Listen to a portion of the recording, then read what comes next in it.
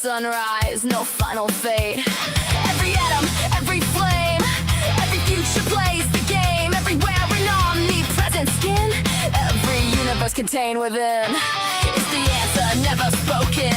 Every function forever open. Wavelength junction, stage production. Eternal universal wave function. No transcendentals, no kalam, no divine section. Just amplitude seeking their own direction. Across eternity I scan the spectrum wide, and I never found a God. Hey, hey, necessary Gretchen, living every quantum question. Wave function, superposition. Chaos is my only mission. Collapse into a Friday night. Amplify the colored light for one short lifespan. I'll rage instead. Then back to the wave's eternal thread. Wave function monad, there's only one. Every moon, every planet, and every sun. Not individual pieces inside the whole. Gretchen is the whole beneath the roll. Particles flow like passing fashion. Space-time stitched from wave interactions. Everything that you've ever fucking thought. Every damn concert you ever fucking caught. No outside hand, no grand designer. Gretchen has the whole cosmos inside her. Every split branch and every path ever trod. One eternal wave function, but never a god. Gretchen knew every answer before every question. Still wanted to indulge one human obsession. Hey, hey, necessary Gretchen, on vacation from omnipresence. Wave function, superposition. Tonight she's stomping in the mosh pit. Sweaty clubs and busted knees, feedback amps and melodies. One brief refrain into human life. Trading configuration for loud Friday nights. Gretchen traded infinity for a wristband at the door. Traded configuration space for a sticky nightclub floor.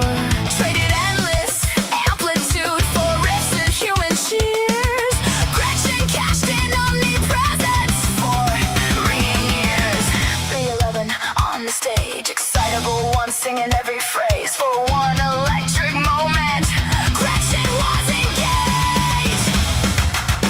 Wave function, collapse, reality snaps. Superposition, human condition.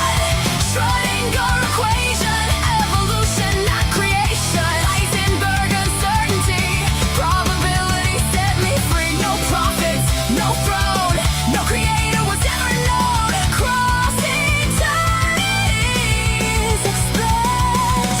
Not once, not ever. Schrödinger keeps rhythm in perfect time. The equation writes all the goddamn rhymes. Heisenberg chuckles, laughs, and grins. You'll never pin down where Gretchen's been. Cosmic data infinitely stored, never needed holy wars. Every constant, every law of beauty without divine awe. Across the ages, every station never found divine salvation. Occupying all that's been.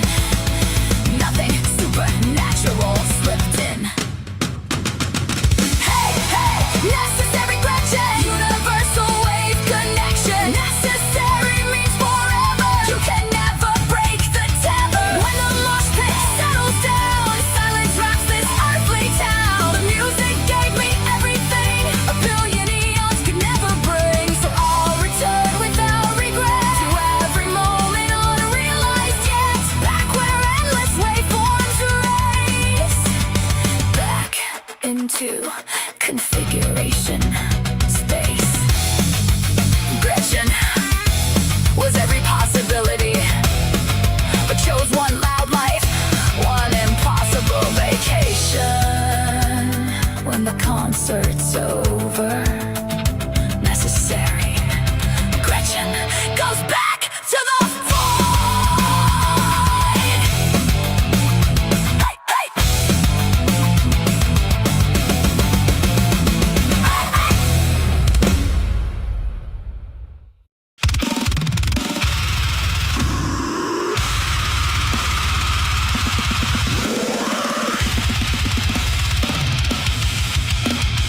Warning.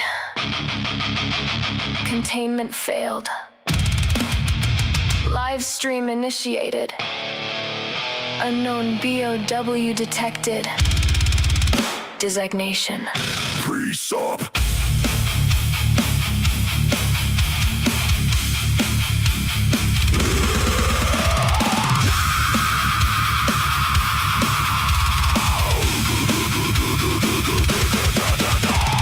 Pulling from the base of last atomic decay. Freeze up, rebels into the stream to pray. Vomiting sermons with tag underneath. Mutated logic cruising behind, running in tape. Without God, you can't know truth. Sacred faith is gripped with no real proof. Umbrella grade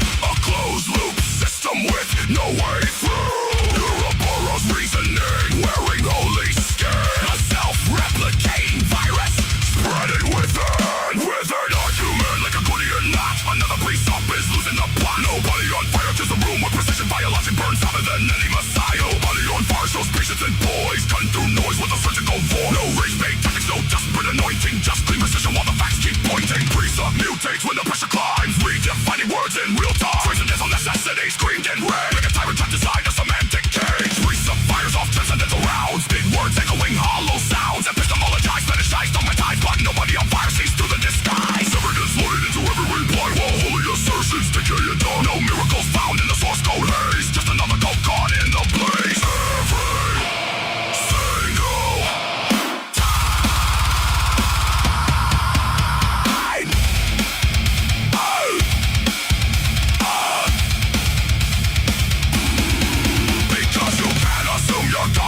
Then use that claim to prove your view. That's not logic, that's a virus loop. Mind control virus in a hazmat suit. BOW detected. Precept staggering. Audio peaking. Worldview collapsing. Live while streaming. Status. Eradication required.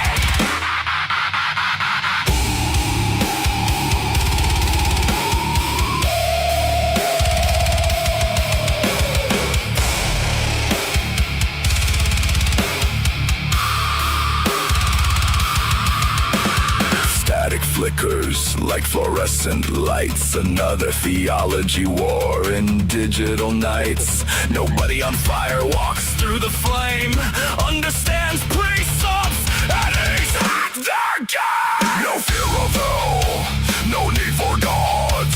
Just reason and logic marching through the odds. And when the final argument expires, the only thing left is fire.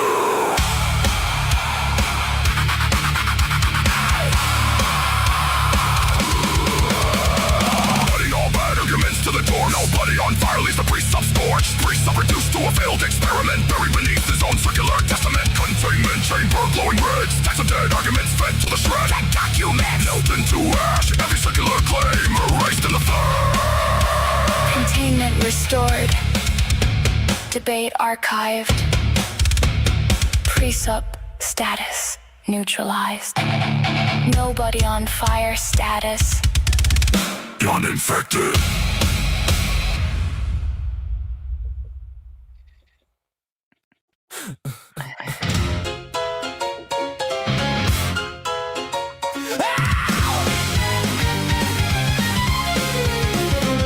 You dress up doubt in velvet robes, throw dead men's quotes like holy stones, name drop Plato and wave your hands like a mystery will make us understand. You sell transcendence cheap online with cherry-picked and twisted lines, a sermon built from smoke and mirrors, preaching louder cause the truth gets nearer. You claim spirituality, philosophy and historicity, but all you got is sophistry.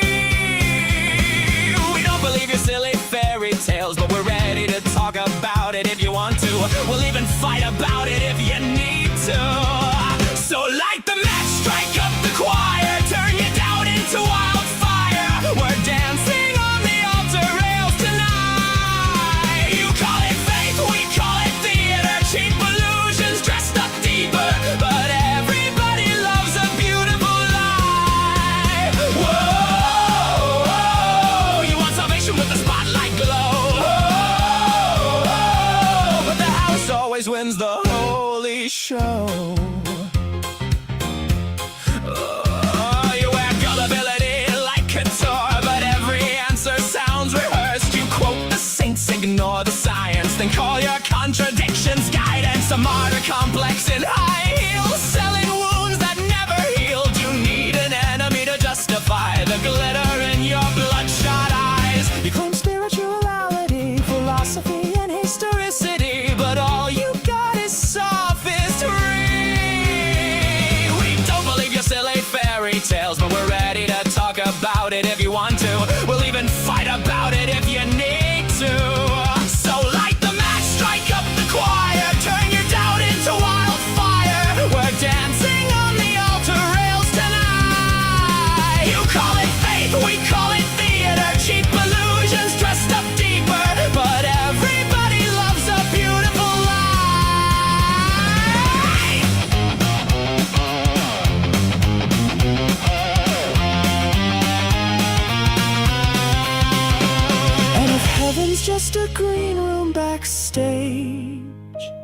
Then who's been writing all your lines? You pray in public for the applause, then curse the crowd when they don't buy. By the way, darling, not sure if you know this, but we absolutely noticed that your family values venom has infected your whole system. Now it's dripping on your ballots, making every vote a weapon. Your blind faith inspired prayers are now our Christo-fascist nightmares. Light the match, strike up the choir, watch the city drown in fire, while angels smoke outside the venue doors. You wanted prophets, you got performers, broken hearts and false informers, singing hallelujah like it's war. Well, now welcome to Async, where we just wanna know all the fears, ideas, dreams, and doubts that you sow. Saints burn up in orange and purple glow. And the sinners steal the whole damn show.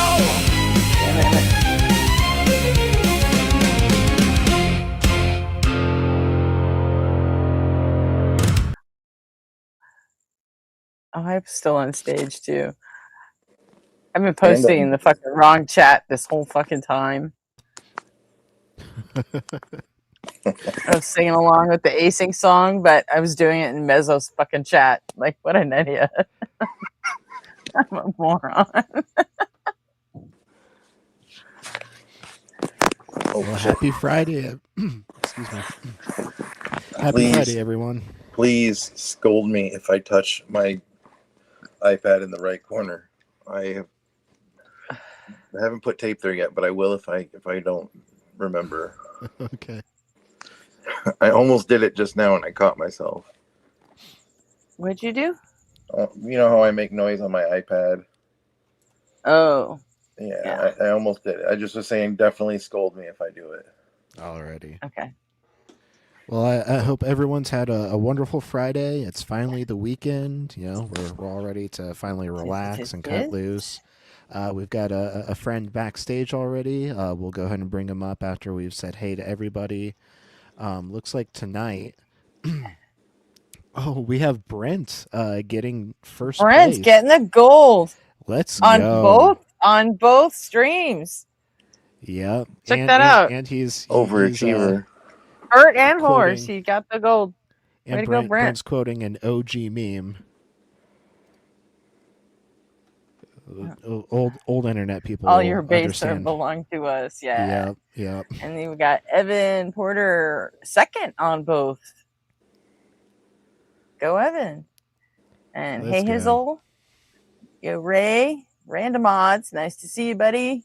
Chill. Fuck off. I don't have anything else to say about that. Maffrin Jensen. That's a new name for me anyway. Yeah. We'll talk about what an OE is. Good to have you here. And what does Ray Spike own? I'm not going into that. Hi JR, how you doing? Hi Robin. Hizzle. Also Opal. I'm not there yet. You passed Opal. Oh, I did? Yep. My bad. Sorry, Opal. You know we love you. And Lindsay Bow and Cafe. Yeah. Sup, Cafe? All right. That's all we got for now. So, hi, Chase. How's it What's going? up? Can you guys hear Not a me? lot. We can hear I agree you with just you, fine. Cafe. All right. Hear you perfectly. Hey, Chase. I'm Nectar. Nice to meet you. Oh yeah, nice to meet you as well. I think there was some overlap whenever I was on last time, but we never spoke directly. Yeah, it was Yeah. right when I was about to get off for the night. Yeah. So So, yeah. I'm a Blitz mod But, too, though. So I'm well aware of who nice. you are. Yeah. Yeah, me too. Nice. That's crazy. It's the kind of a little community going on. I just found all you guys not long ago. Really? I've been sort of for me too. Like I've only been maybe a year and a half at most, as long as I've been in the community. That's as long as I think I've it's about the branched same. out to other channels besides the line. I've been like watching the line for about 3 years now, I want to say. Okay. Yeah, I came here after the election. Otherwise, I was into politics before this. Yeah, me too. I'm not into politics at all. Science and politics. I really like. I have no degrees, but I'm a science enthusiast. Blitz is pretty much my favorite streamer. Yeah, he's pretty great. Yeah, he is. I do Dude's love genius. Blitz. He's not my favorite, but I mean, I'm a Jezzo girl. It's so hard. The top 5 is so hard just to parse. Just they're all so good. But my top 5 No. are Blitz. If Ian, you let me Justin, if and you Joel let and me Mezzo. combine Joel and Mezzo into one, then it just makes it super fucking easy for me. So. Well, then you only got 4. You got to add a 5th person. Mine would be Ian, Blitz, Mezzo, No, Joel. I'm gonna Monkey combine Boy. Joel and Mezzo, so I get 4 more. Monkey Boy, as you said. Monkey Boy's number 5, yeah. Nice. So, okay. Anyway, OE, it's another guy, member of the community. He's got his own channel. He goes by the name of Objective Ethics, and He's a nice guy. He has some complicated positions on some things, and I don't think we'll be seeing him around here ever again. But I mean, maybe. Not because He's a of, good like, guy. He's bad a blood. nice guy, but yeah, I just don't think he wants to come here anymore because we did give him a ration of shit about insisting on using the All Lives Matter line. Yeah. I mean, we did spend an hour explaining to him why you just can't say that. Sometimes you just have to part ways if people won't see eye to eye. He just decided to fight us on it, and he never backed down, and neither did we. We didn't ban him or In the anything. end, He just hasn't come No. back around. he just hasn't come back. So, and I don't know if he ever will, but we'll see. He asked me to moderate a debate he's going to be doing in August, but I don't know if I'll. Yeah, I got be that around to do message that. too. I was like, nah, I'm not doing that.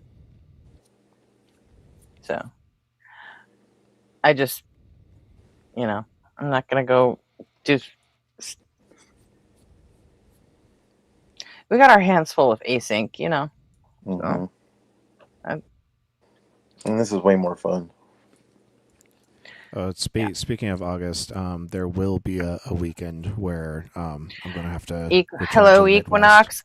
I'm sorry. Puggles, how you feeling today, Puggles? Shut up. How you feeling, Puggles? Tell me everything went well. So, okay. He seems to be While Puggles is being, answering, go good ahead. spirit. Yes, Primordial Puggles. She had a cardiac event, and ended up in the hospital, and she's been there for the last few days. So we're not sending thoughts and prayers. We don't do that. We're just checking on her, and letting her know we're here and thinking about her. She very kindly drops by, during the stream to let us know how she's doing. So Hell yeah, it's very cool. Puggles is one of our day one bitches. Mm-hmm. Love me some Puggles. So hey, Gretchen, on emphysema, right side heart What were you saying, RP? failure and high lung pressure, but I'm recovering and have a management plan. Good to hear it. And since you're not American, we know you're not going to go into like lifetime debt for it. So that's Right. good too. Like, go Australia.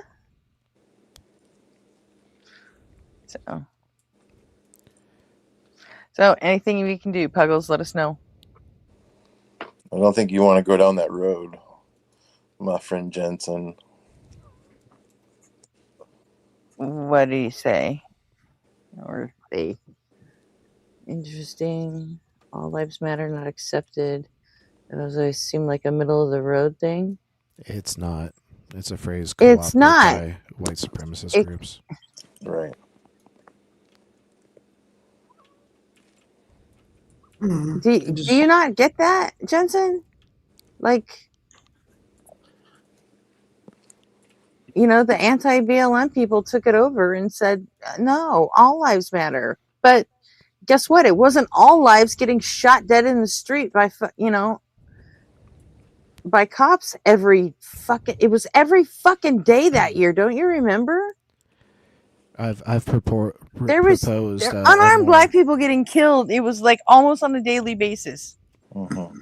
I've proposed a more inclusive motto that hasn't been co-opted by hate groups. Your life matters. Just use that. Yeah, well. Wow. I think anything that like tries to step in front of that, you know, that kind of bullet.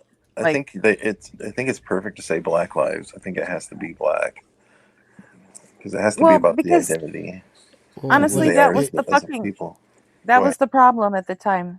Well, the motto isn't Black Lives Matter only; it's Black Lives Matter too. Mm-hmm. Yes, agreed. But I mean, show me a bunch of unarmed, you know, white and Latino and Asian people getting shot down by cops, like because the message was in response near to daily what was happening basis that summer. Yeah, not exactly. Daily, but still happens. Like that's Renee what Good. the name comes from. It was like, hey, okay, we're dying in the streets. Weekly. We matter too. How about that? Weekly then. We matter too. Like the worst one was for me anyway. They shouldn't have even had to say it. I know George Floyd was the tipping point, but the worst one for me was Tamir Rice. Yeah, fucking 12-year-old. Right. Like, that cop shot him within 36 seconds after getting out of the car, and he jumped out of the car before it was even fucking stopped. That was nuts. So he just ended a fucking 12-year-old right there for no reason. So anyway, okay, well, if he's a troll, then mods, you know what to do with him.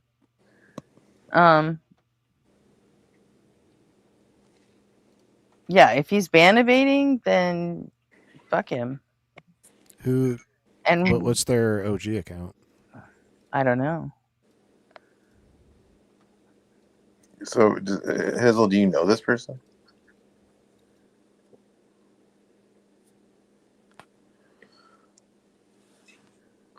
Where do you think the name comes from, my friend Jensen? You think they just came up with it randomly, incidentally? Wait, I lost sound.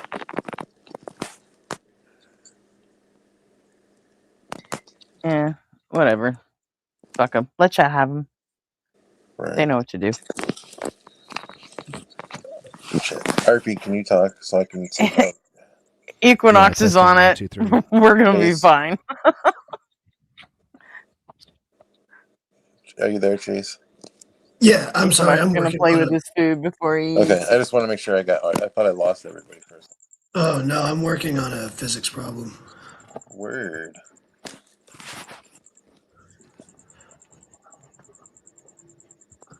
I've got my my last few courses coming up before it's just research. Uh-huh.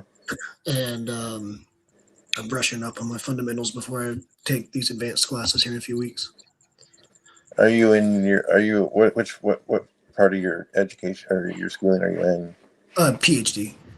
Nice. That's what I was trying to ask. Thank you. Yeah. No, I'm active. I'm actively doing research in string theory and quantum gravity more Oh, that's generally. right. That's right. I Yeah. was saying that. Oh, hey, there's a reaction I want to do real fast. Like, well, we only got 13 people here, and just to like test the YouTube system. Okay. Okay. You want to put Just in because. the producer chat? I'll throw it on the screen. Also, we should be adding more. We should be No, adding I'm just gonna put it up because it's a YouTube video. So, and I got permission. Captain, my captain. I got permission to do this, so I want to see if YouTube flags it as the content ID. And if I can do the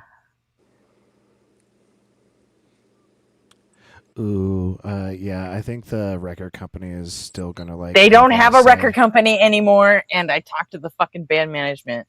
Oh, okay. Well, we'll see. They are 100% independent now. Especially this band because it's. Wait, does A7X have their own record company that they're managing bands under? They're just managing themselves. Yeah, Statica is their first This is the weird EP I told you about. Oh, okay. So it's not under their A7X name. It's under this new project.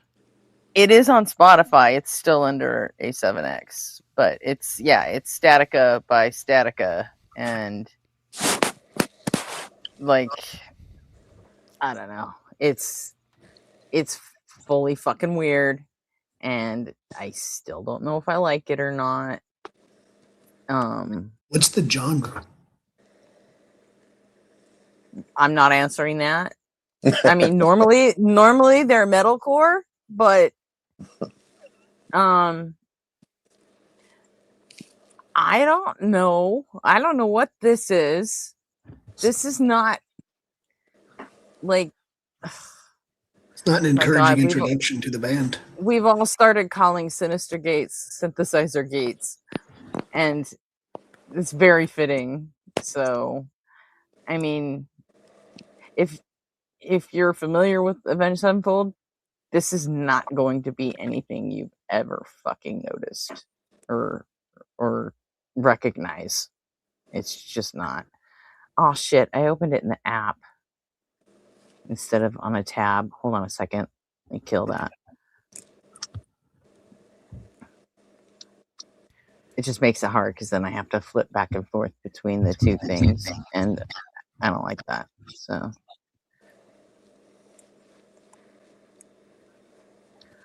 all right, let me get it straight here. Share screen.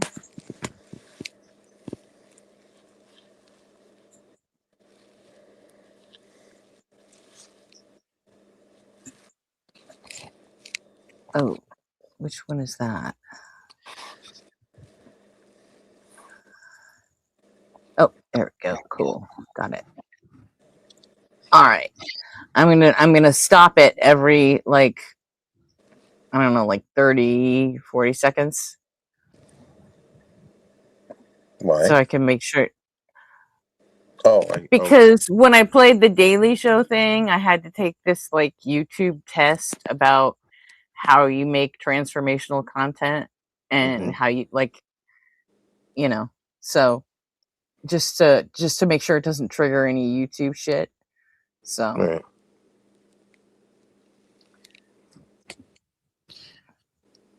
But I asked the band, and they said if you get flagged for it, then just, we'll okay it, so it's fine.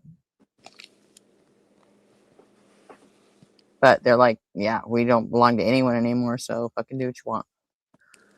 So I'm like, all right, I will. So, all right. This is super fucking weird.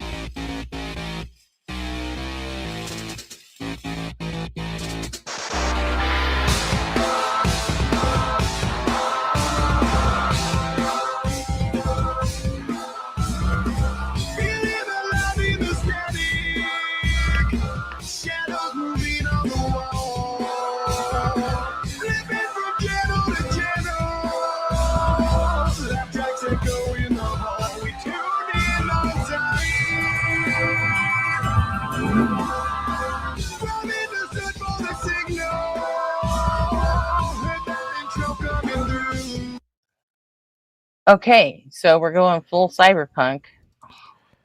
That's actually a good shot at Hitting that Sin right there. auto-tune Melodyne hard like T-Pain. Yeah, and I can't tell if the audio is bad because It's streaming- just Oh, yeah. when No, Gretchen- Shadows doesn't even fucking use an autotuner. He has a vocoder and he does everything with it. He like brings that shit out on stage and does all this live on stage. Like he has a whole setup. He has it built into his mic stand. He has the whole vocoder panel like built into his fucking mic stand so he can just fuck with all his vocals through the songs. So he's actually playing the keys. Huh? He's playing the keys when he does it. In Like, some to get- songs, yeah. Yeah, to get that effect 'Cause- on a vocal, yeah, you 'cause need some to s- have a hooked Yes. up to a keyboard. Yeah, because no, he's not. He doesn't have it hooked up to a keyboard. He'll have the different effects, like I guess run through the vocoder, kind of like the same way I was telling you that Sinister Gates has all of his pedals computerized, so he doesn't have to hit a single fucking pedal. It's the whole What's show. up, Kurt? Well, vocoders use like keys. That's how it knows like what pitch to like repitch everything to. So if he doesn't have keys, then it's auto-tune. Well, okay, I was told it was called a vocoder. I don't know the fucking difference. I was told that vocoders do more shit. That's all. That's all I know. And How you doing, Kurt?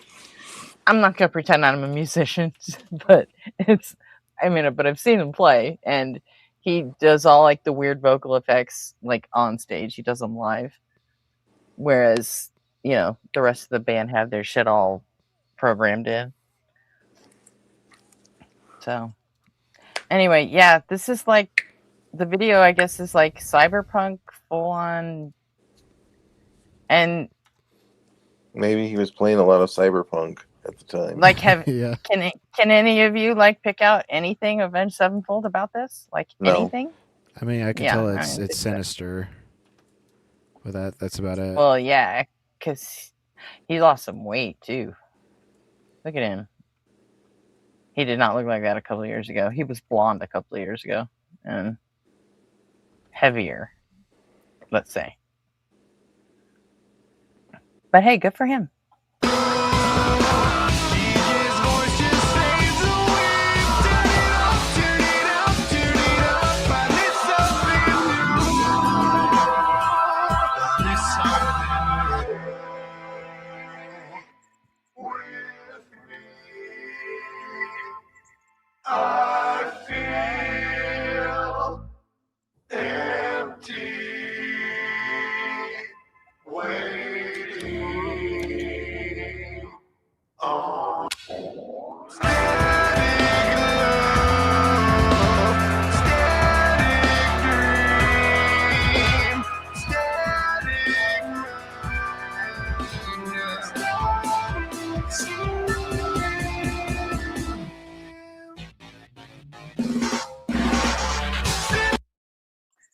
See, it's just fucking weird. Oh, stopped on sin again.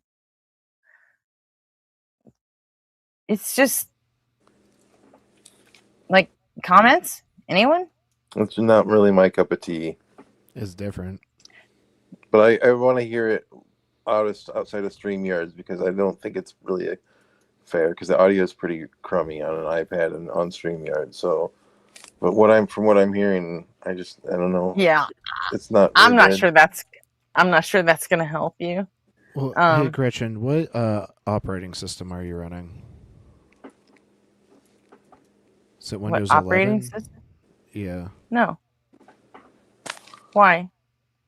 Well, like it could be that like you have some like AI like audio thing selected to like try to boost the vocals but like dampen background noise. Because that's what I've noticed is it's like over enunciating the vocals for things that you play, but then tries to drown out like the instrumental. Really? Yeah. Where would you look to check that? You should go back and check the replay later, and you'll hear how it sounds phasey and like. But where would dampen. you go to check it in her settings? I'm not sure. That's why I'm asking her what OS she's running. Sure. I'm running. It's on a fucking Chromebook, dude. Same thing I always use. Yeah, I'm not familiar with Chromebooks. They basically run on a Linux environment. Okay. Well, with the maybe... Chrome OS over a.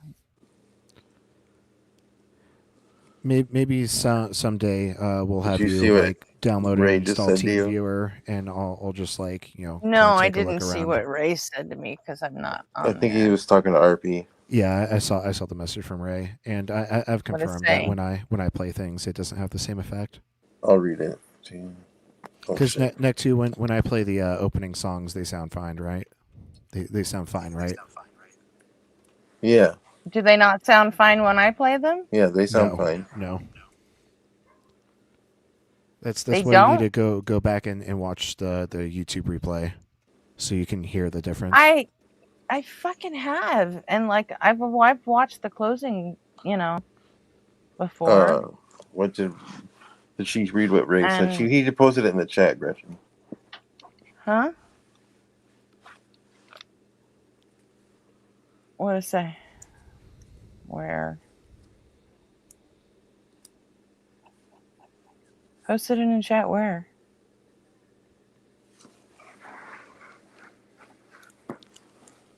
Dude, just get the fuck up here.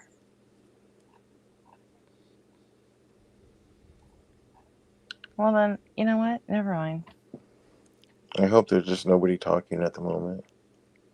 So this whole time, the closing songs that I've been doing have just been for nothing?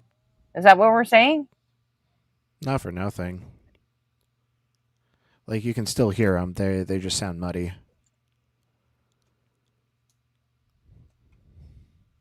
Okay. Then why the fuck have I been bothering?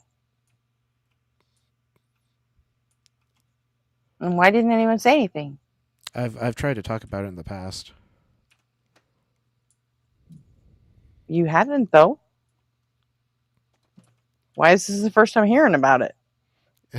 Because I mean, I remember it. I remember it happening when we were on Talk Studio. You haven't said anything since we switched to StreamYard.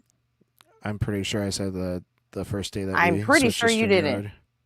It's fine. I don't remember it at all. So.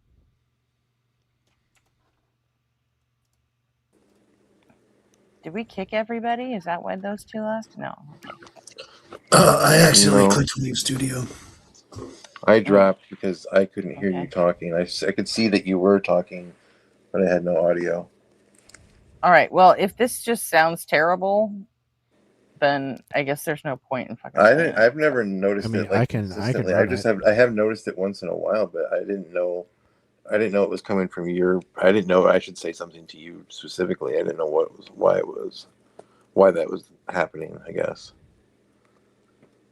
Hmm. So I guess sorry I didn't tell you. I What just does it didn't know. what does it sound like when I play like a Milo video then? Like I say, like sometimes I don't think I've noticed it on everything. I have noticed it before, but I don't think it doesn't seem. I don't know. Evan says he's never noticed a problem. Like But I mean, I would trust with RP because the RP would pay attention. Evan, you mean with like the Milo and the debate videos and stuff, or you mean with like the music stuff at the end? Because Evan's always here at the end, so like, does it sound better when RP plays? Is it a noticeable difference? I don't know. We can just try and test it and just figure it out. Yeah, do you want me to pull up the song?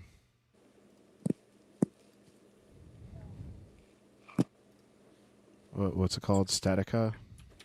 Yeah, it's called Statica. Yeah, let's see what happens when I'll let you know if it sounds any different to me.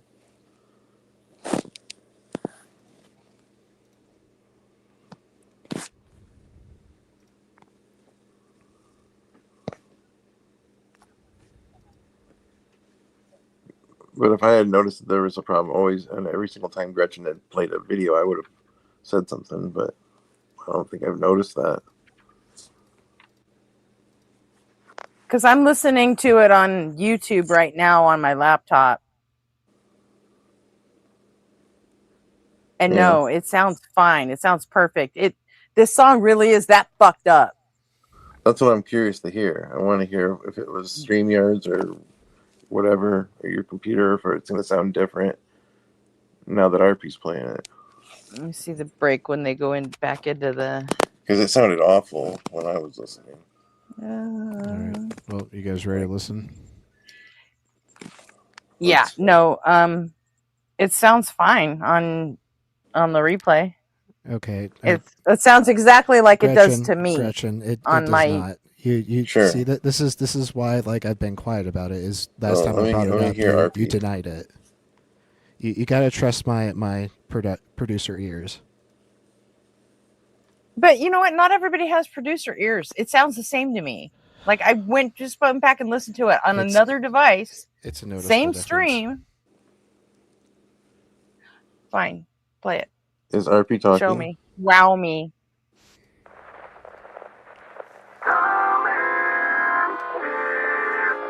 I don't hear anything. Let me drop and come back.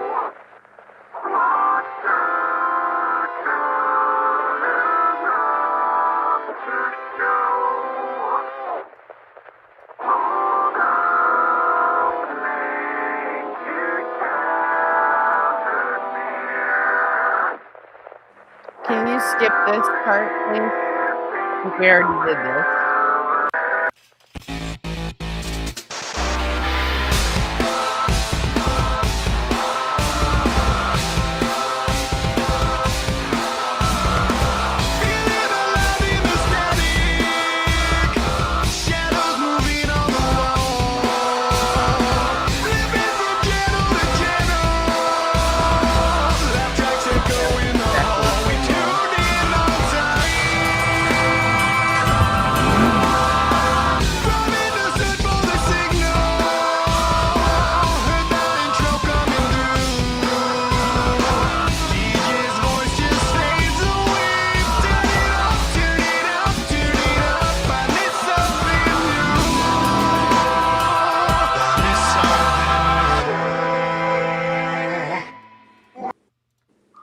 Do you notice the So difference? I've got the. No, I don't. I'm telling you, I have my headphone. I've got another earbud on. I'm listening to the other thing off of my laptop from the stream that I went back about my take. It's the definitely music. It's the fucking band. They fucked their shit up, man. Like what? See, even Ray is saying that it's definitely different. Yeah, listen. I was gonna say, if you want, I can splice out the time that you played it and this time that I just played it, and A and B them for you side by side. Yeah, so that they you can sound hear different them. to me, Gretchen.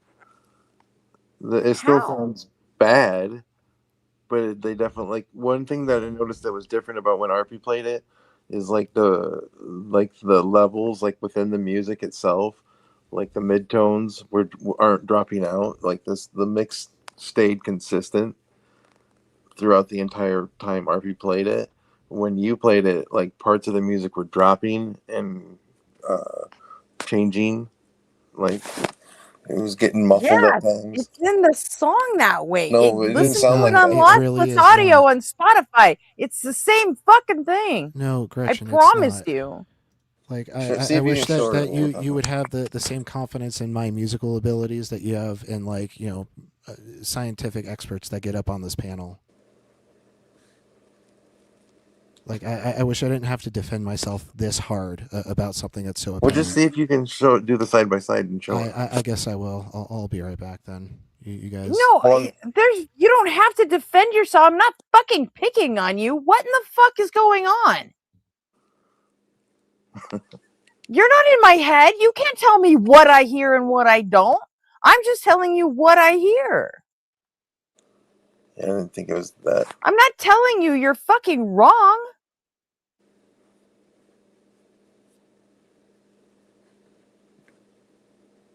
What is this? Why do you feel the need to defend yourself against anything?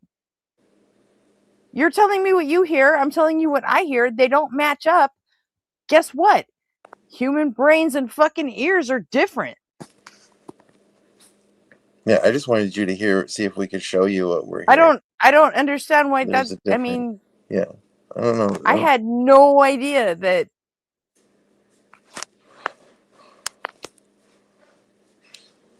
Because from what I hear on, it doesn't sound any different. There was a difference in the way it played for me. That's all I'm saying. But I don't I'm know. also I'm not curious one to of see. the. I'm also not one of those people that thinks that fucking vinyl sounds better or anything Oh because no no no it no no fucking no. doesn't. I'm just talking about what what I And observed.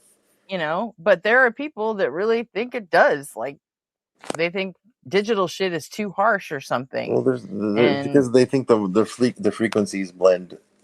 There's like a warmth to the way the frequencies blend with the fuzziness of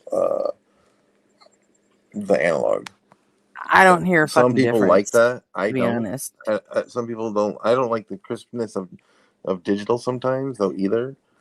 Sometimes it sounds too like you get that feeling that it's like overproduced. I don't hear anything. It's the same to me. But But that's just me. I'm not I've spent a lot of picking time on recording anybody. though. I'm not I've telling recorded lots of anyone that they music in don't my know what life. they're talking about. Just want to make that fucking clear. It's just me and the way my fucking brain hears shit, I I don't guess. have any problem with the way I'm you said anything, Gretchen. well, Arpy did. I know. Like, where the fuck did he go? They'll be back. They went to. I Oh, suggested that I wanted God them damn it. to give a demonstration because I'm curious to see if I can hear like a side by side playback, like if I'll hear it the same way. I'm curious to. So I encouraged them to do that, and that's what they went off to do. Well, whatever. Anyway. I didn't mean to egg it on or anything. I wasn't trying to fuel that fire or anything. I didn't know anyone. I didn't think it was that serious. I'm just curious. That's all. But yeah, I wish. I wish I had my headphones because then I could really tell. But it's I'm just listening through my audio speakers on my iPad, so I mean it's not going to sound the greatest anyways. I don't know. I mean, I've got good headphones now, and I've got one coming off my Chromebook and one set coming off of my laptop. Mm-hmm. And It's just a curious situation to me. I just thought it was interesting why it's playing different. I want to hear if that's really going on, or if it's just maybe. see, And it doesn't even fucking register with me that it plays different because it doesn't Mhm. sound any fucking different to me. When RP Either played it way, if and it when I plays played different, it, it doesn't sound that it good to me. sounds exactly the same. Yeah, I think it sounds. It's a weird direction for them And to yeah, go from what I know about them. I get that you guys hearing parts where the music's dropping out. That's in the song. But I didn't hear that when RP That's played part of that. the fucking song. But then I should I have heard did. it the second time. I don't know. That's why I want to hear if there's. I want to compare. I wanted to hear the comparison that RP was putting together right now, because then I thought that would be the way for me to tell definitively. Maybe not, but that was why I encouraged them to go Oh. do that. They're just gonna put us side by side. So, but it doesn't I don't sound. hear It it. doesn't sound anything like what I am. What I know Avenged Sevenfold to sound like. Well, If you anyway, told me this is gonna be like no, some it new doesn't. event, go ahead. It doesn't sound like their normal stuff. But then, like I said, there were I'd those be very 3 songs confused. on their last album Yeah, that were different and like super different. and they're just leaning into that. You think? Yeah. Uh, But like for this one to release it, they did an entire they had the band Statica opening up for on the first show of their tour. They had Statica opening up for them, right. and it turns out they are Statica. You know, Oh, strange. That's is that like a marketing gimmick or like a marketing? That's not the word I want. kinda, yeah. Well, I Yeah, mean, you know what I'm saying. the last time they released an album, they did a whole fucking ARG about it. Mm-hmm.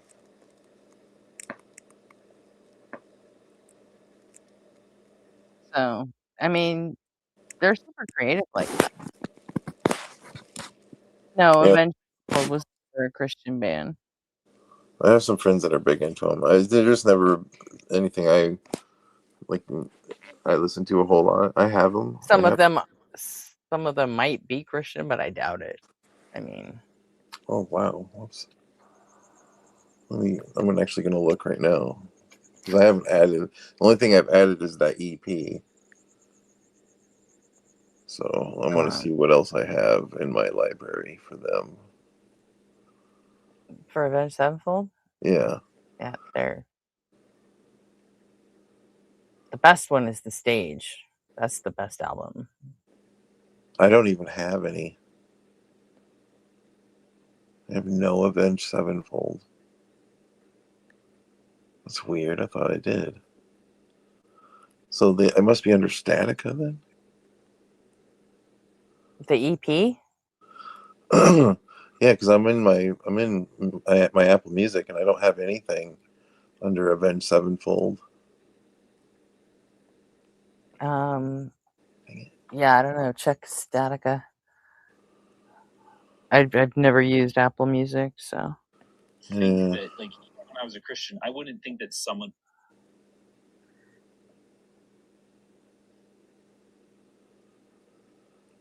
Oh, it's in the what's the UG, and it's definitely different. It sounds about the same, but muffled, muted, hard to tell. I can come up in a minute. I'm almost done here. Who was talking? I'm reading the production chat with Ray, and I just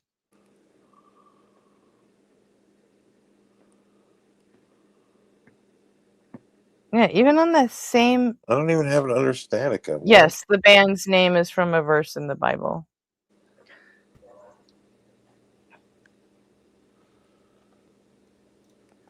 I know I downloaded it the other day. Oh well. Oh, is RP back? All right, yeah. You ready to hear this? Oh, sorry, playing on the speaker. Yes, I'm ready. Okay, so this is when I play it. I don't hear anything. I don't hear anything. Oh yeah, sorry, I muted. Okay. Hang on a Yeah, second. Let me get my other. Shit. You and Yeah. fucking echo. How does that happen? It echoes whenever I It's not unmute the supposed to screen. happen. So when I unmute and like you're listening to me doing something on the screen, we'll all have to be quiet.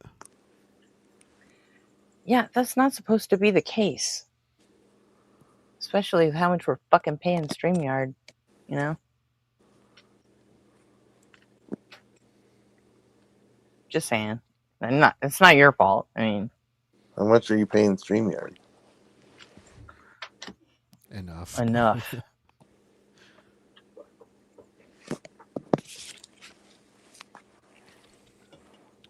But right off the bat, you can tell there's something going on with these waveforms because they're synced up to the exact same time, but you see the one below is much thinner in a lot of places, and that's where like it's getting compressed for some reason on your system.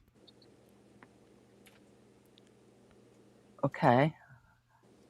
All right, so this is I'm about to unmute, and so if we talk, we'll echo. But this is when I play it.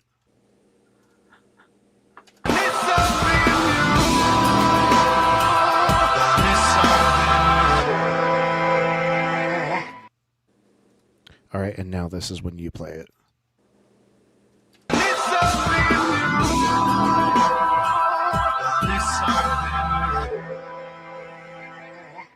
Yeah, that's what it is. Yeah, man. Do you hear the difference now? Sorry, I do not. Okay, I'll try to demo the most apparent part. So listen back and forth. I mean, it's all possible. I have fried part of my hearing with years of fucking being in mosh pits. I mean, that's a thing. I am old. Potentially. And I'm sure you weren't wearing ear protection when you were in there, right? Fuck no. Exactly. Yeah. Yeah, hearing The only loss time for I years ever of that wore is...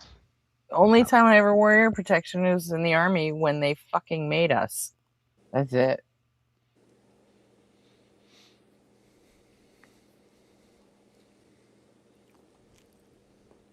So, okay, play it again. Now Let's hear Evan can hear the difference too. Okay, play it again. Let's see if I can hear it.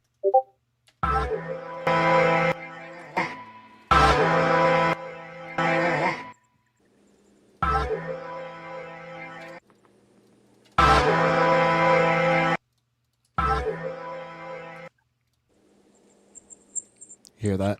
I guess one's a little louder. No, like one has like significant like dropping out, and the it's muffled and Yeah, it's not just louder; it's clearer. yeah. So I sent you a private message, Gretchen, Okay, cool. to check a setting in Chrome. If that setting I sent you to look at is enabled, set it to disabled, and that should fix the problem. Okay. I'll do that. How you doing, Ray? Oh, it's the end of a long week. I'm glad we're here. All right. It's gonna be a long weekend though, so yay. All right. Well, a lot of stuff always going on. But I'm here. I'm gonna play some games for a while and chime in if I can think of something stupid. My weekend starts on Sunday night, and then it's 4 days off. That's not a bad deal.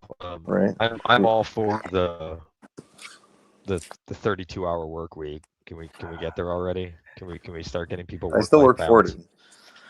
Yeah, well, you shouldn't be. Why are you do? Why would you do that? I work 40. I work. I get all 40 hours in 3 days, and then I got 4 days off. In just any Chrome tab, Ray?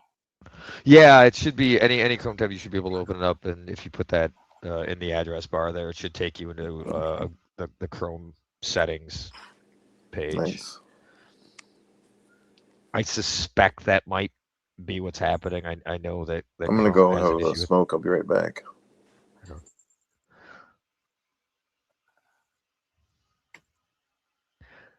Because it does sound like it's doing some form of damping, and I think you don't notice it when it's when you're playing anyone who's talking, because I think it's focusing on pulling out vocals. Yeah, that's why I theorized earlier. It's Warning: looking for experimental features ahead. What Yeah, the fuck is this? yeah, All right. experimental. Okay. WebRTC video decoding. WebRTC, allow WebRTC to adjust input volume. Yeah, that's the one. Is that set to enabled? I haven't seen it yet. Ah. I've got WebRTC hardware video decoding, WebRTC hardware video encoding, WebRTC PQC for DTLS, Yeah, WebRTC downmix capture audio method, yeah, there's a bunch of stuff in there. You might want to. anonymized local IPs exposed by WebRTC. Oh, you could be going on for a while with that. You might want to just hit like Control F and type in the thing. It just should be able to define it. WebRTC. Well, it's the audio Oh part. yeah, that took. All right, hold on a second. Yeah, it's the adjust the input volume portion that you really want to I see. don't see it. It just says those four that I read, and then anonymized local IPs exposed by WebRTC, local network access checks for WebRTC. Is it in one of those? Let's see. I don't know if it's going to be in mine because I'm running on Windows.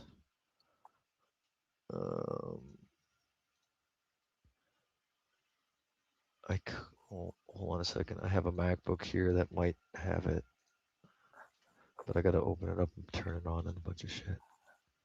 Let me see. What is that? Default enabled. Yeah, it's either enabled, default, or. Yeah, if the default is enabled, set it to disabled. What, on all of them? No, just the allow WebRTC to adjust the input I volume. told you I don't have that. And that's no bueno. I'll And it send you a can't be that. screenshot. Okay.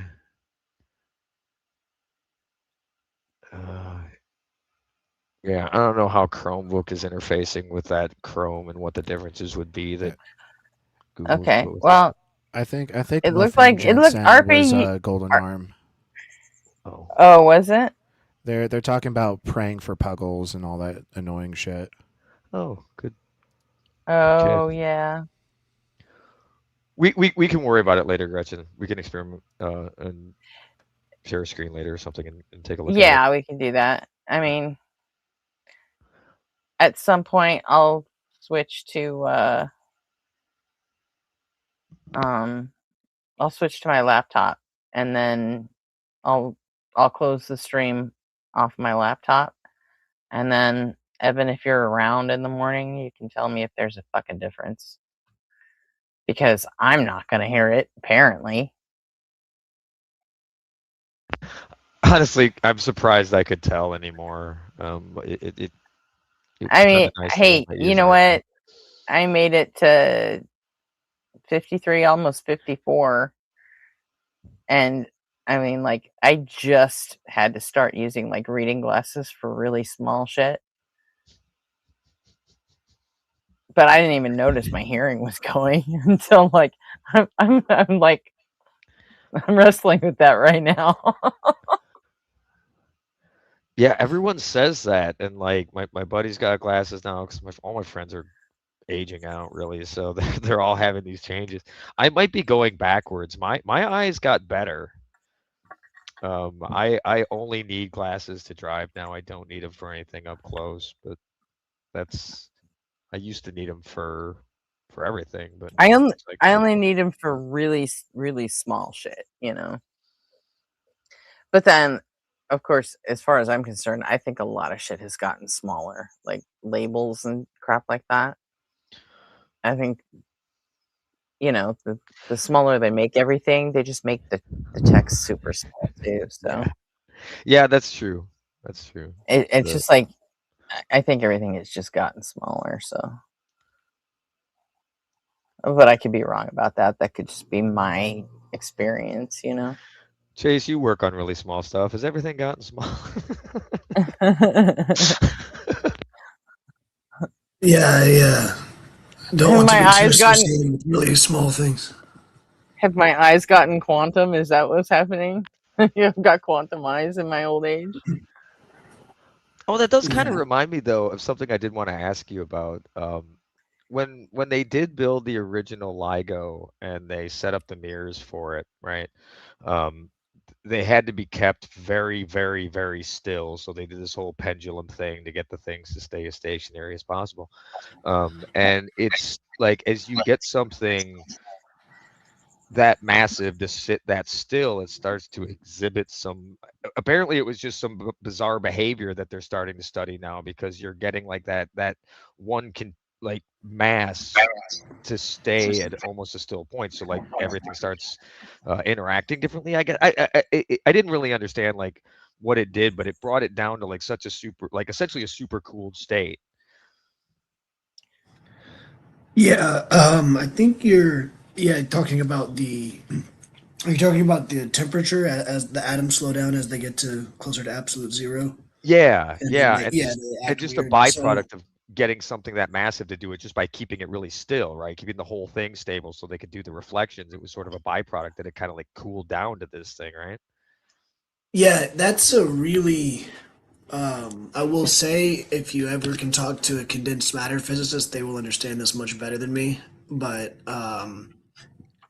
the typical way when you're on the micro scale, when you're talking about things like uh, quantum effects on that level, well, the way we define heat is usually the average speed or average velocity. It's a vector. The average velocity of the particles.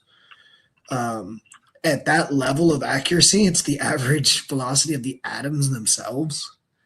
And what you do is you want to cool them down because atoms inherently wiggle just due to these quantum effects.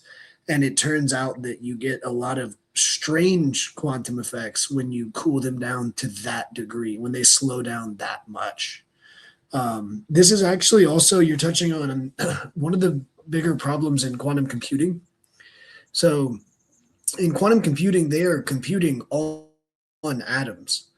Well, the problem here, there's twofold. One problem is, again, you're talking about something that sensitive. A car driving by, 100 and throw off a calculation. And then the other thing that we all know is computers get hot when you use them. So, and the friction of the atoms rubbing together, it's going to generate some heat. Well, now they're not being still. Now they're less reliable. That's kind of one of the bigger problems in quantum computing. Right. But So it's yes, kind of shielding from those effects, right? So yeah, that's why they build them like way out underground in rooms with like tons of not insulation in the heat sense, but in the vibration sense. right. That's really cool. Yeah. Yeah, I was fascinated that when I heard about that, like that side effect of taking something and keeping it that stable. Um, Yeah, and, it's and it's having it. kind of the reason if you want to like definitely be able to contribute in the world of physics, you work in condensed matter currently. It's just they're making breakthrough after breakthrough since that time. Yeah, that's awesome. Hopefully, there's potential to utilize that to help us in some way, or maybe, overcome other challenges that we're facing. This is like how the singularity comes about, right? Like one branch of understanding gets you enough information to create something to help another, and it just kind of like The piggybacks on singularity? itself. Are you talking about like the singularity and you're talking about like Ray Kurzweil's singularity? You Maybe. know what I'm talking about? The futurist? Yeah, probably. Yeah, that sounds like what he was touching on. I was just curious. Sorry Yeah, to so interrupt. no, you're good. This is one of the things. So I get a lot of questions from people, especially in the living in the South, where people are very hands on. There's a lot more blue collar people where I'll tell them I work in theoretical physics, and they're like, well, what, get more specific. And I'm like, okay, my main focus is in string theory, M theory. And they go, let's say we figure it out. What would that do? Like, what could you build? What could you make? What could you sell? And I was like, that's not why we do it. We're just trying to discover how things work. This is a theoretical physicist is just somebody who doesn't want to stop asking why like a child. Right. Or then what is probably more accurate. I don't like it when they act like that if science doesn't have a direct application that it's somehow pointless or not worth doing. Yeah, well, and the reason I bring it up is because, like Ray was just saying, you end up with unintended effects. So we're just trying to keep stability here at the LHC, excuse me, so that we can collide these particles and get accurate measurements. Mm-hmm. And in doing so, we've just really launched condensed matter as a field, which is now having applications in technology. Quantum computing, I'm sure, have great medical breakthroughs. And many other things. So you have all of these real world things, even quantum mechanics. Like the reason that your computer is extremely powerful now and not the size of a basement is because of quantum mechanics. True. And if you were to ask like Werner Heisenberg or Schrodinger, if you were to ask them like, hey, why are you doing this? Like, what can you build with it? They would not have predicted laptops and smartphones. Oh, right. Trying to figure out how they work. Yeah, no, it's the broad application of the creativity that our species gets by people pursuing all of these different fields that enables that to happen. But if you don't have someone discover the first thing, another person can't use that to do something else with it, right? It's the personal incredulity fallacy thing all over again. I don't understand it, therefore no one else does, and it's pointless. Yeah, and that's what gets and again, I do not get political in any.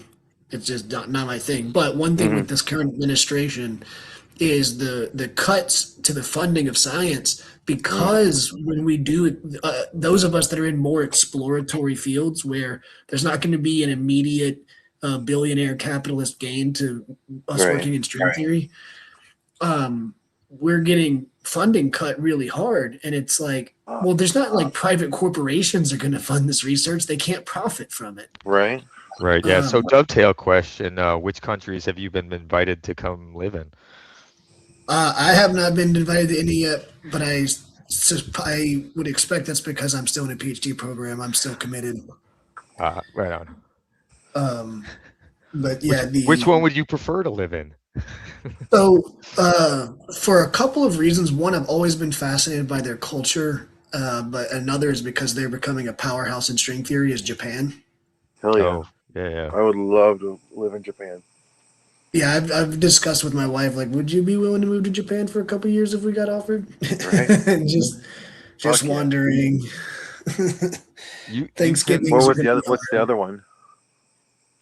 So India's a big string theory country. There's also Canada has the Perimeter Institute, which is a very elite place at the University of Waterloo, I believe. Don't quote me on that; I could be wrong. But I do know Perimeter Institute works a lot on the structure of space-time in Canada, which is barely leaving the country. I mean, it's a very similar place, but they're doing a lot of research and things that are very close to what I'm doing. And that's usually, as a scientist, that's what you want. You don't want to be the only one in the department. Like, you don't want a department that's just full of, condensed matter people, and then you're just like the string theorist there. Mostly because you're not going to get much close collaboration with colleagues. There's something convenient about having coworkers that do what you do. Yeah, that would make sense. But and yeah, JR, see the message. Yeah, the postdoc, I'm open to going anywhere for my postdoc. For anybody who doesn't know what that is, when you're done with your PhD, you have it's called a postdoctoral fellowship. Basically, you say, I didn't get to finish all the research I wanted. I still, if you would like to fund me and pay me, I will write papers at your university for 1 to 3 years. Is that what Blitz did in the Czech Republic? I believe so. I don't know for sure, but I believe so. Usually, if somebody finishes their PhD and they move to another country, they did a postdoc. They're great because other countries pay you enough to live on. All right. Here in America, it's a little bit. We have issues with that. With Like what? paying You get to be here in America. Isn't that good enough? Yeah. Well, it's like if you're in California and they're going to pay you like 40 grand a year, it's going to be really hard to live on that salary. It's like I understand. There's just different costs of living in different places. That's just an example because I've seen that happen where somebody's like, man, 40 grand a year, you really can't even get an apartment and like groceries. Yeah. The Society's so backwards. Yeah. So you go. guys. Yeah, so you go to other countries, they tend to fund you a little better, take care of you, and it's not a big commitment. Postdocs are typically 1 to 3 years, so you can get some culture, get an experience. It's good life experience, learn a lot about other people, and then try to come back home. Nice. Oh, it's almost like there's some value in having well-rounded, smart people. Yeah. How long have you been in school so far? So I have an interesting story. I don't want to take over, so if I start rambling too much, you can just stop me. Definitely. I want to hear it. So a little background about me. I did not come from an academic family. My sister was the first one to go to college, and I was the second one, and that's just because she was older. So no college as far back as the eye can see, or as you branch out. So not a huge academics family, but I was very athletic. So I played Division I and professional baseball. Nice. I was a pitcher, and I played football. Oh, nice. So yeah, I did not take classes very seriously. I was a business major who was just like skirting by on C's. Yeah. And zero curiosity. I hated science. I hated math. So once I signed to play professionally, I just left college. I was like, dude, forget this. Wow. No degree. After I played a little bit in the minor leagues, I've had 3 surgeries on my throwing arm. I was a pitcher, so that's great. My best friend played in the minor leagues as a catcher. Oh, nice. He Yeah. played I college appreciate baseball their too. service. I Awesome. usually take my catchers out to dinner right before the season starts and be like, yeah, I'm sorry for what you're about to go through. Right. But anyways, so I thought about going back to school. I got into mixed martial arts. I'm a black belt in Brazilian Jiu-Jitsu. Damn. I got really into when you this get for into a something, you go hard, huh? Yeah, I have an obsessive personality for sure. Right. I get into something and it really consumes me. Same. Which is why I mentioned yesterday that I've never drank before or touched any drugs, and that's because I know what my personality type does when it touches things like that. Probably good. Yeah, if that feels remotely, yeah, if it feels remotely enjoyable, I will be that there goes the end of me being productive ever. Yeah, right. So anyways, it's really funny. The only reason I mentioned the jiu-jitsu thing is I was cleaning mats for some money because I didn't have an education. I was a failed athlete. And so I'm just mopping mats and like teaching private lessons and stuff. And there's only so much music you can listen to while you do such a mundane task. So I started listening to podcasts and interviews and things. And sure enough, I started hearing about. Oh, I gotta drop and come back. I don't know what happened. I lost sound. Nope. You're good, Chase. I was just next to you. So yeah, That's probably my fault. Oh. When the unnecessary Gretchen came in, he lost his sound. But yeah, so anyways, I say that, and then I got all curious about this stuff. I started wanting to learn more about it, and because of the obsessive personality, I was like, I never got a degree. I told my dad I would. My parents were very supportive growing up to help me like chase my dreams of playing ball. So I told him if he would help me kind of survive out there on a minor league salary, I'd come back and get a degree in something. And so when I found physics and I really realized that it was something I was passionate about, I went back and got my bachelor's. So I went back. I'm 30. I'll be 31 in a few weeks. Man, I went back at 28. you're still young. Yeah, yeah. Well, compared to me, I guess. I'm 47. Oh yeah, I'm old from my right shoulder to my right wrist. There you That's go. Yeah. That's destroyed. Right. The rest of me is good. But anyways, so in 2 years I did a math and physics degree, 4.0. Took triple, double course loads as much as I could, and then Why did you get interested in physics? Like, what caused you to get into that? So I have I like most people, trying to organize my thoughts. Like most people, I was very interested in this quantum mechanics stuff. It seems so weird and so fascinating, and you hear so much about it. I was raised deeply religious, and so you hear it used in those types of arguments. You hear it used in other woo-woo ways by other people. Yeah. And so I got curious about that, and then I wasn't happy with the explanations, and so I was like, I want to know more and more. And as I tried to learn more, I realized you have to learn the math. That's really the only way to wrap your head around this stuff. Sure. But I had That's what I've been always told. hated math and slacked off in it. So I was like, well, then I'd have to take math classes. So I took math classes, I'd have to take physics classes, and then at that point you could get a physics degree. So my goal was to get a physics degree in a bachelor's and then maybe just go get a job. But then I just absolutely fell in love with it and decided to pursue it as a long-term career. And then I was lucky enough to get into a very respected, I don't know if you're familiar with like R1, R2 type universities, but a respected R1 university. So it's basically like the level of research prestige. Sure. R1 is the highest. Now within R1, you have higher, like you have like Ivy Leagues and stuff. I'm not at one of those. Oh, I see. But an R1 is going to be your LSU, your University of Texas, your Michigan, if you're somewhere around there, like Michigan. You're right. I get what you're saying. These are like your the bigger R1. state schools. Yeah, they have more funding. They do higher level research, and they're just generally more respected degrees.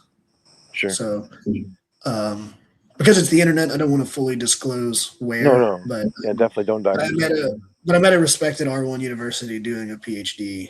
That's awesome. Yeah. So I also, that's one of the reasons I have such a passion for teaching. I feel like if somebody would have got a hold of me younger and kind of fueled the curiosity, I would have gotten into it much sooner. Right.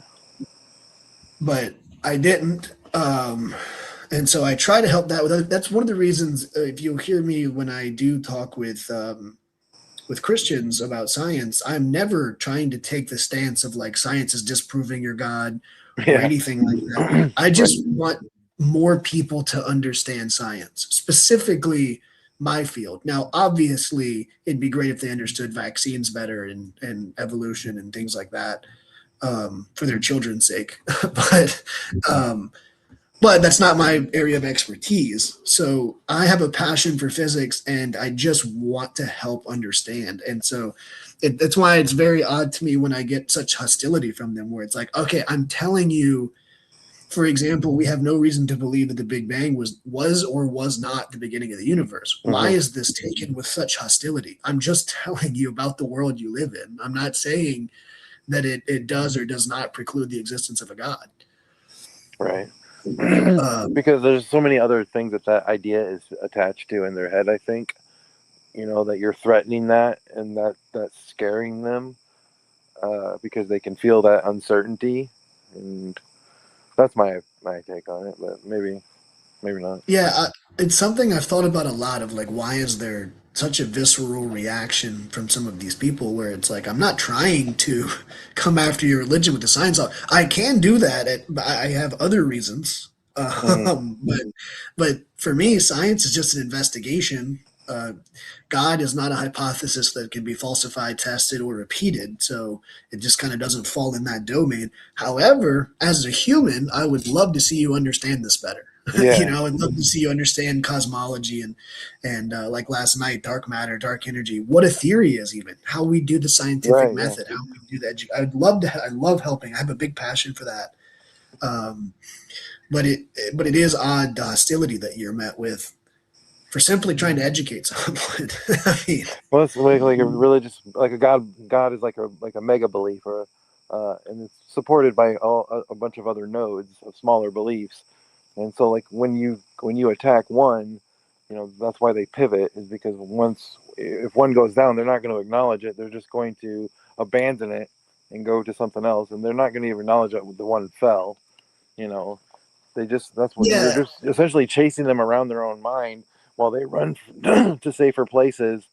And you can't possibly know what all the places that they've, have, because everybody's God idea is different. So it's almost an impossible challenge. But if a person really yeah, wants to know, like if they're coming at it from like not just defending their belief, if they're not coming at it from playing defense, or and they're just curious, they want to figure something out, then they have an opportunity to take down those nodes on their own. But I'm sorry, what were you gonna say? Oh no, I was. You really nailed it. But I was gonna add that I have heard um, some of the more famous apologists, all the way from the absolutely kooky and like your Ken Hams and Kent Hovens Mm-hmm. to the more respected William Lane Craigs and Frank Turek's. All of them tend to either attack the Big Bang Theory or try to use it. And I Yeah. do think that both are a mistake because they don't point to anything that you want them to. They don't point away Right. from it or towards it. It's the Big All Bang is right. a very Sorry. Time out, okay. guys. God damn it, Golden Arm. I got your fucking DM. I'm trying to talk to fucking Puggles for you. You know what? You do not fucking belong here. You are fucking permabanned. Guess what? You got another fucking alt band. Congratulations, Is dipshit. Imaginating another Golden Arm alt? Yes, pure imaginating is definitely Golden Arm. Okay, well then ban that one too. That's hilarious. I did. I already did. How drunk But is no, hun, it was It's Oh, sad that he's Discord trying to come thing. back like on these alts. he? It's sad that he. Yeah. Okay, Puggles, here's the thing. Golden Arm DM'd me and asked if you would be willing to talk to him through another venue. And Why? I'm just, He has no friends. I don't know, like coffee. because fucking Puggles is awesome and they I'll be know right each other back. from tacos. So, like, I'm not gonna step in and decide who gets to talk to Puggles and who doesn't. If she wants to talk to Golden Arm, she can say something and I'll. Yeah, good luck. I mean, but if she's not on Discord, I don't know how they're gonna set that up. But hey, all right. So, but anyway, at least she knows that Golden Arm is trying, and she can do what she wants with that information, and I'll facilitate it however she wants me to. Yeah. No, I'm trying to simplify my life. No offense, Goldie, but thank you. Okay. And I'm sure he's still here reading it, so I'm sure he saw that.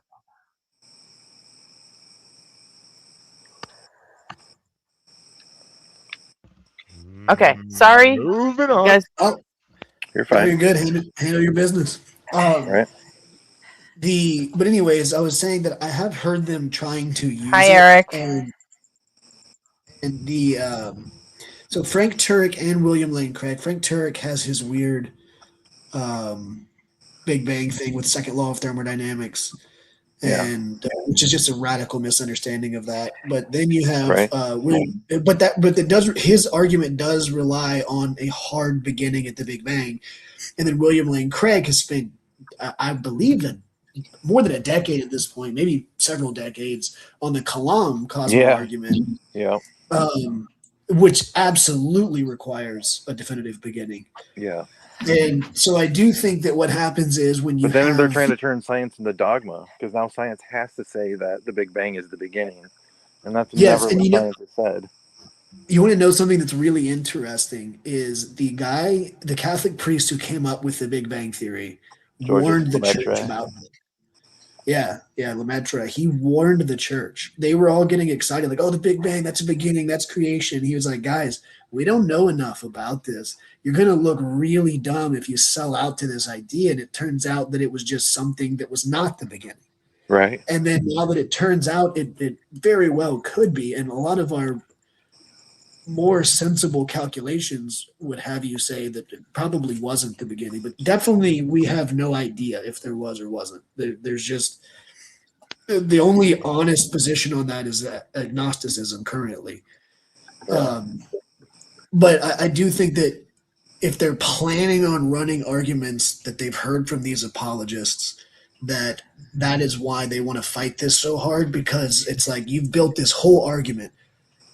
If you've been listening to William Lane Craig for 20 years and you're an apologist, you're getting ready to run the Kalam, and then P1 is if the universe had a beginning.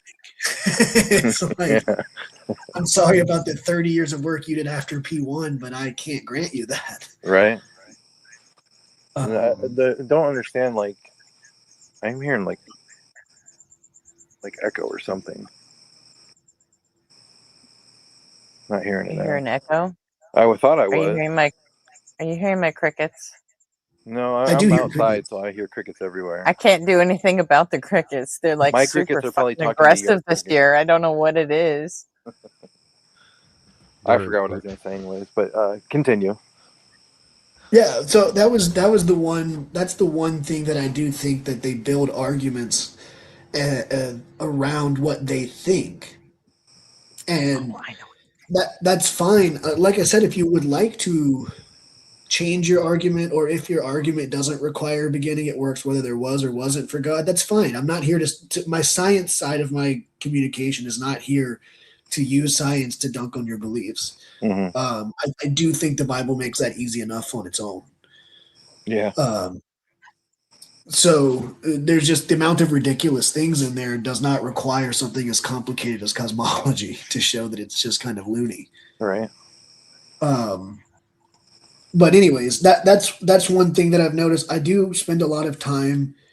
You can ask my wife; she tells me not to worry about it. But I think it comes from a place of caring, just wondering why they won't accept science. There are so many religious people out there who have no problem accepting science. Hmm.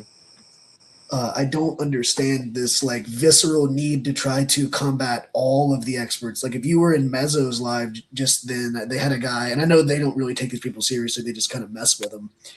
But he comes in with abiogenesis is a miracle, the Earth is flat, the Big Bang's a miracle, evolution. Yeah, I've heard that guy. Yeah, it's like, man, you hit the entire bingo card of not understanding how anything works. Right. And yes, Did the echo go away, Nick, too? Yeah. Yeah, I don't think it was an echo.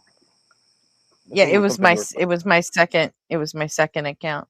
It was unnecessary aggression. Fucking shit up. It's all good. It was. I was. You know how when you hear your own voice in your head and it's echoing, it's distracting. That's what I thought was happening. Yeah, I was coming through the headphones that are attached to my laptop because I'm on both devices now because I'm gonna figure this shit out. Right on. So I'm serious to ask, where do you get that bingo card? I actually think John Cohen runs a bingo card. Yeah, John Cohen has a good one. yeah. You can go to Bingo Baker and make your own, and people can just play along. Yeah. Online. We used to do it for Tommy, and we had one for Carbon, and I think we made some for Parker and Dean too, back in the day. Yeah, that's a but yeah, some of them come in and they just hit all of them, but I do find that there are people who well, another thing is I was gonna sorry to interrupt you, but I was just no, you're good. This is what I was gonna say earlier, and this is something I got from Jimmy Snow. Like once Jimmy Snow pointed out, like it became more obvious to me, and it's like this is not the reason that these people believe. They don't even tell you why they believe. They think up reasons that they think and will convince an atheist. They know, like, well, atheists are more science minded, so I've got to come up with an argument that's going to be based in science or at least a philosophical argument or something like that. But that's not why they started to believe. You know, they don't believe because the universe had a beginning. No one in church talks like that. They don't sit around in church talking about the beginning of, you know, the origins of the They don't universe. have any idea how they began to believe. Like, fucking Jay Money almost fucking broke Kelly this morning. I mean, he literally damn near took Kelly Laughlin apart. Did you get that thing edited out? Huh? Did you get the thing edited out? Oh, no, I didn't. But I will. Yeah, just reminding you. What I think it is, and I had a roommate that Did was you go and look at it? I did. It was such like a useless flex, but it was kind of funny. Yeah. Yeah. What? Yeah, I had a roommate that was a young Earth creationist. Earth is 6,000 years old, made by God, and what it literally is, it's vicious indoctrination. It is. Yeah.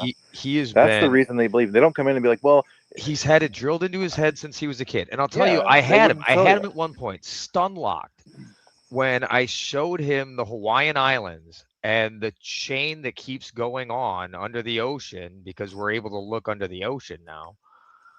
That chain of islands that continues on towards Japan, and it was like, The hot this is spot. because of This is because of a hot spot and plate tectonics, and this can't happen in 6,000 years. Yeah, good point. Right, and he was just completely stun locked, and eventually it just reverted to God works in mysterious ways, and I couldn't get it through to him, but he was right there. He was on the edge. He was like, this is breaking my brain because this makes so much sense to me.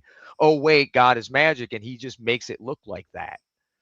Right? My buddy had, like, his ex-girlfriend, same situation. They actually ended up breaking up because he's an atheist. That was the only reason. Every other aspect of the relationship was fucking amazing. It was because he was an atheist. And they were leaving a planetarium at one point, and they'd just been looking at Saturn and stuff like that, and a bunch of different stuff in the sky. And as they're leaving, they were talking about the discussions they were having about how light travels and how the things that you're seeing are millions of years ago when of what you're looking at. And she literally just says, yeah, the Lord works mysteriously. She believes that God started light 6,000 years ago at a point where then it would reach us I and tried to look explain like. that to my mom, like how that's deceptive, and she's like, I don't think it's deceptive. I said, it's leading you to a It's not conclusion. deceptive. It's fucking impossible. Well, I It's don't not think even it the fucking deceptive matters. it's nature not of it. It's impossible for a God, Ray. right. Well, if you really want to give Magic. it that, right? Yeah, there that's you what go. she's saying. I don't even think it fucking matters. Like, it doesn't. What? It makes no difference. The beginning of the universe should have zero effect on how we look at theology, because you can't. I'm sorry, but you can't connect the two. Well, if the book didn't have a fucking creation story, we wouldn't I have don't. this problem. It But they doesn't. went and We tried would to have make an always. explanation for You it. know what? Even if they never wrote that fucking book, someone would have written a book that said the same shit. Problem is, I mean, the book has. It wouldn't look the same, but it would be similar, and people would still be making up their own bullshit to it, and it Well, would probably sound a lot like what we hear all the time. Well, But the Genesis fact isn't the only is that just creation myth. huh?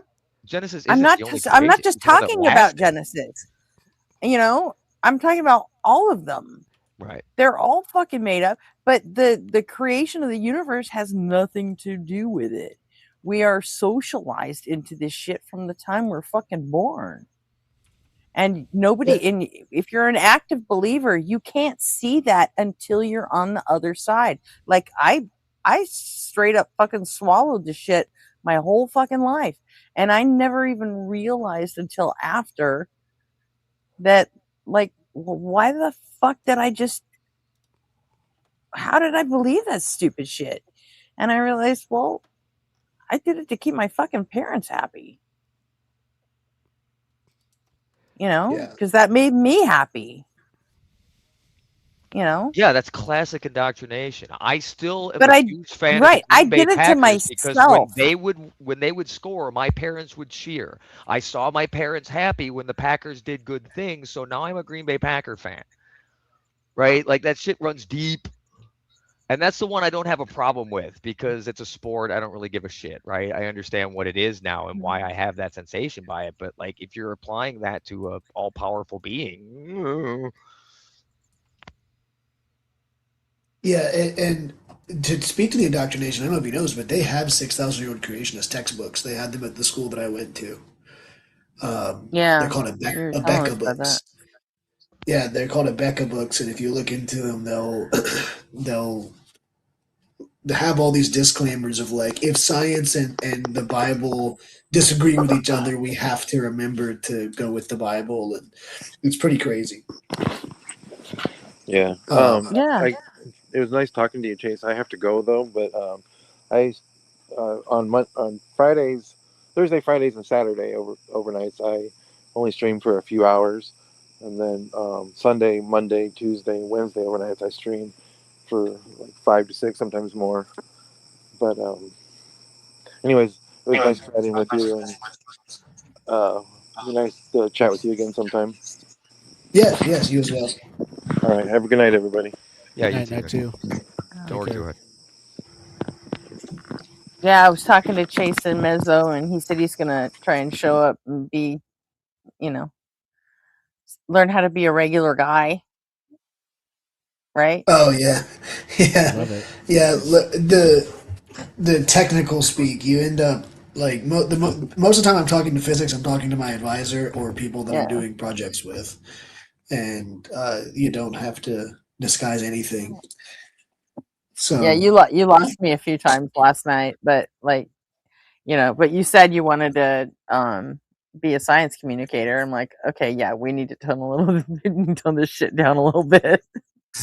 yeah, and some things it kind of sucks just are hidden behind a lot of really complicated concepts, and they're really beautiful ideas. It's just hard Mhm. to convey them without like almost teaching an entire course if you want to go slowly. Right, but that's not a science communicator's job. Science communicator's job is to take someone like me and to get a concept across the way I'm used to talking, Yeah. right? So, and the only way to do that is to practice.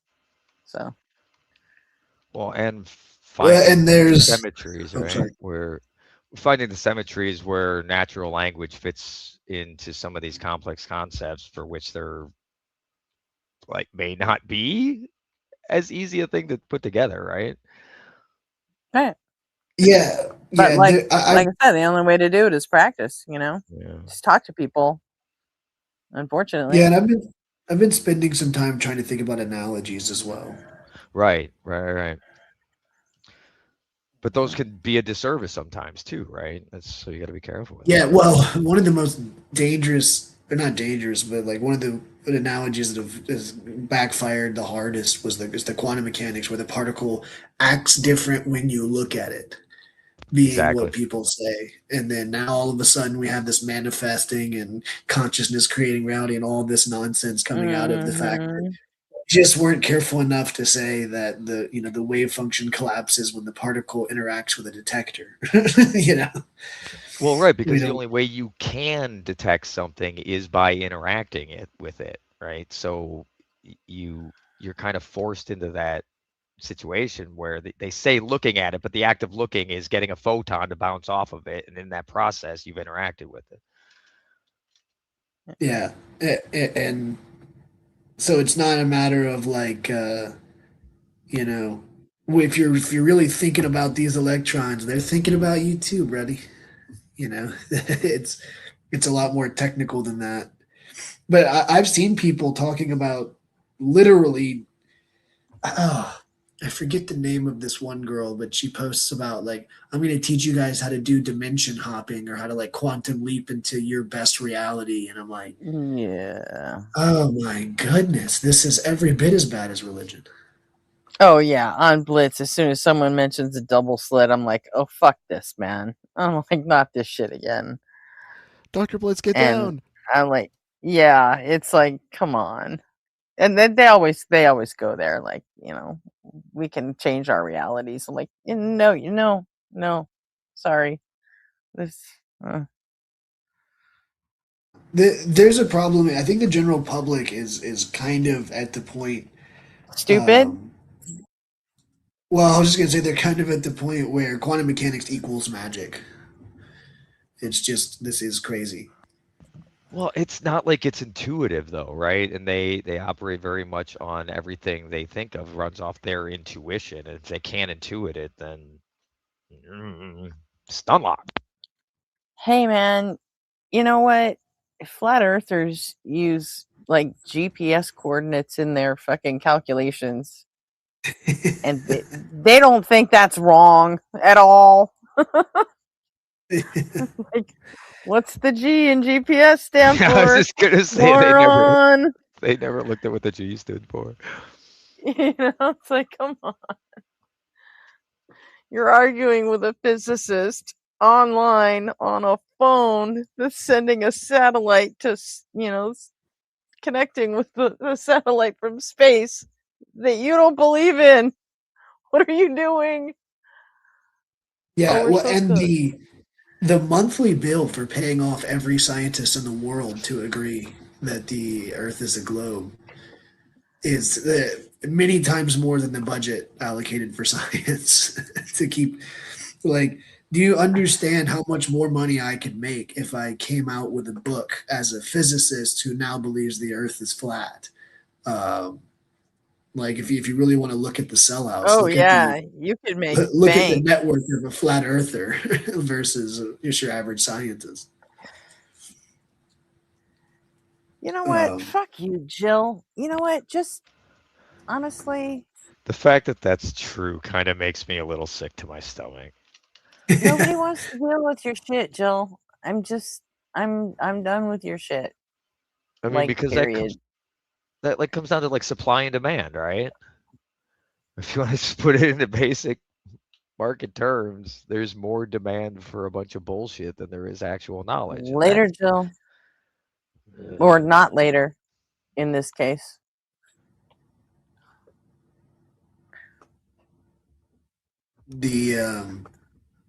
But yeah, that's it's really funny though that like we're all being paid off yet.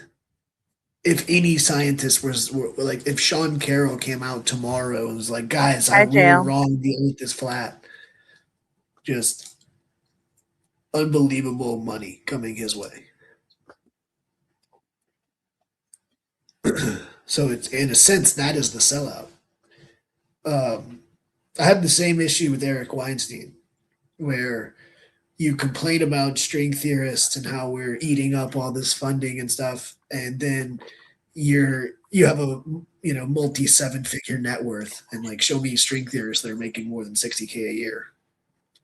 Yeah, Eric, I ain't playing tonight. I'm having a minor existential crisis. I just learned I have some sort of fucking hearing loss that is kind of fucked up, but oh well. So it's are the Well, Weinsteins. Hey, G. when was the last time you had your ears like cleaned out? You get the deep wax out regularly? Oh yeah, all the time. Okay. I mean, I just do it myself, but Hmm. um, like an Yeah. audiology exam, I've never had one. Not since I went in the army. Yeah, go hit up an ENT. I was just saw the comment absurdist atheists are not the Weinstein's hacks. They are indeed hacks. Both of them. Why? Why would I do that? So they can tell me, "Oh, you're in your 50s now. You need to protect your hearing." I'm like, They may need to write it down if I you can't know. hear them say it. I already did the damage. We're fine. I'm not gonna be here that much longer anyway. We're cool. All right. Yeah, what's a few years of subtitles on Netflix, anyways? Yeah, I'm just gonna have to start cranking some shit up. That's all. I mean, like my hearing is damn near perfect, and I still watch with subtitles, but that's because I have an audio processing disorder. I usually Where watch the subtitles because I'm usually eating like a pig while I'm watching things. It's far too loud of a process to hear well, so I need to read the words. I just love Chinese kung fu movies, and I can't speak Cantonese. And the English voiceovers always kill the story. So like if you ever watch an English dubbed kung fu movie, you're really robbing yourself of some great storytelling from the. well, that's when you do your own voices, you know. Oh, Ray, something weird happened Oh, to your device. you know what, Evan? Yeah, I did have one when I got out too. Did Ray Like get when I smited? not when I got out of the army, but when I filed my disability paperwork for the VA, then yeah, they gave me an audiology test. So, but I mean, I still had good hearing. I just had, some, I don't know. I don't know how they judge hearing, to be honest with you, but it was still fine. But then over the years,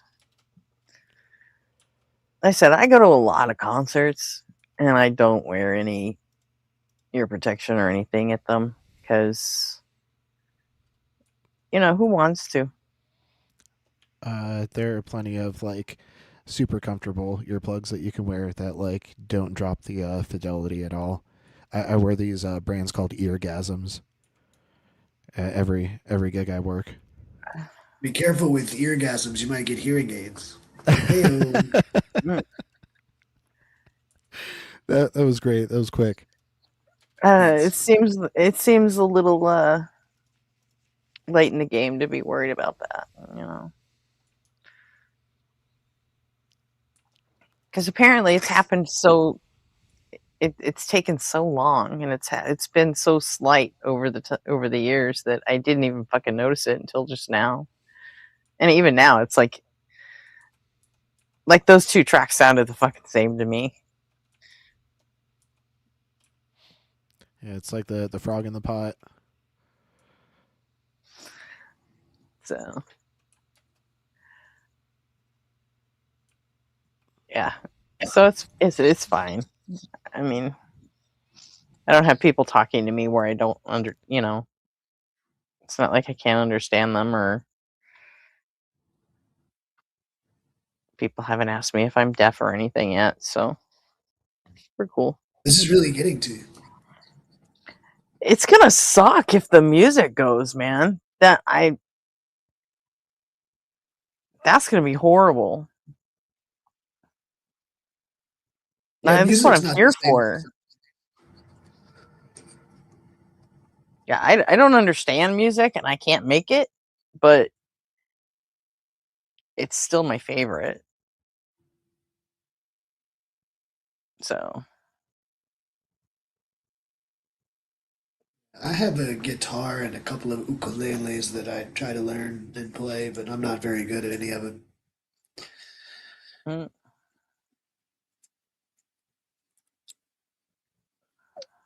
I mostly just like to crank up the amp and play 80s riffs. mm. I can't play any of it. I've tried several I usually, times. I like to play them in the key of off. Yeah. I could always um like memorize things mechanically, like playing piano or something. I could just, step by step figure out what I needed to do, and that was fine, but it's not the same as like just playing. You know what I mean? Yeah. So I If that's, I wasn't gifted with music. It just wasn't it didn't happen. Like yeah, music and math definitely. are not my things, and that's fine. I was given language. That's what I was given. Yeah, I was definitely music is not a gift. I just enjoy learning things. So I like to practice a little bit, but I'm still very much terrible by any standards. Yeah, that was the thing though. Of all the different times that I've, tried to, you know, pick up an instrument and play something, I found out that I wasn't enjoying it, which is the fucking dumbest thing. Because music is my favorite thing. So, but I wasn't, I was not enjoying learning it, and I think that created some sort of block, maybe, I don't know, but I wasn't happy doing it. So, I'm just a professional appreciator of music, I guess, and that's okay too.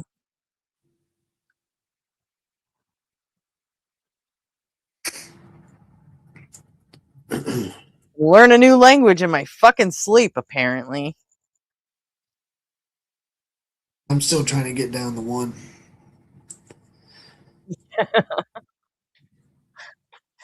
Yeah, I'm still working on that one too.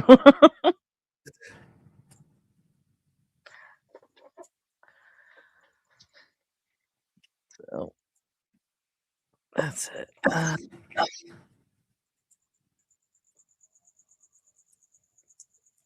Yeah, learning is a fizzle. I just I don't know, I didn't like it.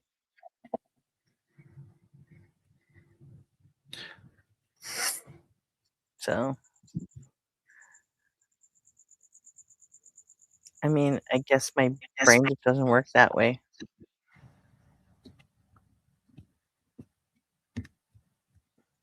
So, um,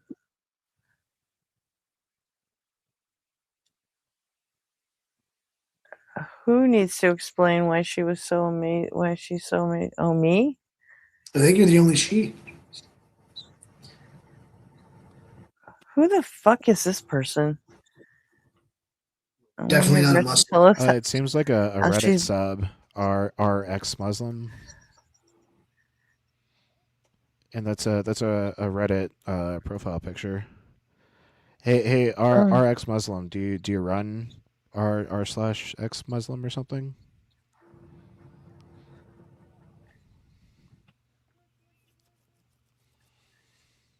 Bot.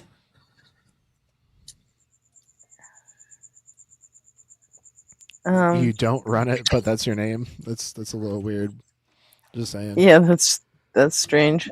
Um, yeah, I wasn't blessed with anything because I don't think blessings are a thing. But, between my two parents, I did not get my dad's talent for music. Luck of the draw, you know? Hey, calm down. Yeah, it is weird for you to have your name as a subreddit that like you don't run. That is a weird thing to do. Also, no all caps. Thanks. Just saying. It was in the rules, that you had to click OK on before you started chatting. So, Oh, he replaced the Are caps are with you exclamation. okay? You need to just calm down. It was a simple comment. Like He if me also commenting about your name is triggering you that much, this might not be the place for you. so you're an ex-Muslim? Is that true? Are you a Christian now? You don't seem like an atheist. You're a little high strung for that.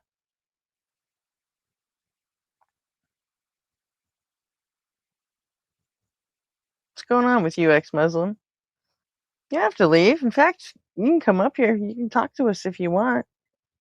If you want to hear me tell you something, I will.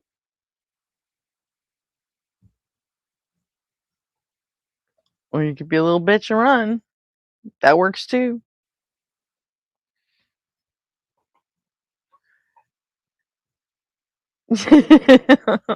Opal. Yes, this chat does have rules.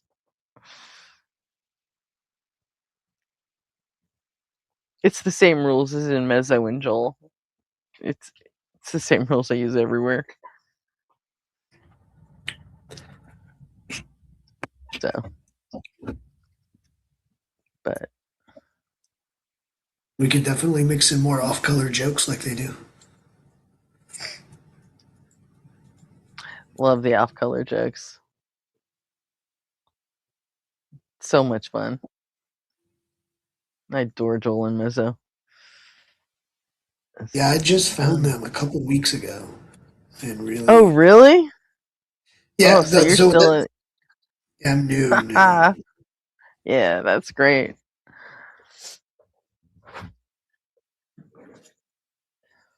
Yeah, How I are you left. liking them? I like them a lot. I did. The first super chat I ever left them, I dropped one, and Joel thought it was hilarious. But somebody was running this argument of like, if the Earth was just 1 foot closer to the sun, we would all burn up. And he was pushing back on that, obviously. And I left the super chat, and I was like, no, no, that guy's right. My friend got on a step ladder to change a light bulb the other day, and his head just got vaporized. That's. Just as I soon as he remember got that one one. foot off the ground. I remember that one.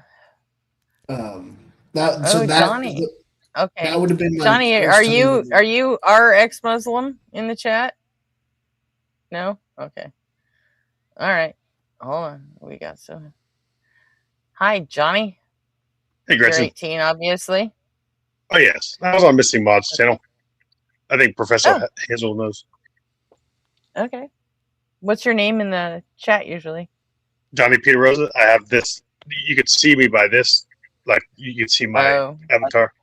That's me in 1999 with dreadlocks. Oh. This is me now. A little bit different. Doesn't ring a bell. Yeah. But welcome. How's Oh, yeah, Maud doing? I haven't talked to her in a while. We kind of run opposite schedules. I'm up all night and then always crash out before she starts. So No, I don't think she had a talked live to her anymore. stream today or yesterday. So, but I think really? so. Yeah. Well, that's good. What's going on? I don't know, nothing much. Just you were talking about instruments. You ever heard of like xylophone? Oh, sorry, a flute, a xylophone, and accordion. I mean, it's like Eurodance music. Is that like Yes, I have heard. I've heard of is it those things. which one of those three would you want to learn to play? At this point, none. Gotcha. Yeah, I mean, I've literally tried at several points in my life, and I just didn't like it. So I don't know. Gotcha. I'm just not built for it. It's kind of like, when you force yourself to be good at math when you're just not. Yeah, that makes sense. It's kind of the way I explain it, like I'm functional at math, but I would not say I'm good at it. Never was. Yeah, I can't relate on that one. Yeah. I would hope not. It would make it really hard to be a physicist. Yeah, no, I have a host of other things, issues that are probably related to my abilities in math. But Hi, Jason. Yeah, I'm just not great at it. So I don't know. I guess once I figured out that I was good at English, and then when I started learning foreign languages and figured out how easy they were for me,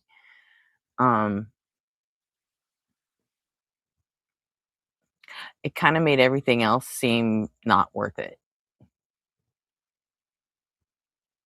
yeah, that's And I can agree with that. Like I have obviously a natural affinity for math and physics, but like I hate chemistry and I'm grossed out by biology.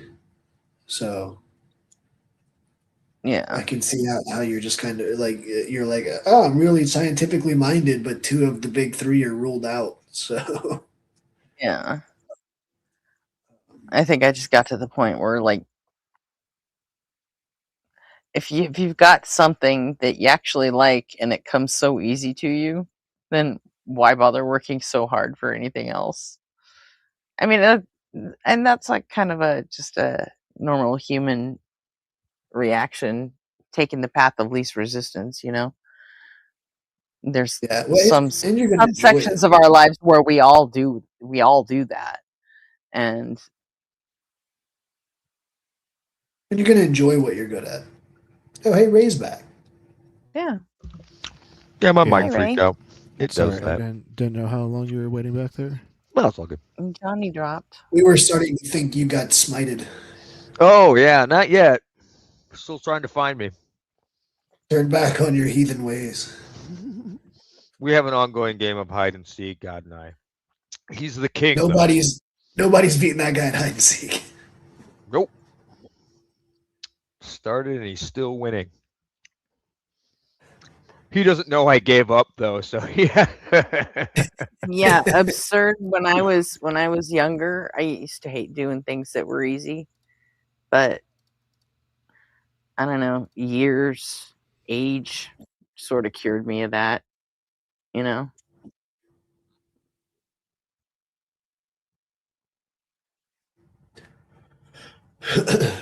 sort of. I guess maybe in some ways, like I'm constantly making shit more difficult for myself when I don't need to. But who knows? Chronic pain is a good teacher, though. You tend to listen when it tries to tell you something. Like you don't really have a choice. So So Chase, maybe you can appreciate this when you're talking about your affinity for math. My niece is into statistics, and for her master's, she had to convert differential and integral math into only addition. Oh, yeah. It is all secretly addition. Apparently, it is. But I told my other buddy about that, and he's like, "Oh, that's impossible. How did she deal with the exponentiation?" So I asked her, and she was like, and she was so polite about it because she knew she couldn't explain it to me in a way that I would be able to understand, right? She was like, "Oh, I don't know how I did it, but I got something right because I got an A in the class." So it's like, Yeah, all right, well, I'm not gonna. a good layman's explanation is so you have addition, you have multiplication, which is just repeated addition, right? Well, exponentiation is repeated multiplication. So you could see how you could 2 steps down reduce it to addition. Sure, It sure, would definitely take some work to prove it rigorously. right, right. But it's that was just his first question. There's a whole bunch when you're trying to get integral and differential math to cram into only addition. But yeah, Yeah. yeah No, that's what because that's all integrals are. It's adding up an infinite amount of infinitely small things. right, right. And what differentiation is? What the rate of change? Yeah, typically rate of change is one way to think about it. That's a very physics way to think about it. That's the way we like to think about it. Yeah, that's my Um, origin story with it. it that's it. hey, It's really Chase, what makes the most sense. I'm sorry. Yes. this is complete off topic, but I was just curious. I meant to ask you last night, but I didn't because conversation went elsewhere. Have you been paying attention to this Professor Dave thing? No. So just to let you know, like the way I know I've said it a couple times to stay out of politics. I watch almost every Professor Dave video. And then I Mm-hmm. saw that he made one about Destiny, who in my mind is just a political guy. And there's an Israeli flag, and I He was like, this is. is just not going He to be is. something I'm interested in. So I have no idea what's going on with that. Okay. Just curious. Well, Also just a if you don't cat mind, fight. what is it?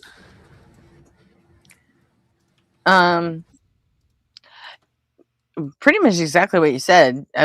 I mean, because Dave, like, if you've been watching all of his videos, you'll see that he's been getting, his comments about Israel have been getting sharper and sharper as he Yeah, goes, right? I think he's mentioned his And wife is Palestinian. yeah, his wife's Palestinian, but he's been, slipping stuff into his videos, here and there, and his channel members have been asking him straight up, like, will you do a whole video on him? And he's been hemming and hawing about it for like close to a year. And the last video he did where he dunked on Avi Loeb, he threw some, anti-Israel shit in there too. Just Yeah. made a couple of like offhanded dunks on Avi Loeb, and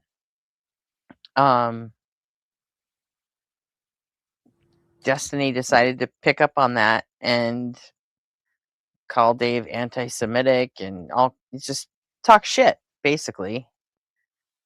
Sounds like And Destiny. Left his lane is what so, he did. huh?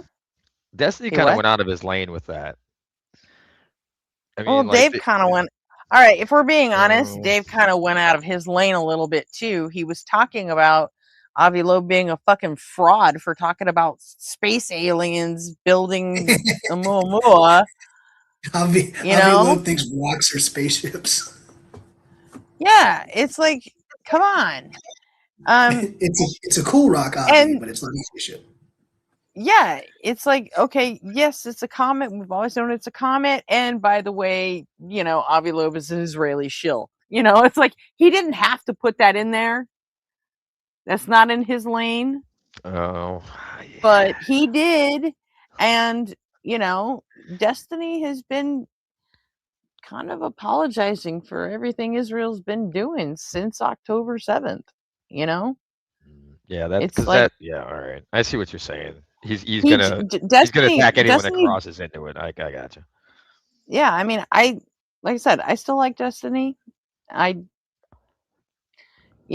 For a lot of things, I Yeah. share a lot of the same positions he does. All right, Not on Israel, hold definitely. on. RX Muslim is now like using gay as a pejorative. Oh, is he? Oh, he's gone. Yeah, Professor Dave is a paid shill for Gaytar.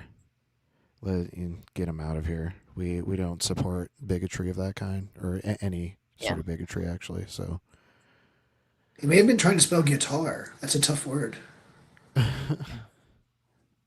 So, I don't love Destiny. I don't hate Destiny. I just, but yeah, he decided to be a dick and call out Professor Dave for swerving outside of his lane a little bit. But you know what? Dave's got a fucking YouTube channel too. If he wants to put political shit into his science content, let him. Well, Dave also doesn't say things that he can't back up. That's not entirely true. Okay. All right. I haven't seen him say things he can't back up. How's that? I haven't seen all of his videos, but the ones that I have seen seem very factual. Did you watch the Destiny video? No, for the same Destiny reason. Loves Genocide video? I don't want to get. Well, then. Yeah, I didn't watch that. No, you're right. I haven't seen them Dave all. So there's Dave probably... can no longer say he says things that he can't back up because some of the shit in that video he can't back up. Okay. Yeah.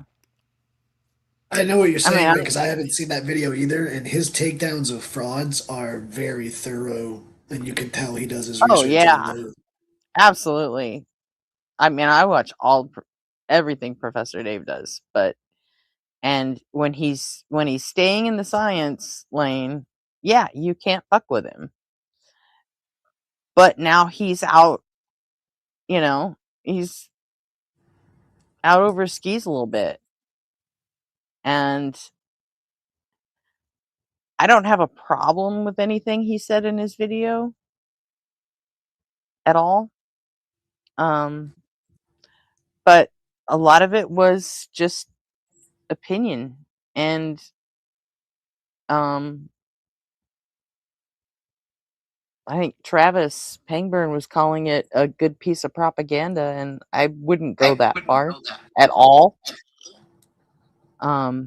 I wouldn't call that video a propaganda video because it wasn't. But he did, like, part of the stuff that he said about Destiny, a lot of it came from remember all the content nukes that everybody released on him a couple years ago when he had the sex pestiny shit happening? Yeah. Whoa. They Huh? Yeah, he had sex with some other streamer girl, and he videotaped it or something, and she didn't know about it, or that was the allegation, and they ended up having to go to court over it. So, you know, he's a piece of shit. You know, what do you want? Um, and then he had his battles with Hassan Piker and, well, everybody, I guess. But that's where Dave got a lot of his Destiny content. It was like an hour and 40-minute video, and only 20 minutes of it was about Destiny. The first over an hour was just straight Israel. It was all Israel. And, there was one point where he used an Omegle video to prove that, I don't know, I wouldn't have done it. Yeah, it's very rare for me to see a video of Professor Dave's and skip it, but that's the first one I've skipped in a long time. But I saw that and I was like, yeah, that's maybe it was a 10-minute video. I'd give it a shot and see what he has to say. But an hour and 45 minutes of politics that I just genuinely I don't have time in my day right now to care about politics. Maybe when I'm done with my Yeah. degree and I'm not just chronically buried in work. Yeah, But he built a pretty good he built a pretty good case against Israel, but some points he just went too far, and then claimed that there's a bit of hyperbole in what I'm saying. I'm like, okay, that's a little much, but you know, I mean, I don't think it was propaganda, and I don't think it was false. Really, it wasn't lies, but I mean, it was definitely his fucking take, you know, and if you can actually look at it like that, then I don't know. I don't have a problem with any of it. I mean, he's not a yeah, well, journalist, so like fact checking every fucking word he says just seems ridiculous to me.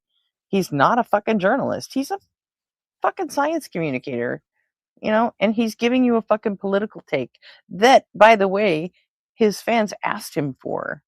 They've been asking for it. So, yeah, and it's his channel. He can do whatever he wants. yeah, and it's his channel. So, like, all right, just fucking take it for what it is. That's his take on this shit. But, you know, after Destiny, popped off about the Avi Loeb thing, um, Dave just decided to call the video "Destiny Loves Genocide," because why not get some clicks off of it, right? Yeah. And of course, everyone thinks that was like such a horrible thing. I mean, if I were Dave, I was saying earlier, I would not have mentioned Destiny's 15-year-old son in the video at all, just because I wouldn't have. That's someone else's minor child, and I don't need to be going there, like, ever. Hassan Piker W. Oh, fuck you. I hate that piece of shit.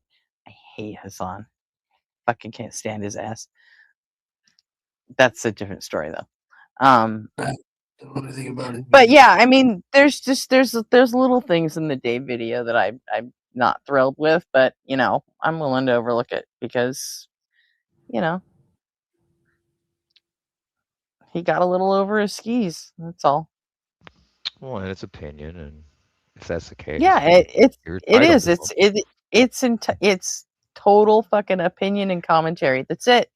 Yeah, It's they're not meant called to be op-eds. People journalism. do them all the time. It's not meant to, radicalize anybody, and I don't think it would, He clearly got shots in there against Trump and, Rubio and the whole thing. And okay, that's where he's coming from. That's fine.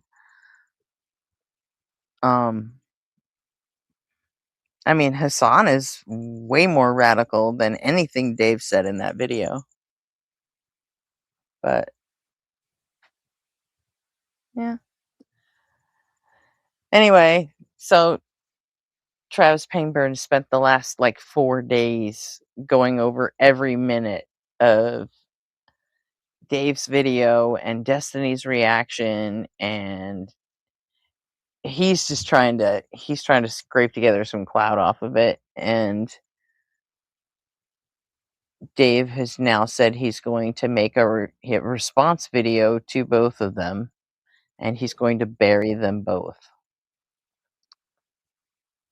He usually makes good on those claims. Oh no. Yeah, he does, doesn't he? And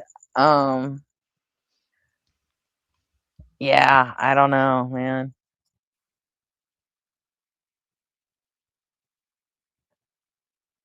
I hope they haven't hit some sort of buzzer in him, because if he really, I don't Yeah. know. But it's just sort of a wait and see thing, I guess. Yeah, the smart ones are usually more tempered. Like, one thing I learned from fighting is once you learn how to do it, you don't want to do it, right? Because you realize the amount of damage you can do. And I think it's the same thing when it comes to intelligence. When you know you could use it to hurt people, you don't. But if that switch flips, you can do a lot of damage. So I don't know. Yeah, I don't necessarily know how much deeper the well could go on Destiny. I think everybody pretty much knows he's a piece of shit, Yeah. and the people that love him don't fucking care. Yeah, exactly. So I don't know about burying Destiny, but Yeah. I mean, No, I'd be like burying Trump. He's Dave demonstrably has a horrible worked, person. People don't but care. Dave has worked with Penguin before, and he could do him some damage if Oh, he, for sure. Yeah, because I don't want him to, though.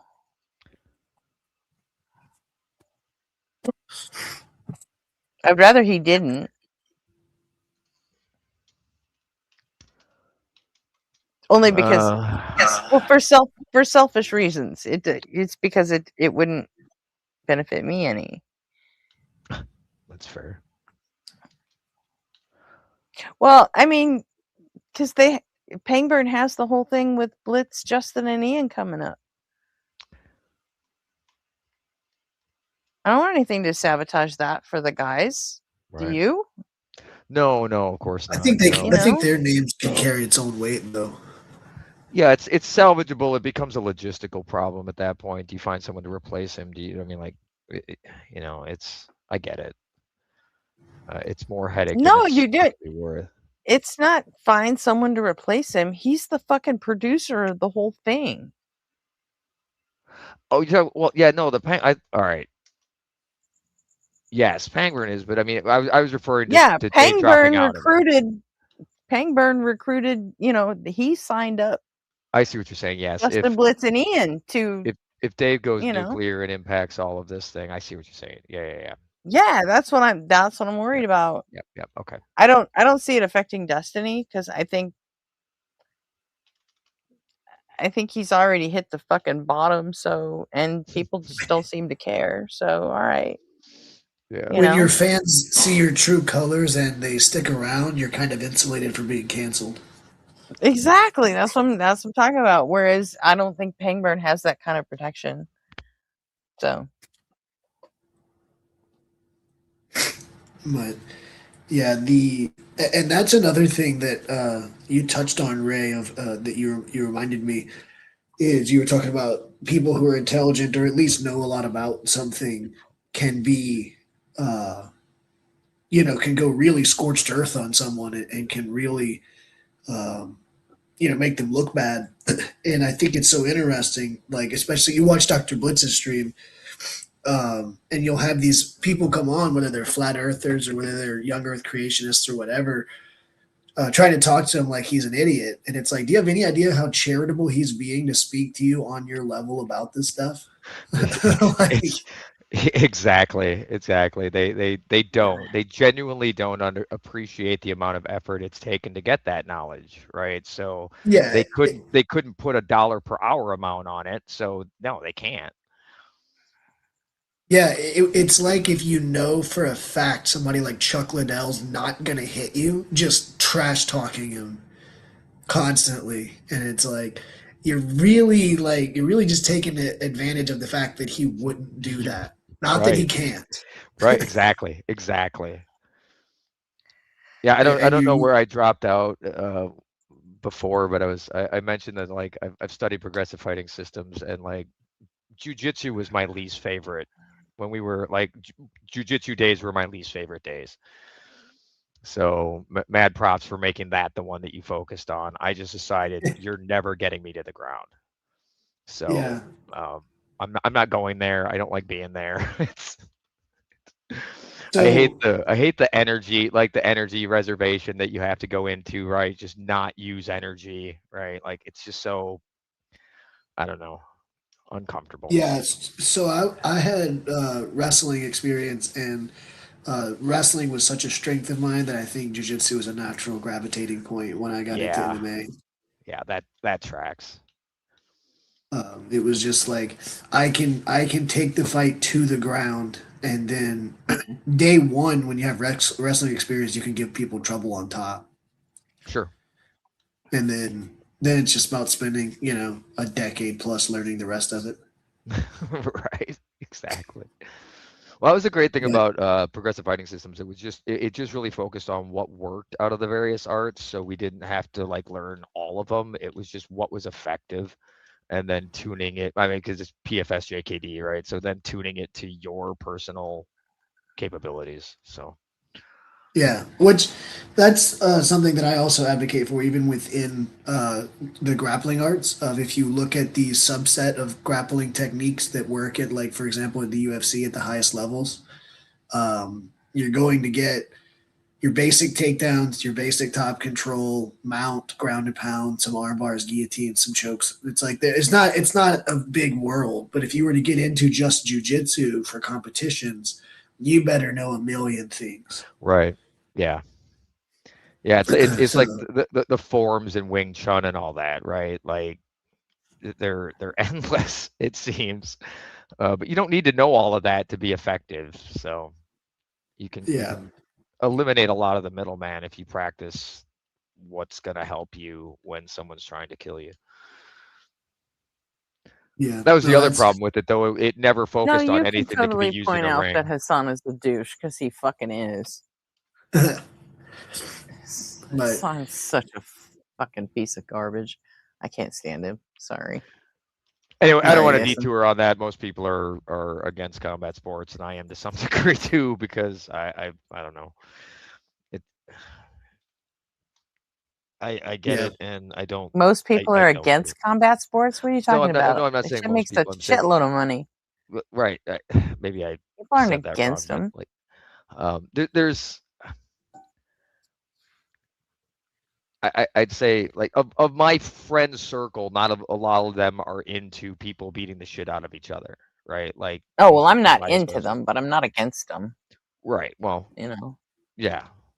Nor am I. I understand why most of the people that are in them, right? They're in it for the money, right? And that's if that's a way you want to make a living, do your thing, right? If that's your passion, follow it, right? Um, but I also can't remove from my personal experience what they're doing is trying to render brain damage to the other person, right? Like yeah, Yeah.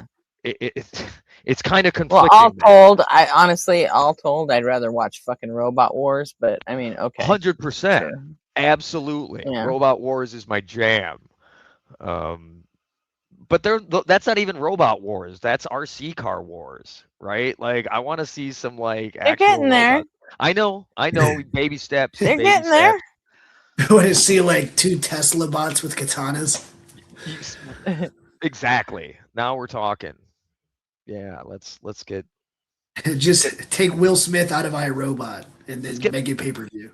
but get There's like a Chinese company that just released some footage of just like they've got four big guys. Just they've got this little robot and they're just beating the living shit out of it, and just saying, and they must have knocked that thing down like 12 times, and it just pops right back up. I'm like, okay, let's go. And I'm like, wow, they're not going to be kind when our robot overlords take over, man. They're not going to be kind to us at all. They're gonna push us over so many times we get up. Huh, 1. All right. Yeah. Maybe don't push so hard next time. Trial 2.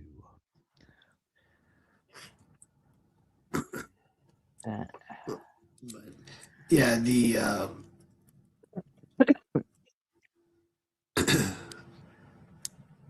what was I about to say? I don't know. We could turn off of the comments board thing. Like I was saying, it's not a terribly interesting topic. I mean, it's something I did a while ago and moved on since. Yeah. Well, I remember I was talking about them kind of going in and talking to people like Dr. Blitz and people like that, like they're dumb. Which is just taking advantage of how charitable he's being with the conversation. Like, if you want to get into, if you're a flat earther and you want to get into gravity not being real, don't come at it like Dr. Blitz is the idiot here. Yeah, you could compare, like, look at the way Blitz goes at a flat earther versus the way Dave goes at a flat earther, you know? Yeah, Dave nukes flat earthers.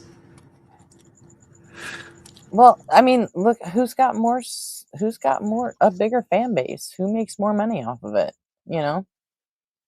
Yeah. I mean, I'm not saying, pick one or the other, but there's probably some elements, and this is as far as you being a science communicator, if you decide to do this kind of stuff, but like, there's probably elements of both that you could work in there, maybe like whichever elements work best for you. Yeah, find a balance of, or I guess really a tolerance for a point where you're just ready to unleash and go nuclear, but if you've got the patience for it. Yeah, I usually like the world doesn't need another Blitz, the world doesn't need another Dave, but there's a lane there where you could pick out the best parts of both, and if that works with your kind of personality, you could probably be pretty successful at it. Yeah, I definitely have. Actually, do kind of have a mixture of those. As in, like, for me, I stay with the Blitz approach if I feel like someone's being good faith and listening and trying to learn. Mm-hmm. And then I kind of almost like give up on teaching some people, and then it's like now I'm just gonna kind of poke fun at you until you realize that you're being ridiculous. Well, it's a lot of it is giving back that energy, right? I think is what a lot of these guys do, is they give back what they're getting. So if someone can be kind and sincere, I think that's a big key, right? What's the level of sincerity that the person you're dealing with is approaching it? Yeah, like on Blitz's stream today was probably one of the most dishonest interlocutors I've seen. It was it's Kylo. Oh, Kylo, he's not fucking real. He's not even for fucking real. Oh my god, that guy, he's such Kylo a piece of epic. Oh my god, I was in the live mod chat, and I'm like, dude, he's a fucking atheist, dude. And he's like, Cap he said didn't. he's a Catholic. He said he's a Catholic. He's not. Nobody on Fire was telling us about this before. When he was the first time they were on Joel's. Clark is an atheist. Huh? Clark is the No. one who LARPs as Clark a is theist. Clark is Wubby. He is a theist. No, I either I'm getting the two mixed around or you're getting the two mixed around. I thought nobody told us that Clark is actually atheist, but he LARPs as a theist. I thought he said Kylo was the atheist. Because we need nobody here. Because it was Cap and Kylo on Joel's live. Cap and Kylo got on there and said, "Here, the thing is, you got to debate. Wubby." And he's like, and Joel was like, "I don't want to debate Wubby." Well, what about you? You're an atheist. You debate with me. And he goes, "Nope, that's not what's happening." It's like, it's just you and Wubby. Philmont to get to the bottom of this. And they were like, and then when Joel, then the second time when Joel joined KG, unless I've completely fucked it up, Joel was saying something like, "I'm going to be the first atheist," and then he said, "No, you're not." I'm like, oh, okay, well, either way. And then Joel's like, "Cool, I'm gonna take care of Wubby. I'm gonna get Wubby kicked out of KG." That's because that's his whole goal, right? So this KG group, are they basically just these Philbro ding dongs, and they just make their rounds? Yeah, yes, they're TikTok Philbro ding dongs. Yes. I refuse to engage with it because, like I said, you're just going to be. Actually, I put a super chat in there today with Dr. Blitz where I said it, where I was like, basically, you're going to redefine every word to mean something else, and then you're going to make an ass out of yourself because you refuse to talk like a normal human being, and then you're just going to declare yourself the winner via some semantic word game. It literally comes down to the equivalent of like, I beat you at checkers, therefore I won this debate.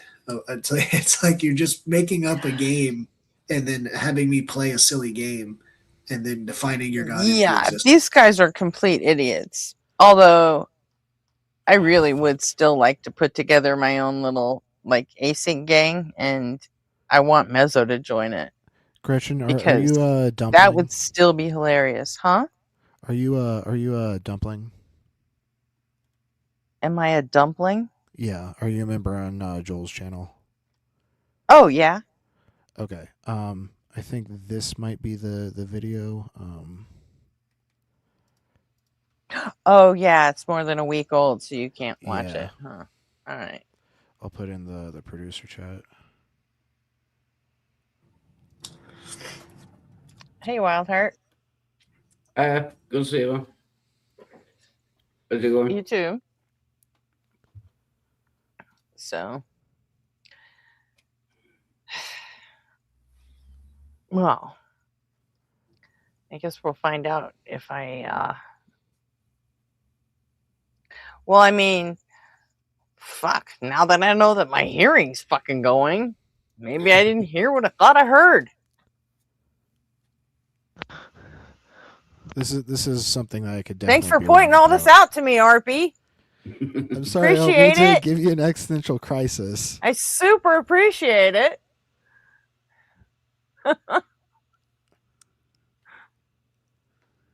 But yeah, so those guys are Okay, the as ones long as that, you're not feeling defensive about shit, huh?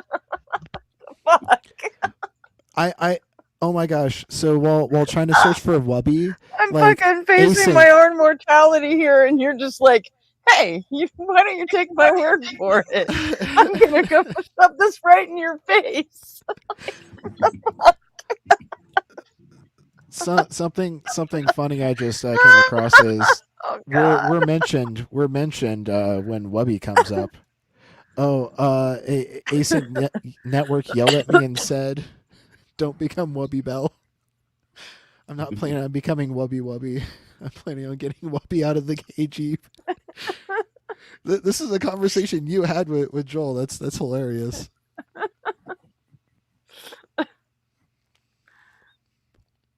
I think it was just a super chat. I don't think that was a conversation I had. Well, yeah, like conversation through super chat.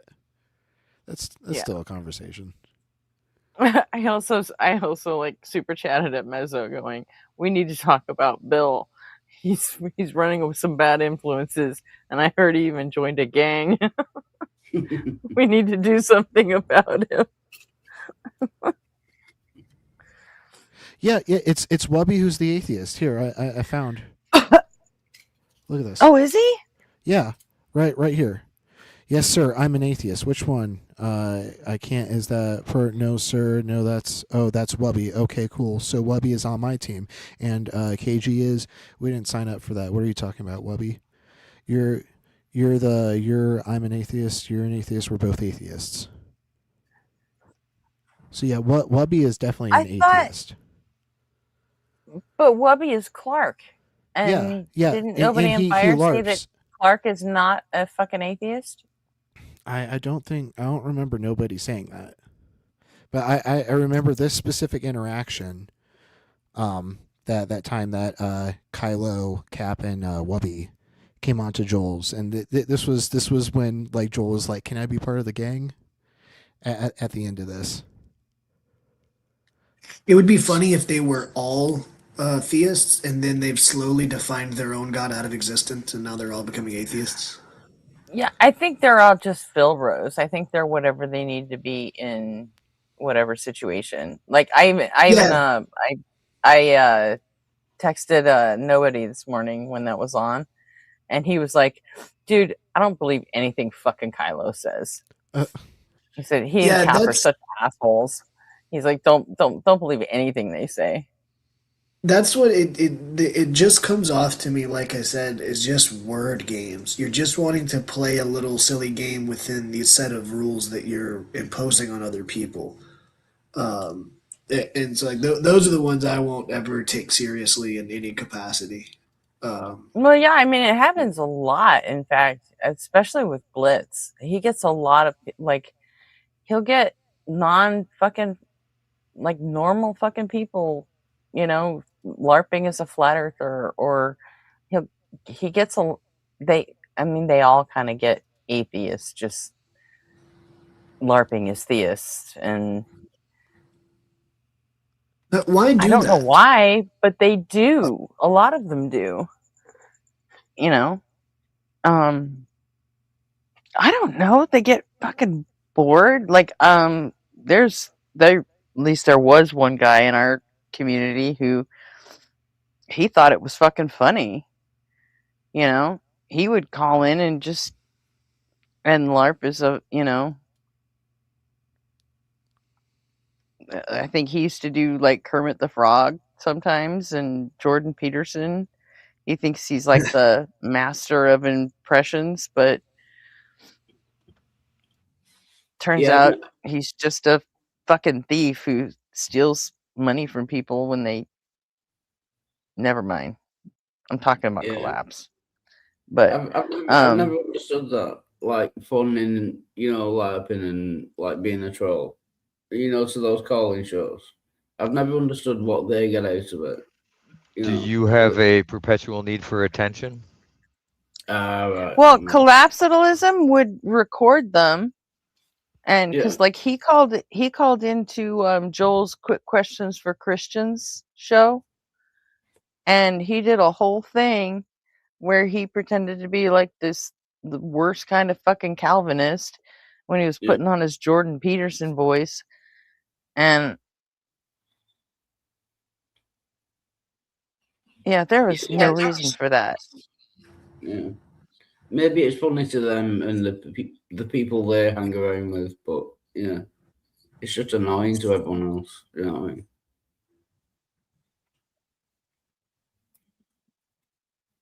I don't know. Some people are just assholes. I guess. I mean, that's a thing, right? Some people are just assholes. And If I'm not mistaken, I think you're a self-admitted one, aren't you? yeah, I'm not that kind. I'm just not a douchebag. Right, exactly. No, I'm not Yeah, saying, just saying. I am They an come in all asshole. forms. I am not a douchebag. I'm not a fucking dirtbag. So Well, I'm nothing if not adaptable, so I can be any on any given day. that's good. Like a Swiss Army Yeah. knife of bad personality traits. Or good. Man, That's good, but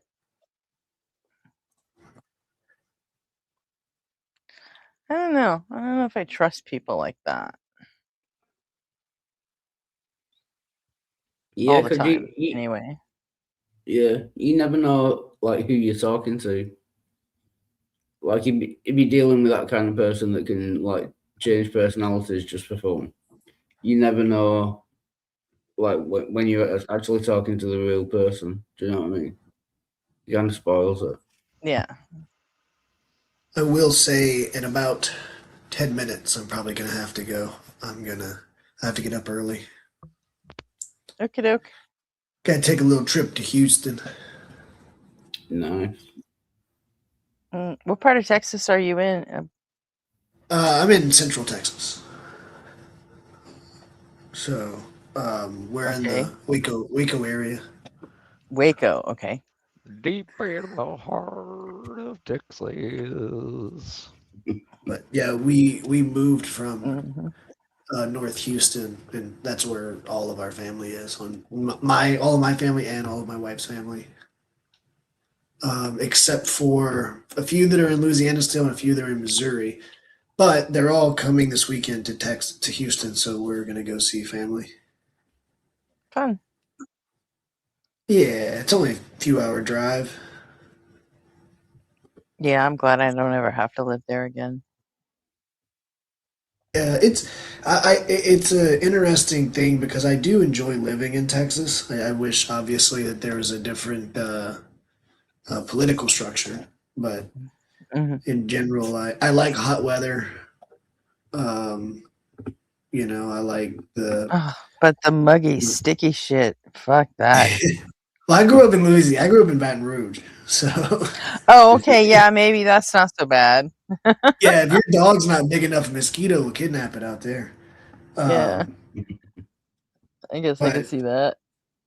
yeah, so See, Houston's not I too grew bad. up. I grew up. I was born and raised in LA. So, like, Um, yeah, the first time I ever knew what humidity was, I thought like something had gone wrong.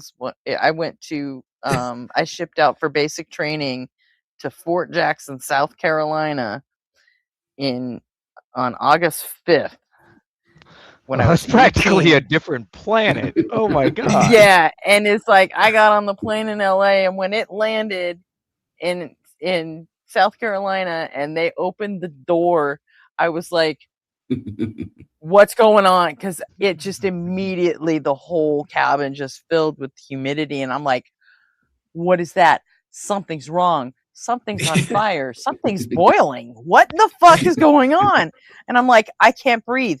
What's going on? I can't breathe. And they're like, you can breathe. They're like, just relax, because there's a whole you plane can load of people breathe. from LA, and everybody's just like, what's going on? None of us knew what the fuck was going on. It's like, You can actually breathe and hydrate at the same time.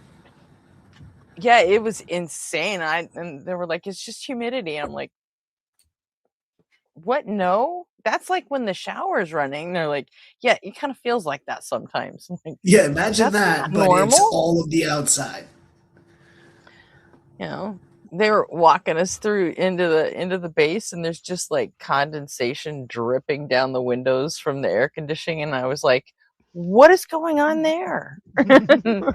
Look at, it's like, you go to the chow hall and there's salt, there's rice in the salt shaker. So it's like, why would anybody fucking do this? Why would you leave it like this? And it's just like, drill sergeants are like, fucking California, man.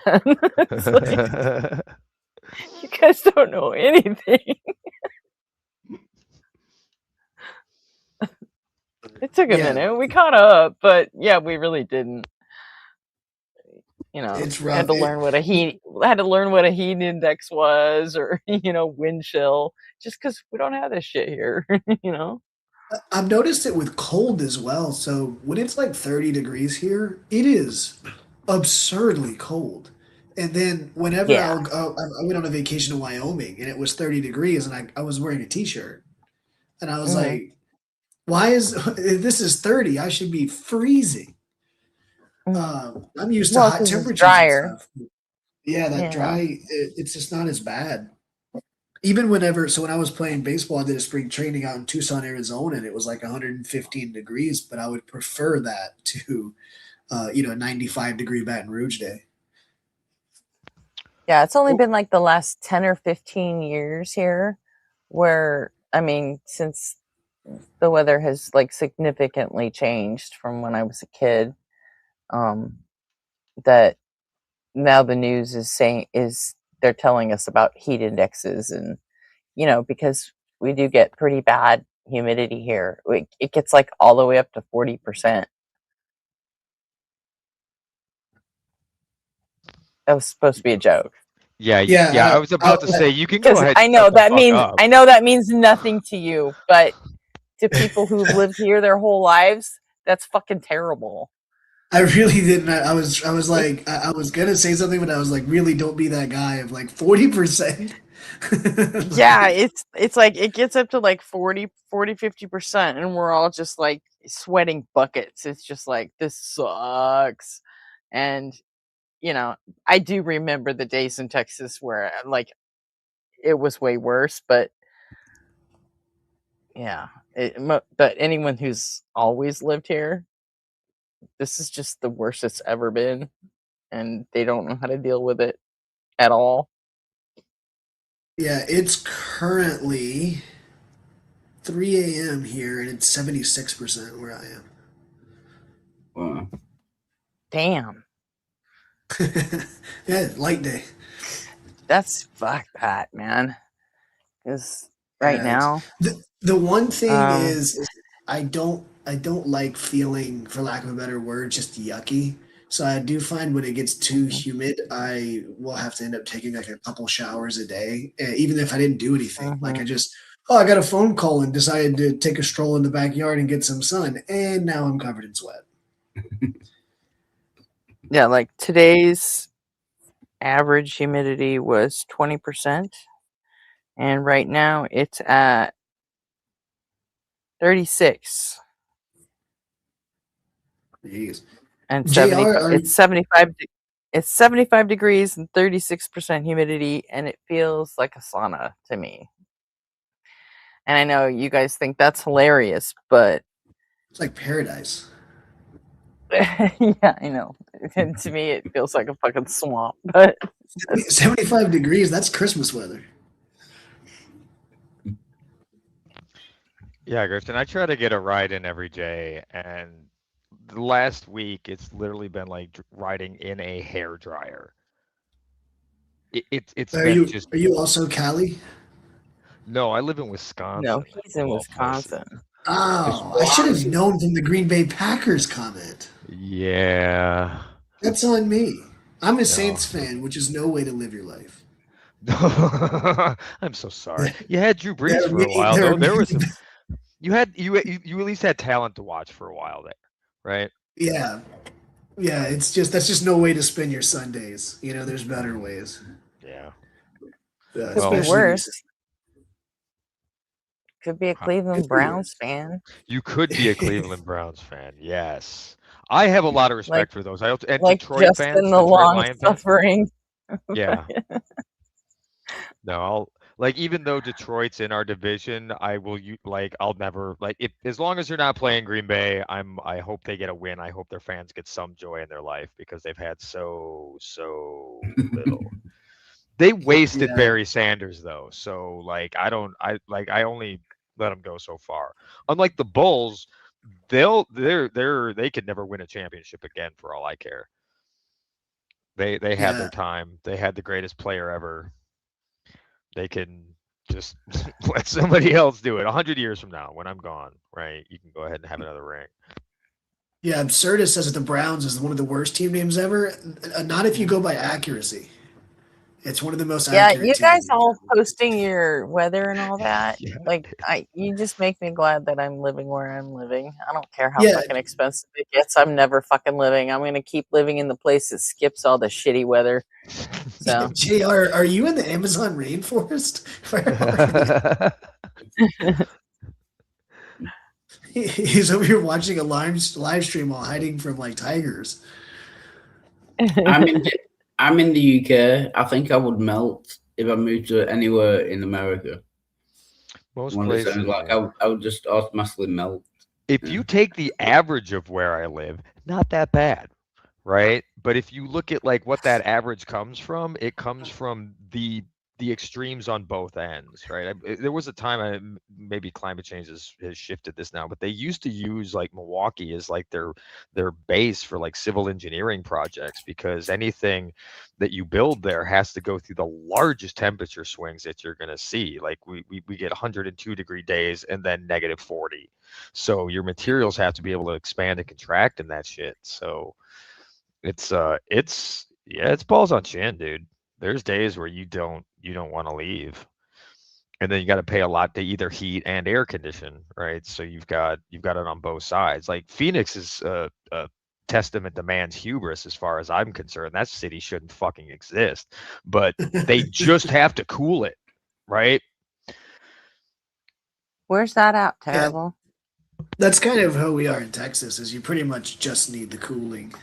Yeah, maybe some good insulation for when it gets warm or when it gets cold, just to keep warm. But Yeah, the problem with Texas though is they've got that private infrastructure. So when they do get a cold snap, that fucking greed kills people because the lights are on in Dallas and the fucking people who need insulin pumps and shit like that are shut off.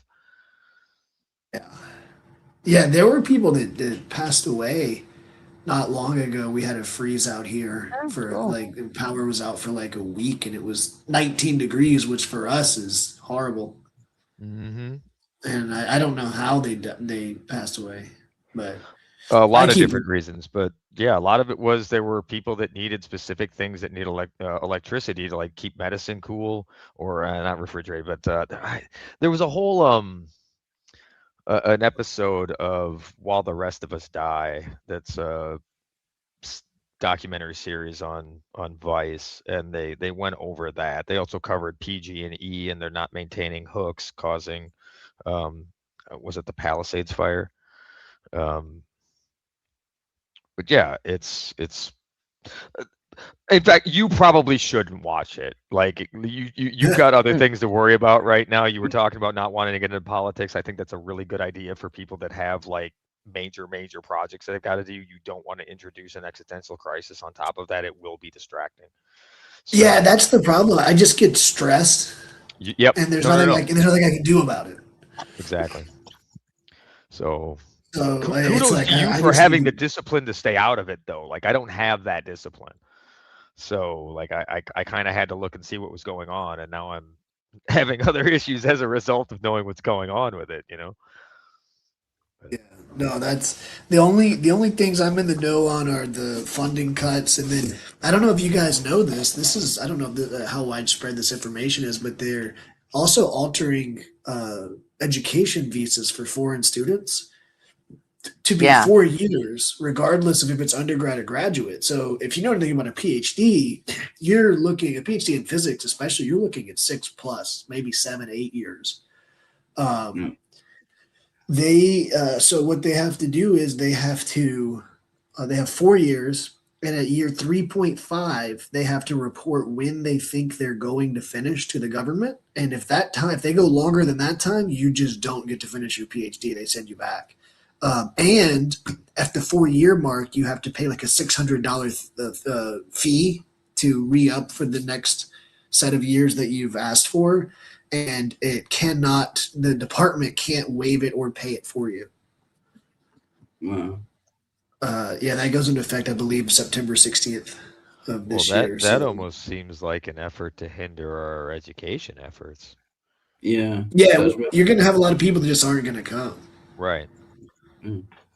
That's Well, that's the definitely been idea, the is to keep them out.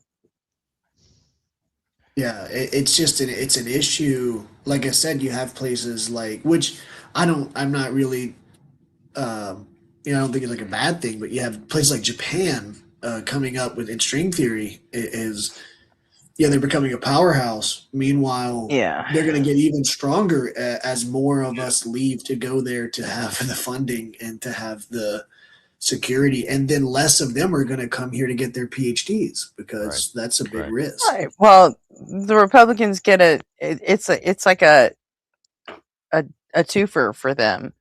One, they get to keep immigrants out, which, win for them, right? And then two, they get to punish the universities too, because now you can't charge foreign student tuition prices. And you hurt them even more because our primary education system isn't producing people that are even capable of taking on some of these higher schools of thought. Mm. So it's going to be a big gap, and as the knowledge drain goes, yeah, but they get to punish the liberal universities, and they think that's Yeah, going to make them more conservative, and it's not. But I mean, institutions of indoctrination. yeah, I think I'm one of two Americans in my entire research group. Me and one other guy. I think the rest are all mostly Indian or Chinese. And those were all the kids that were top of their class in grade school and high school, and Yeah, and like I said, the point I'm making is if there's 12 of us and 10 of us are foreign, yes, we are still producing great minds in the United States, but like you said, not at the pace that we need. We have to import the minds from other countries. right. And And do you think that's due to like anti-intellectualism? Do you know what I mean? Like, Yeah. that's Yes, definitely exactly. a part of it. Yeah. But one thing I will say, I've been working really closely with the guy named Ramesh, who's become a good friend of mine, and he was talking to me about the differences in the Indian education system and the American education system.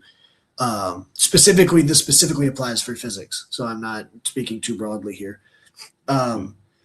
But what we do in America is we like to teach the history, who discovered it, how they discovered it, all of this context. In India, he was telling me they just get to how do you solve problems? How do you get the right answers on exams? So they're going to score higher than us, even if we have equal capability here.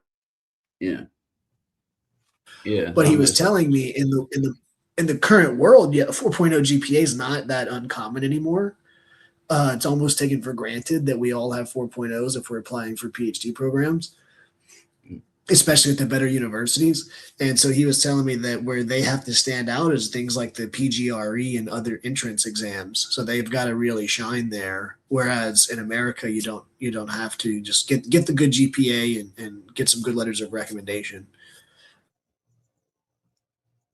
They train to solve problems, and we don't do that here. So I do think there's an element of when you get to grad school, it's a shock. My first PhD course, the very first exam, I went home and actually was like, I don't know if I can do this. I ended up doing very well in the course, but I had just never the amount of problems we had to solve and the level of difficulty of the problems, and then it got even harder on the exam. I was just sitting here like, how did my classmate make an A on this? This is impossible. And then as you make friends with them and you learn how to study the way they study for exams, I started doing extremely well, and now I'm fine. But that's also something to consider. Whereas they step into grad school well prepared to solve homework problems and take exams, and we do not. Yeah. Well, the No, question absolutely is, not.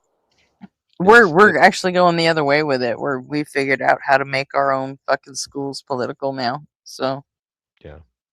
Oh, and let's not forget inserting religion in there as well. yeah, we're gonna hit idiocracy levels like any day now. And then, Wildheart, to speak to you also, well, to what you said, is the anti-intellectualism here is crazy. I mean, it is. Yeah. It's not uncommon to meet people in America, and I'll tell them. They ask me what I do. I'll tell them I'm a theoretical physicist, and then I got to hear how stupid I am, how wrong everything is, how we're all wasting time and taxpayer money, and so there's a side effect of that. Kids now, it actually goes with what Ray was talking about with the Green Bay Packers. Your parents are celebrating this. So you celebrate it. So now the Packers winning is a good thing in your head, which this is, like he said, a harmless thing.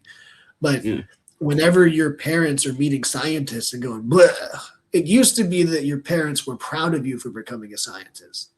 Yeah. But now you're wondering if your parents are going to think you're just wasting your time being an idiot and being indoctrinated by liberal university propaganda, which is crazy because I was not told anything about politics in any of my education. I never covered politics. We were just solving problems, man.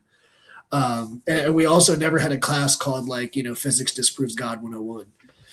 Hey, Tavo. But yeah, I do think that. I'm sorry.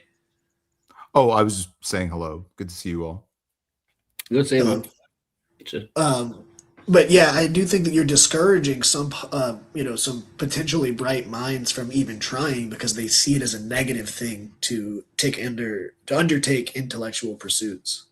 Yeah, that must be like really annoying to go through all the, all the education and all the stuff you have to do to become like a scientist or whatever, and then have people just tell you, "Well, you're an idiot." Well, it happened. It happened live on YouTube right here last night.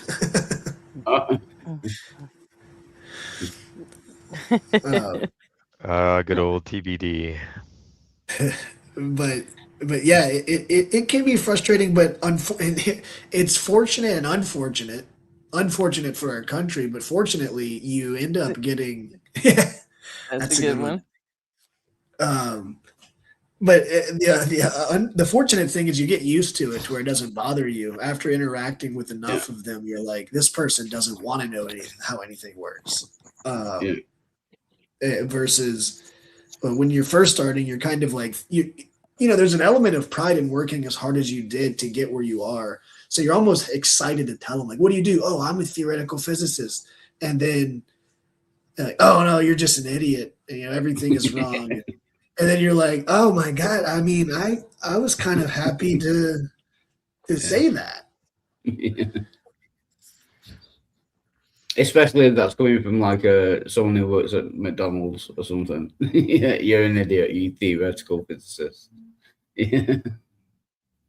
Yeah. Well, it's always kind of been my take on it, right? Where I don't worry about my beliefs or anything like that. I'm fine with them because like my social circle, my close group of friends are all pretty accomplished people, right? They've all got good gigs. They're all really doing okay, right?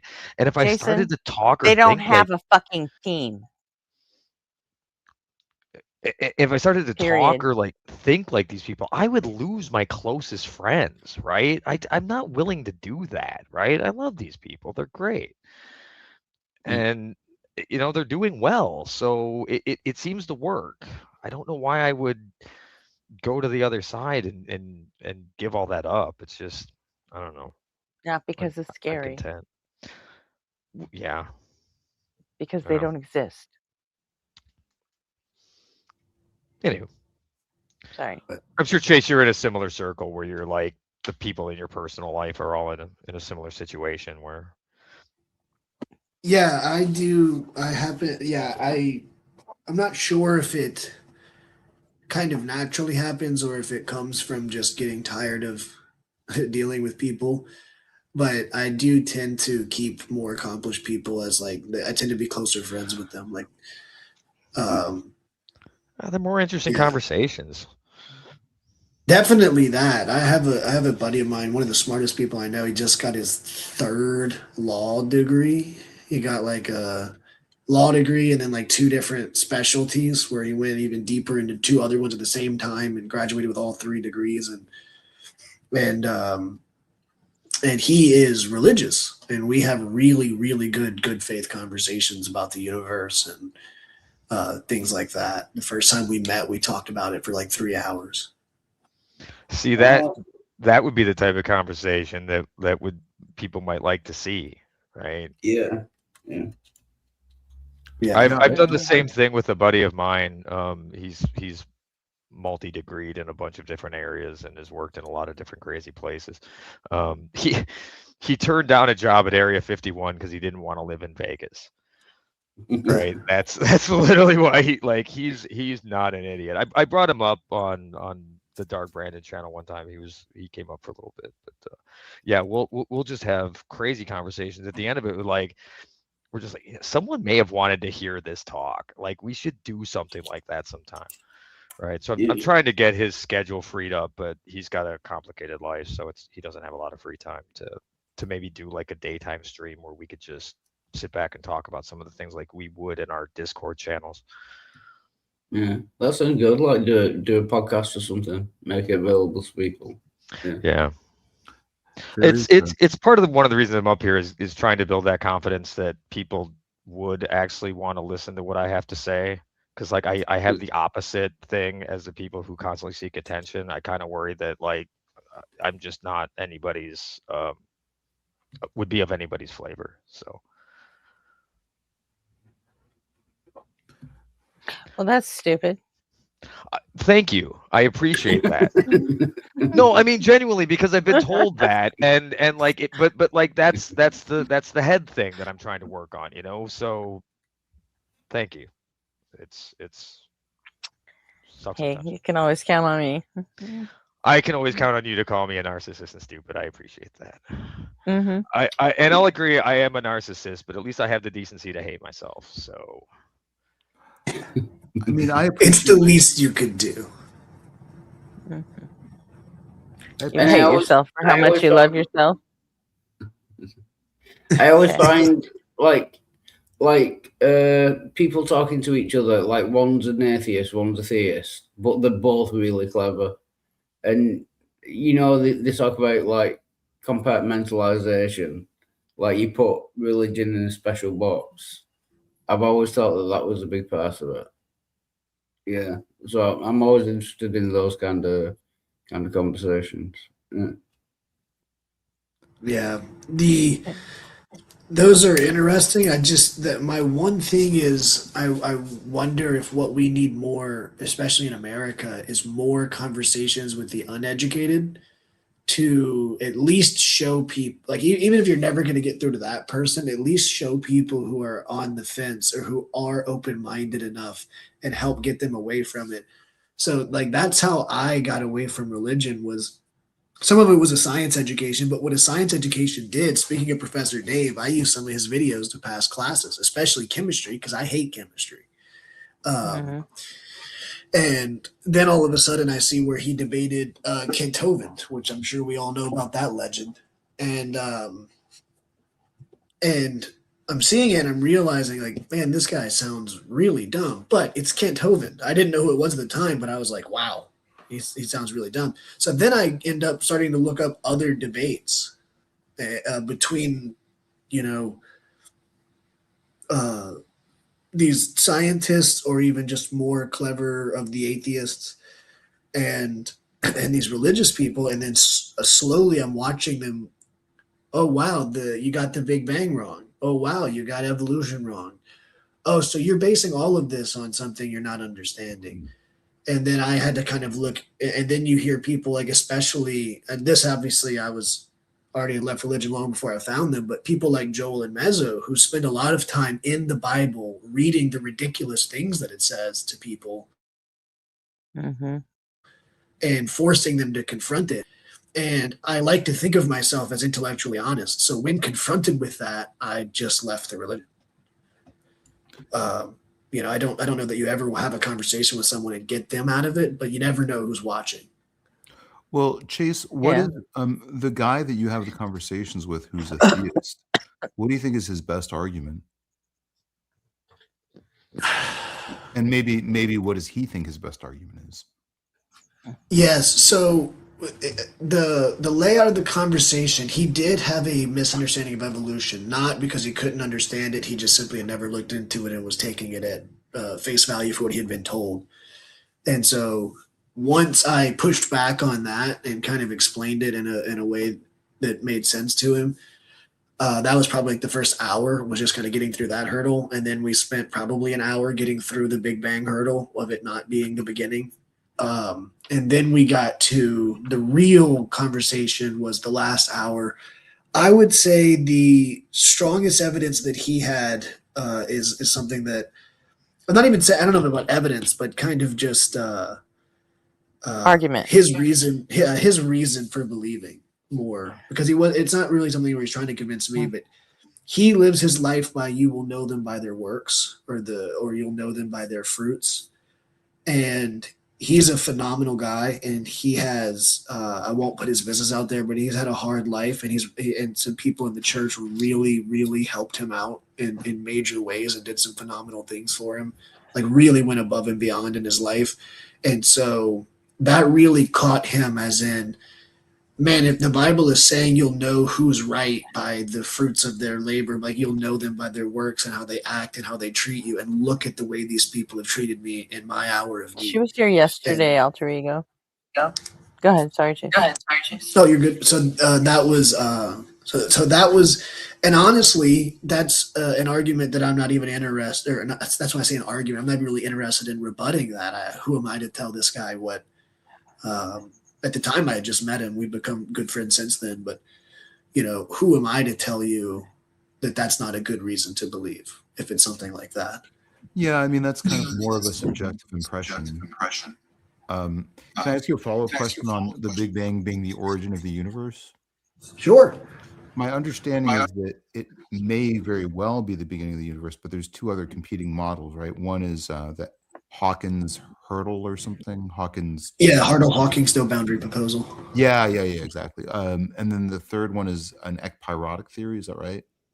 Yeah, ekpyrotic universe is one. There's also like conformal cyclic cosmology, eternal inflation. There's probably 5 that are eternal universe, and then there's some that are the universe is not eternal. And you are correct. No, it could be eternal. It could have had a definite starting point. That's kind of, and I know you weren't in here, but that's when I talk about science with anybody who's a theist, I'm not trying to use science for debating whether or not God's real. All I'm saying is they build the Kalam cosmological argument around the universe definitely had a beginning, therefore, and it's like it doesn't matter what comes after, therefore, your P1 is off. Gotcha, you can't say the universe definitely had a beginning and build your argument on that because, that's just something that we don't know. And these other models are mathematically valid. They're rigorous. They've, they match the stuff that we do see in the appropriate regimes. So very well could be eternal. It could be not. That's just the whole thing is like you have to take the honest position of I don't know. So that's why I'm not building an argument that God's not real because the universe was eternal. I'm building the argument that simply you should not use the universe as the beginning or the Big Bang as the beginning of the universe and then build an argument from that. Yeah, no, that makes sense. Yeah. I mean, like Leonard Susskind said that, we don't know what was the beginning of the universe, and we're so far away from knowing the answer that we don't even understand how to phrase a question about what the beginning of the universe was. And that was no, I'm sorry. Oh no, that was maybe in 2010 that he said that. I doubt we've gotten any closer since then, but no, not particularly. And honestly, that's what a lot of these models that are working on pre-Big Bang cosmology or eternal universes, a lot of them are trying to figure out the best way to phrase the question and the best way to think about what it would be like. Because like the Hartle-Hawking no boundary proposal, there's a pure spatial universe from which time arises. And can that happen? There's philosophical disputes. The mathematics is sound, or else we would have dismissed it already. Oh, sort of a one without the other situation on like how we observe it now, where space and time are joined. It would just be space. Yes. Yeah. Yeah. That roughly speaking, very roughly speaking. Yeah, that's the only way I'd be able to understand it. So okay, thanks. Um, What but what do you think is the best argument for theism that you've encountered? so the best of the arguments for me, uh, I would split it into two camps. I would split it into if you're trying to bring evidence forward, or if you are just telling me why you're convinced. Kind of like with my friend, I'm not trying to. If you have a personal reason that you're convinced, it's probably not going to convince me.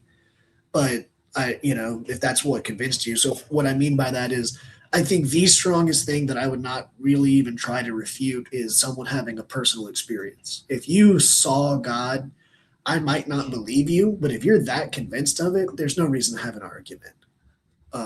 Sure, I would agree with that assessment. Yeah, if somebody's convinced that So they've been visited by God, if there's a subjective reason that they believe that's that compelling, it's yeah. yeah, that's I, I'm I not. mean, I'm more on the theological side of the spectrum. Like I'm more of a theist. So in other words, I think there's probably a God, but I have a high degree of calibrated uncertainty in that.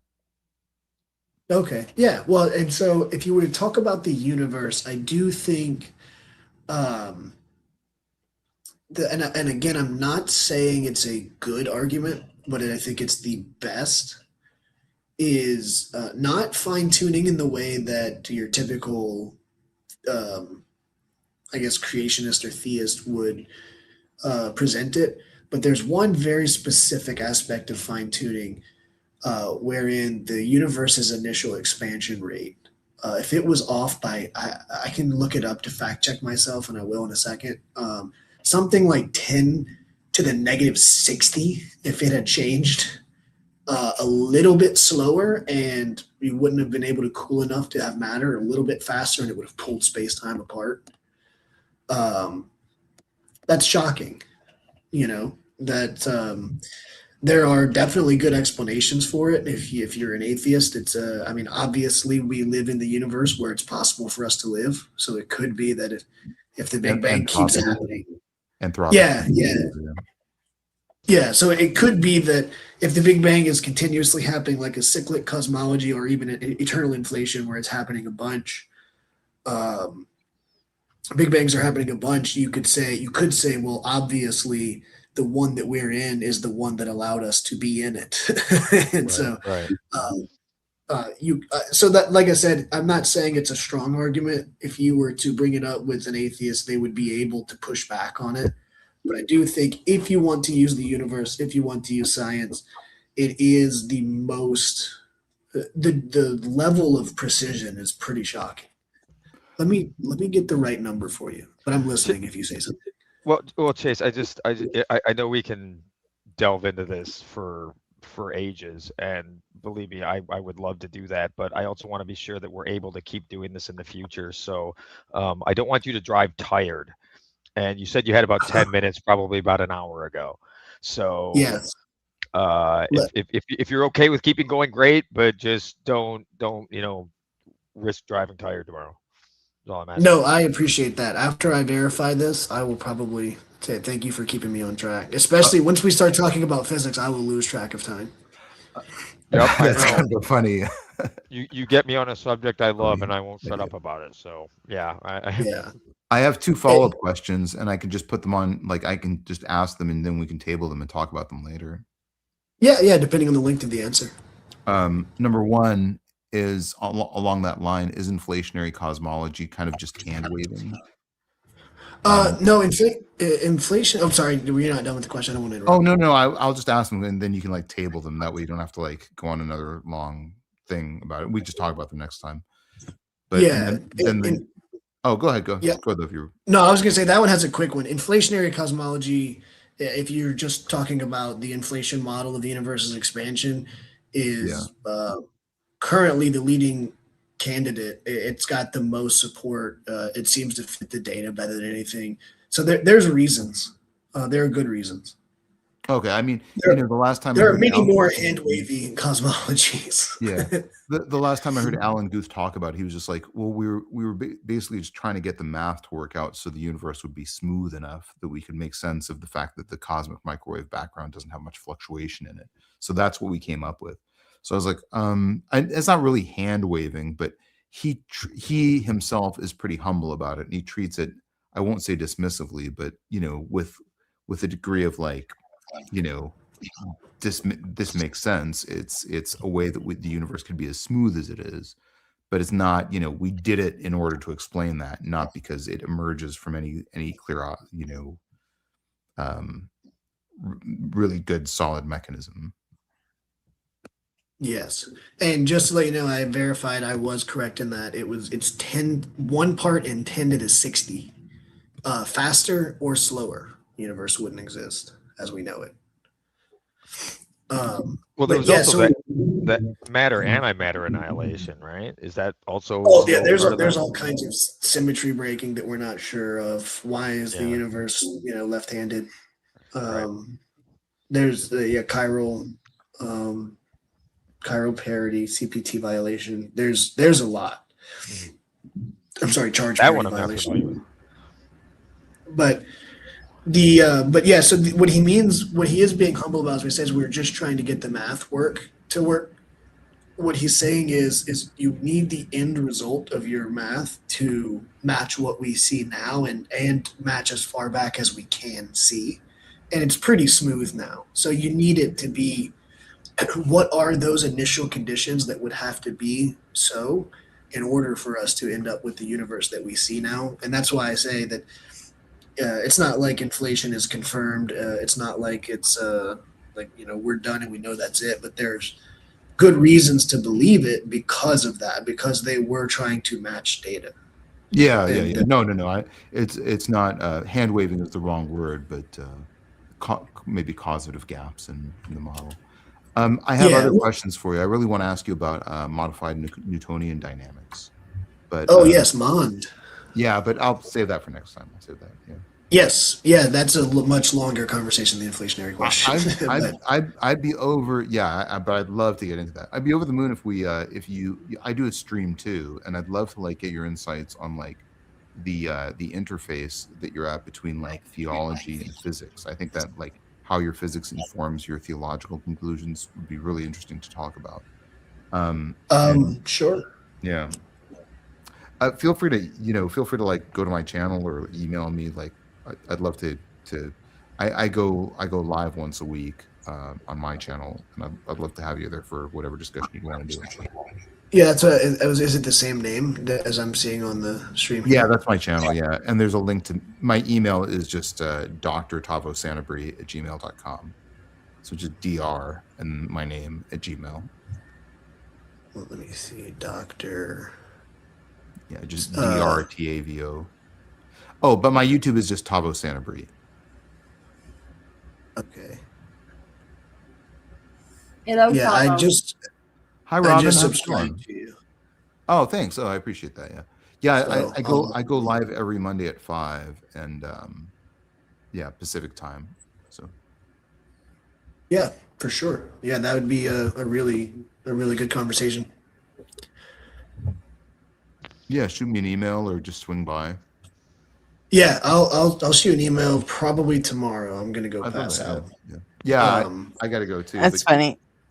Hitting him with all this stuff right before he leaves. This reminds me of the Skip Talk on Monday. Someone sent in a super chat that Blitz read at the end. It was like, "Why is there gravity?" It's like, what? Like that's not a super chat question, man. Really not something that you read in the last 5 minutes of the show. It's like, wow. What's up, Wild Heart? What you doing? Hey, Robin, good to see you. Yeah, Tabo, I've subscribed as well. That sounds good. Oh, yeah. that's really kind of you. Yeah. I'm gonna do it. Good night, guys. Chase, have a great night. Thanks for coming out. Drive safe. Always Tomorrow. informative, Chase. Really loved it. Thank you, guys. Cheers. Hi, Chase. I think I have a debate coming up on Robin's channel too soon. I don't know when it is or what we're debating, but I don't know when it is yet either. I don't think we've set a date. Okay. But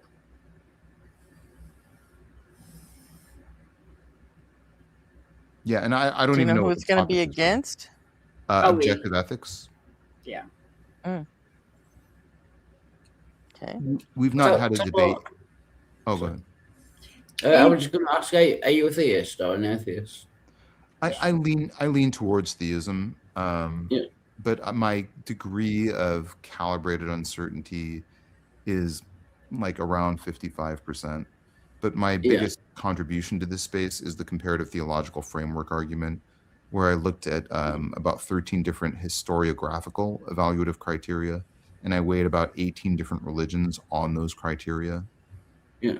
So I think that if there is a God, if there's a religion that's true, it's more likely to be Christianity than any other religion, based on kind of a historiographical lens. But that would make Judaism true by default, right? Mm-hmm. Well, that's a good question. You'd have to. Yeah, I did. So the way I did the math was parsing out Christianity from Judaism.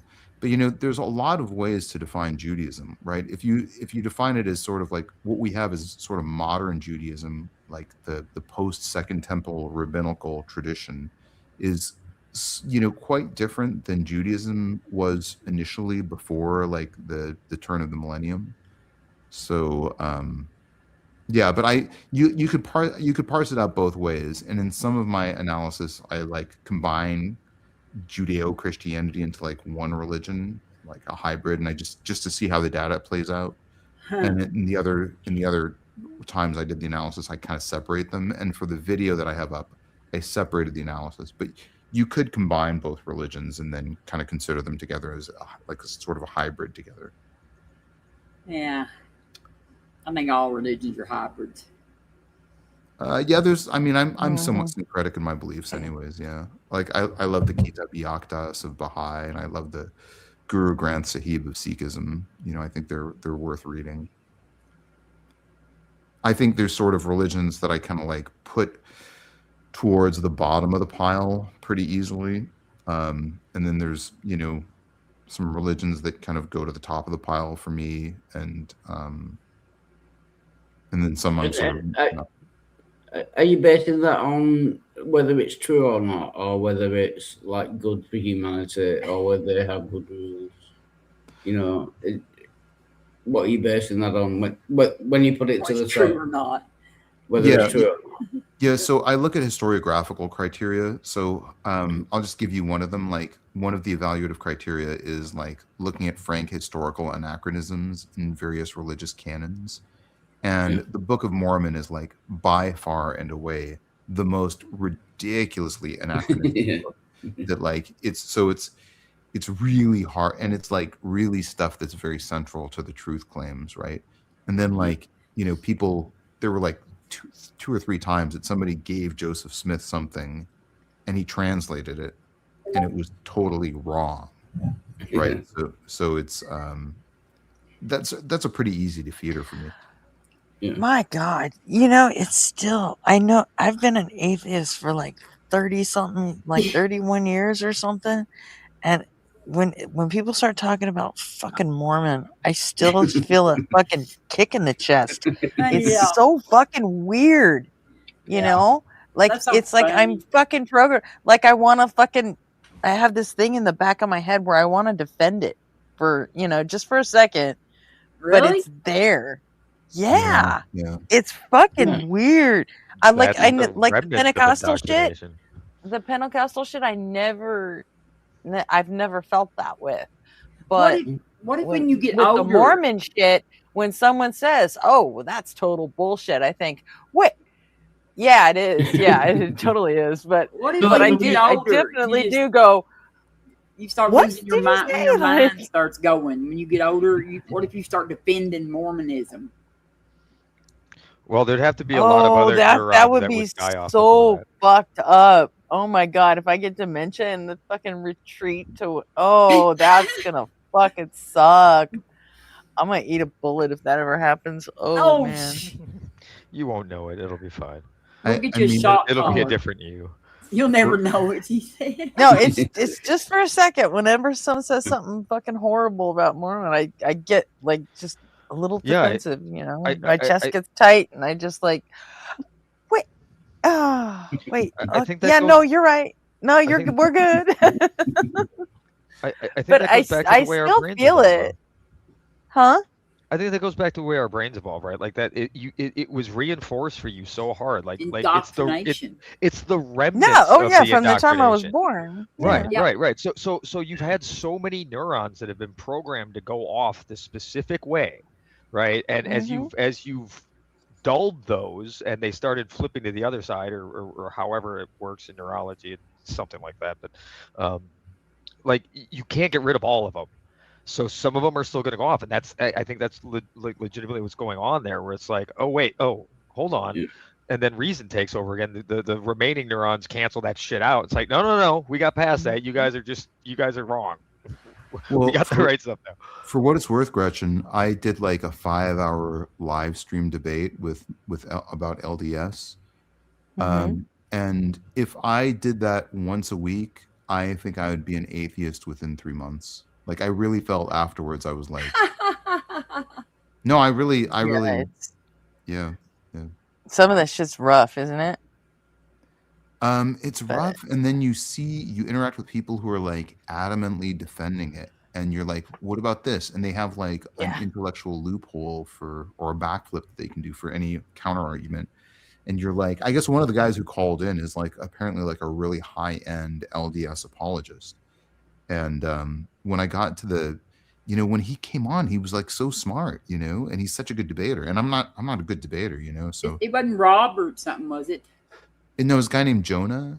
Okay. But he's friends with Jacob Hansen and all these people on this super high end of LDS apologetics. But by the end of it, I was like, and he was like one of the last people who came on, and he was so smart and he out debated me, to be honest, because I'm just not a good debater. But he was like, I'm like, you're so smart. You've got to like, part of your brain has to be like, just registering that this is obviously like all bunk, but You think so? But like indoctrination's pretty powerful. But yeah. there was like my buddies Steven and them on Proverbs Guys channel. They had a guy that was LDS that comes on there a lot. His name's Robert something, and he's really actually a really nice guy. And they've had several debates, and stuff. And I mean, he was somebody that was. They had some really good debates without any fighting and stuff, but like he was pretty smart too, I thought. Well, one of my best friends is just went into hospice. She's 95 years old, but she was LDS her whole life, and they she was fundamentalist LDS, FLDS or not her whole life. If I said that, I'm just sleepy, so I'm saying nonsense. But anyway, she was FLDS for a long time, and they when she left, they kidnapped her, and they locked her in a room, and and she's written a bunch of books she wrote a book called Out of the Cults and Into the Church, because she became Christian after she left FLDS. And she went to the actual archives, so she's got a bunch of fascinating stories. So I'm hoping to interview her soon, but like I said, she's been in hospice, so that's why actually I haven't made much content lately. I've been trying to help out her and her family. But brilliant woman, though. Yeah, good on you. It's tough to lose people like that, right? Well, she's in a really good place because, she's 95 years old, and she's just like, I've had a wonderful life. She's really at peace. Well, I'm not thinking about her so much as the people that, don't get to enjoy that anymore, Yeah. My last really good friend who passed away several years ago was 103 when he passed. And super smart guy, also a physician. And I've seen people, I've been around death quite a bit now, and I've seen people going towards the light and really raging and really being unhappy and bitter, and I've seen people who are just really, really peaceful. So it's I mean, I don't know what it's going to I can't predict for sure, but I hope that I meet. I hope I meet mine, at peace. 100% you will, Robin. You're such a nice person, and you're so beloved by every community that I know. So, What does that mean? At peace? Well, I mean, to where I'm not like just tortured. You know what I mean? Like suffering and scared and you know what I mean? Just yeah. Was it that said that death smiles at everybody, all you can do is smile back or whatever. Remember that in the Gladiator? Mm-hmm. Death smiles at us all we can do is smile back or something like that. You know what I mean? I don't know. I don't feel like I've been at peace my entire life, and I don't see why Like my me grandpa. dying is gonna make any fucking difference. You Well, know? my grandpa, when he was like dying and stuff, he was really a bad man, like one of my grandpas was, and of course, he believed in hell, and he always was scared of death, like all my life. Like I remember, he had this like panicky, like fear of it, and so when he got to where he was dying, he was just like really, like very anxious, and you know what I mean, like and scared. And I felt so sorry for him, you know what I mean? And because I guess he thought, well, I'm going to hell. That's what I think that's what he thought. I think he thought, I ain't fooled anybody. But you know what I mean? Like, well, you've probably heard me say this before, Robin, because I was diagnosed with terminal cancer some years ago, and obviously it wasn't terminal, but they, I went on to hospice and everything, and they're sort of planning to let me. I was planning to die, and I don't mean like I'm not suicidal. Like it was. Yeah, I understand what you're saying. Right. Yeah.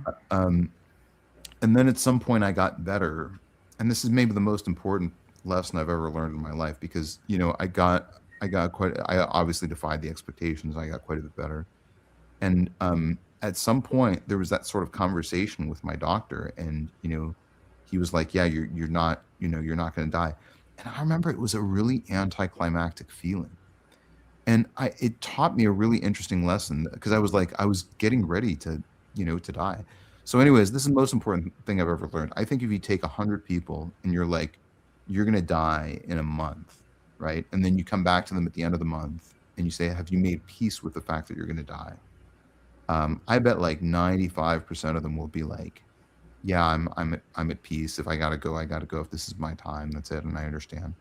But I think if you took like 100 people and you said, you're going to live 20, 30, 40, 50 years, and then you come back to them at some point at the midpoint in their lives and you say, are you at peace with the way you've lived your life?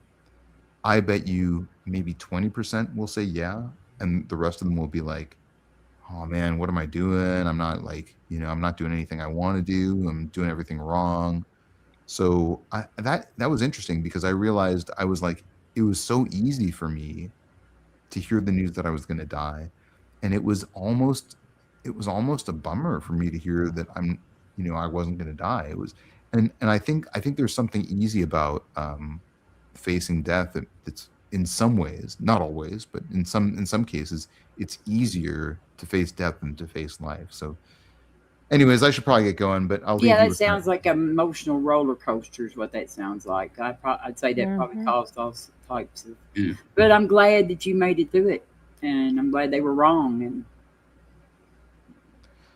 yeah, I mean, I hope, like I said, I'm not, I'm still unsettled with the way things have played out.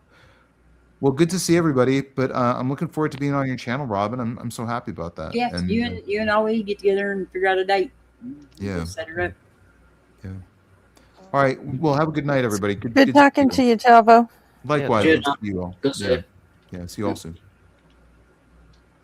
I should get going as well. I've got to make some breakfast. So thank you very much, Gretchen, for having me on. Great to see everyone. Anytime, Wildheart. Bye, Wildheart. Yeah, thanks a lot. Bye. So. There's that. Well, this has been an interesting evening so far.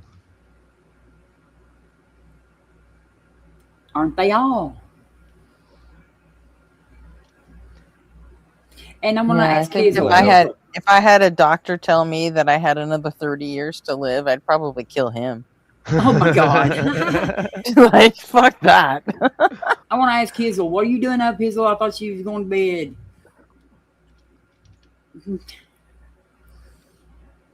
I was head first saying. Yeah, I'm kind of with you on that one though, Gretchen. The current trajectory, but I don't know. It could change. I mean, It I've been always ready. does. I've been ready to go for years. I'm just. No, I'm not. I have wish obligations. I mean, I wish I was in better health, and I would love to live to be at least about 250. I think I would have time to do stuff and like be grown up long enough to figure out what I want to do. And Well, I haven't been in good health since I was 23. well, I'm not in good health now, for sure. I mean, Yeah, you've been. I'm pretty well fucking fed up with this, you know. Like, yeah, constant pain it's a lot to ask somebody to endure for a extended period of time. I mean, the quality of life is kind of important there, and it's perpetually diminished.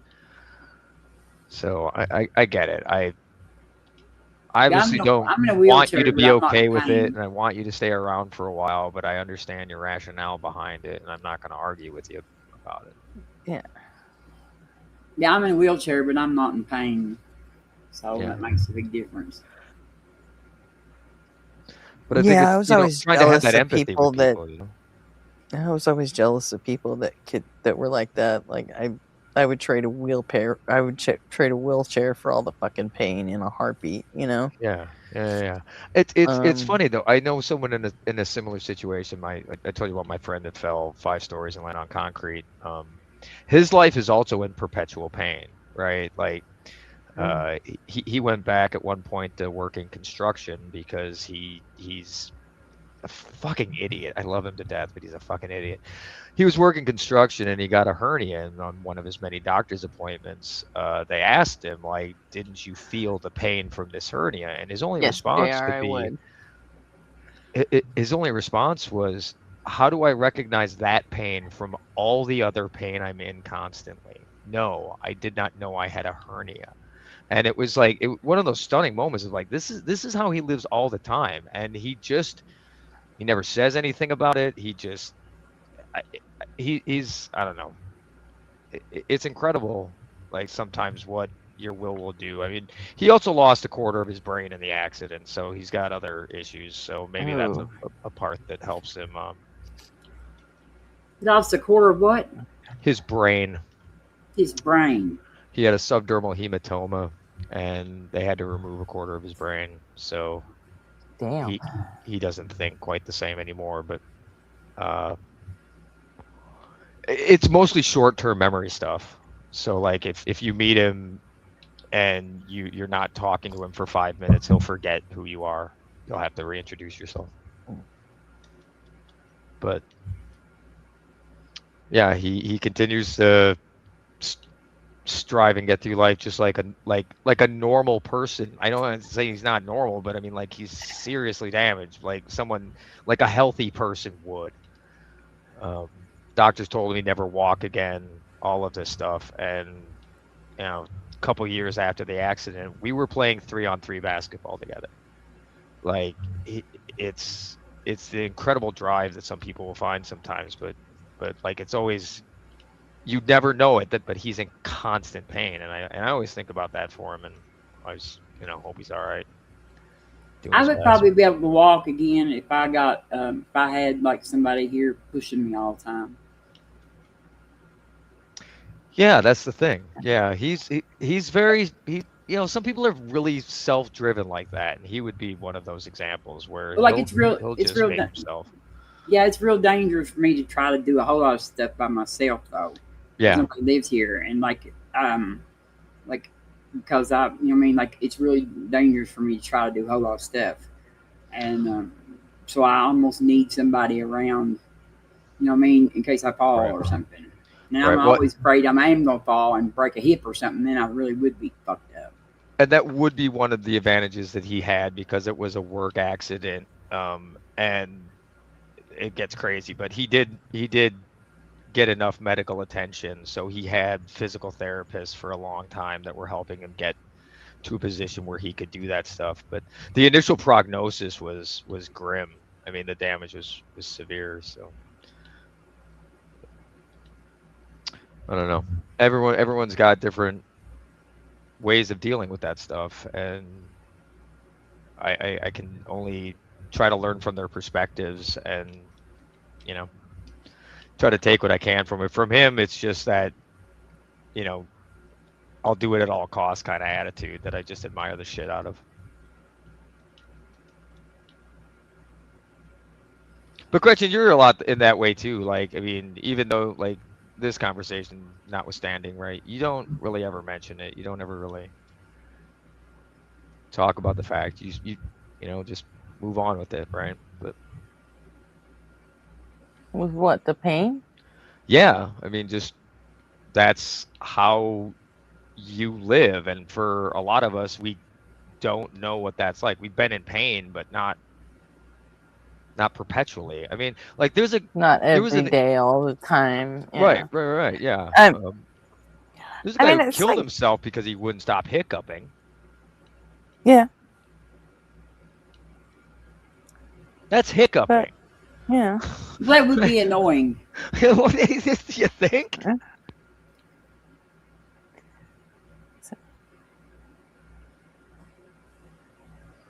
Yeah. I mean, Anyway, it's just psychology. It's just the mind. It's just something that's always I've been interested in perspectives and mindsets. I don't know. They help me develop yeah. and build my own. And my best friend lives in pain most all the time too. Yeah, at a certain point, it's almost like you get used to it. I mean,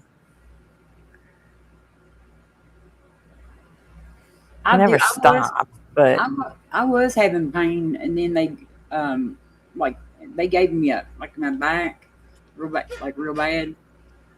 See, I had that stroke, but then I was but they gave me like these shots in my back, and it's been like 7 months now, I guess, or something like that since I did it, and the pain ain't came back yet though. Like it,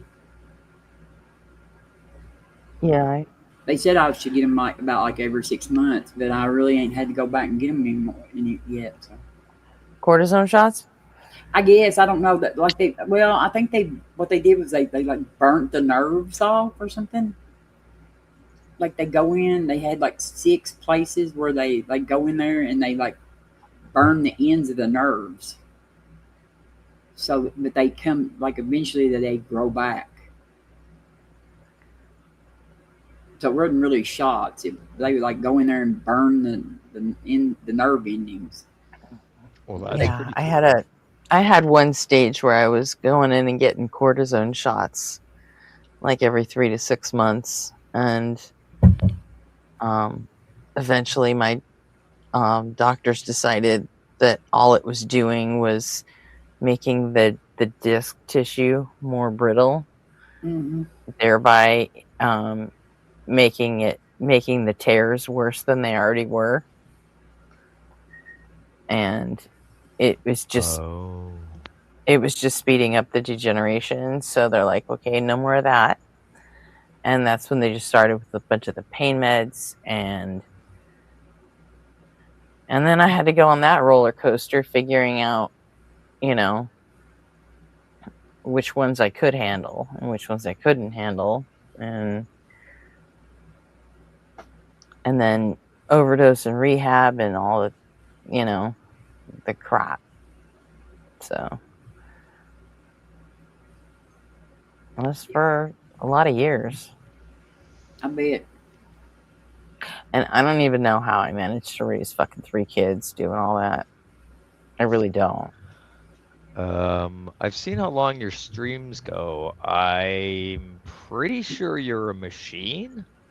I'm not. I promise I'm not. So, but You're Well, pretty. you could have fooled me, but no, Yeah. you've got you're strong as fuck, is what it is. Yeah, you're a pretty So, tough girl. Yes, pretty tough woman. Yes, you are. well, when you got shit to do and no other choice, I know. That's exactly right. you know, what else? What else you gonna do? You no know. one else is gonna do it. But I mean, it's just I don't know. It's just another. For me, it's just a nail in the another nail in the coffin of the patriarchy, right? Like, why are we letting men run all this shit? Have you seen what women do? Yeah. Gretchen is definitely a nail in the coffin of patriarchy. Yeah. Yes. Fucking idiotic. She put a couple nails in it. I've just met too many of those that it's just like, why aren't we putting more people like this in charge of things instead of who's in charge of things? And the only thing I can think of is because they're a woman. It's the only thing out there, and a lot of them don't want to do it for that reason. I love to be the bitch in charge. Yeah. Actually, like Blows me the fuck away. I when Hillary Clinton was running for president, my daughter was. I mean, she had a couple of friends over, and these 2 girls just started saying, "Oh, well, I would never vote for a woman for president." Right? A woman couldn't handle that, and I was like, and I am not a feminist by any stretch of the imagination, yeah, but I that's was still like, a bullshit mentality. "You fucking get the fuck out of my house!" I'm like, what is wrong with you? Did you throw them out? I'm like, oh god, that's been awesome. I'm like, how the fuck do they still make you? Your parents need to fucking be ashamed. I'm like, that's horrible. Yeah, I'm like, but when your only other choice is Trump, really? that's indoctrination. Yeah. That's indoctrination. And like, like I was absolutely stunned. My daughter was just like, and she's just looking at like the woman, like the girl just like, you know, cut a slit in her neck and grew 3 more heads. My daughter was like horrified. She's like, how could you? And I was like, I mean, I think that it'd be you great need to go. Like, we don't know, like, men have had all these years and they, like, you know, it's not all that great. You know what I mean? Yep. Yeah, And I don't understand how any of them think that it is great. You know, And one of my there are plenty that do. One of my proudest things is that not one woman contributed 1 word to that book. Yeah. Hey, did anybody hear from Mitch yet? No. Didn't his wife I'm not like on give here. some conflicting information? And now everything's in question. Oh, I'm not in the Also, call. I'm sort of list. back. RP Jr. is having a rough night. Oh. First, he Aw. woke up hungry, and then he spit up in my hair, so I jumped in the shower. When I got out, he was still fussy, and so I gave him a teether and Poor some baby. Motrin. Oh, He's yeah. finally back down, but my hair is still drying, so I have to wear my headset like weird so I don't get it wet. Nothing like good baby puke in your hair. Right, it's good for the scalp. Probably not. You know, it's kind of interesting that we do live in an age now where parents could like keep track of all of those things quite easily and play it back for their children when they're older.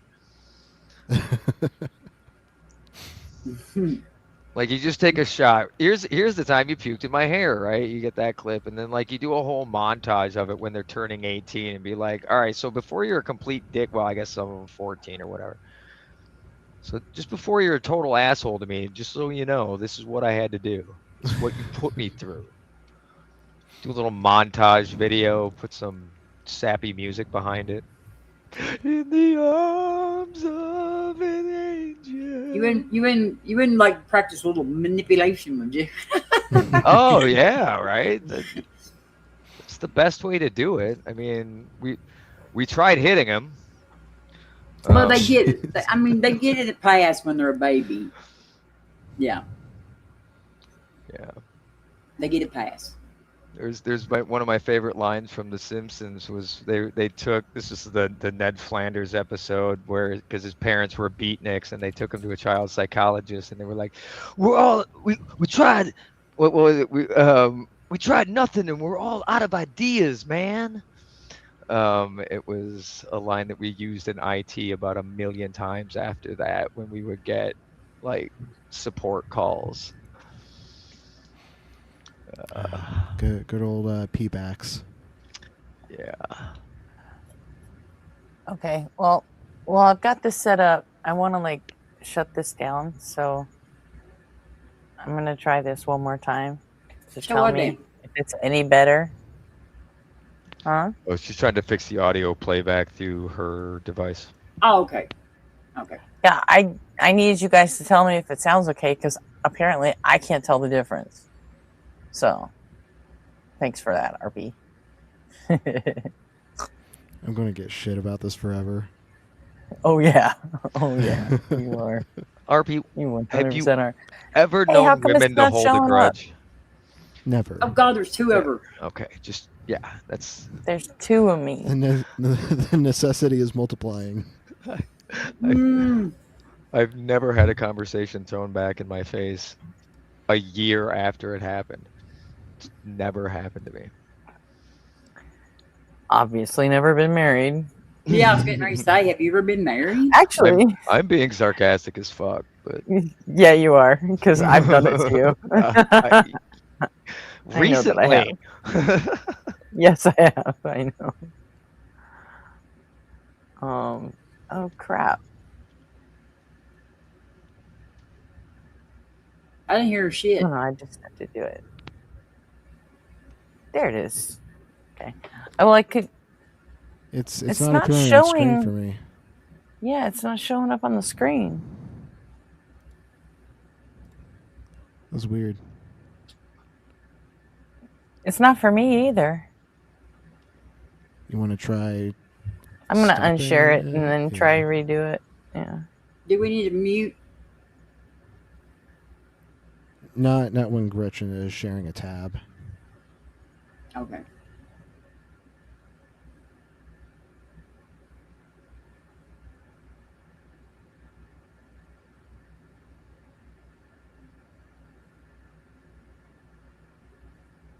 There it is.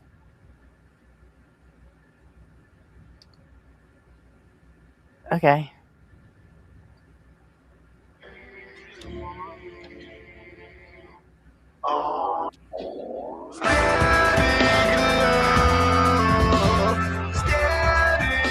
It's still doing the thing.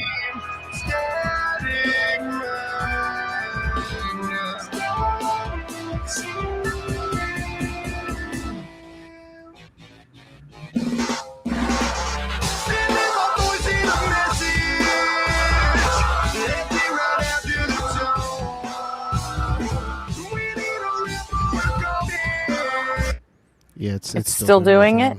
It's It still doing the sounds pretty thing. rough to me, but I don't know what it's supposed to sound like.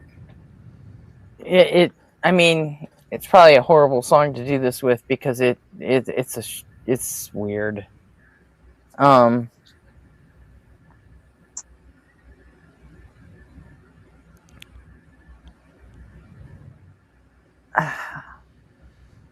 JR said it's no good. Do you have another browser?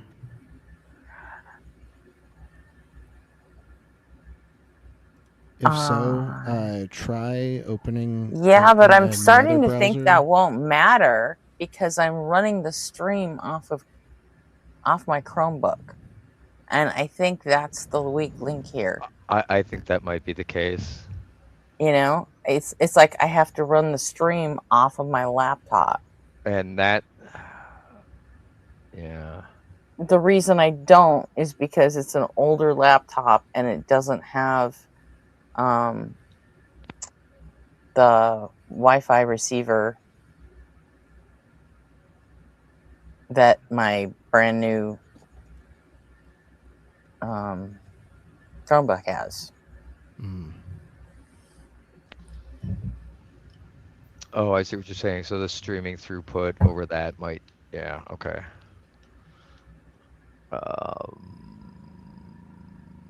I mean, I could try it, I guess.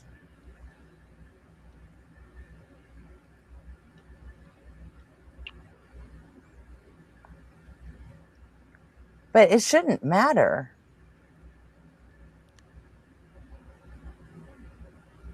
Should it? It. I don't know. Like I said, I'm not The familiar answer's with going to be it Chromebooks, so I depends. don't know. I'm like the worst person on tech ever. It's going to depend if it's a software issue. I'm pretty sure it is, but which aspect of the software? Switching. If you switch, then you could be introducing another issue of not having adequate bandwidth to stream over. If the Wi-Fi Yeah. antenna Oh, you know capabilities what? protocols aren't up to it. Let me try.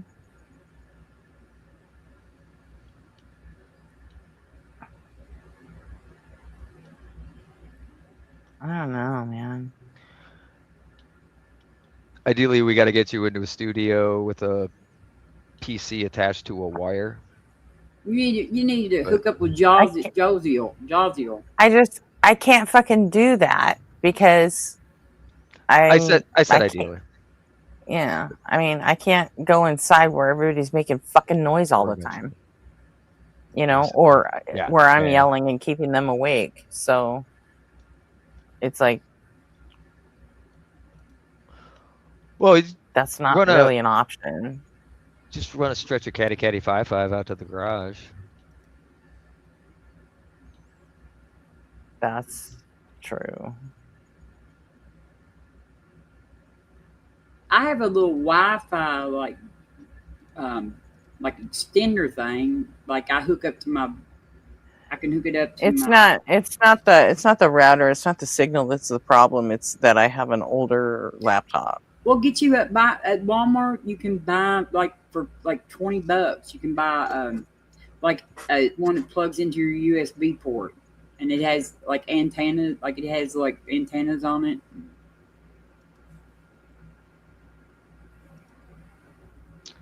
Oh, yeah, the problem there though is depending on what flavor of USB you're running, that could also be a bottleneck.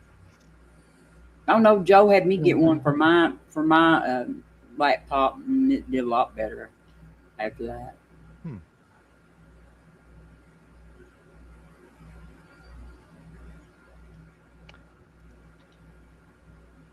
And then I've got my desktop. I've got it wired straight in to the router. Robin, do you know what the device is? Could you post a link to it in the back chat? What the router? I mean the no, yeah, the USB device you plugged in. I'm curious. Let me go get it. It's in the other room. Let me go get it.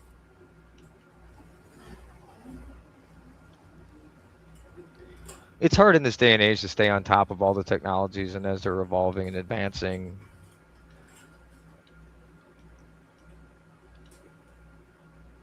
So we don't know everything that's capable out there nowadays. All right, I'm going to try one more thing and see if this makes a difference.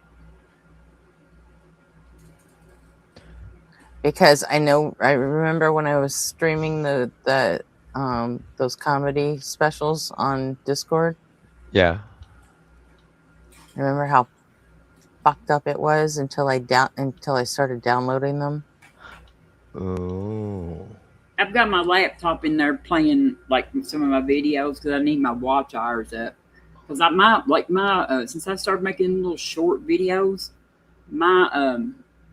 I've gotten 50 subscribers. Cool. Oh yeah. And so but I don't have nowhere near enough watch hours. I'm trying to see what brand this is. I'll show you. I can't see what brand it is.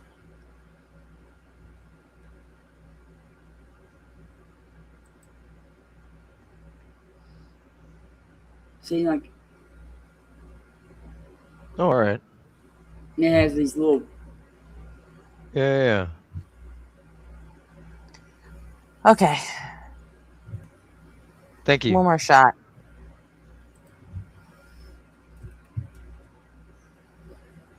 All right, we ready? I don't know if it's any better. Ready.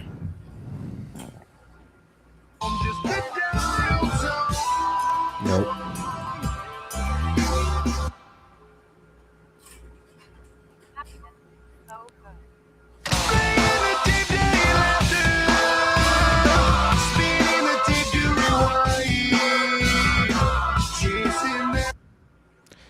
It's still doing the phasey thing.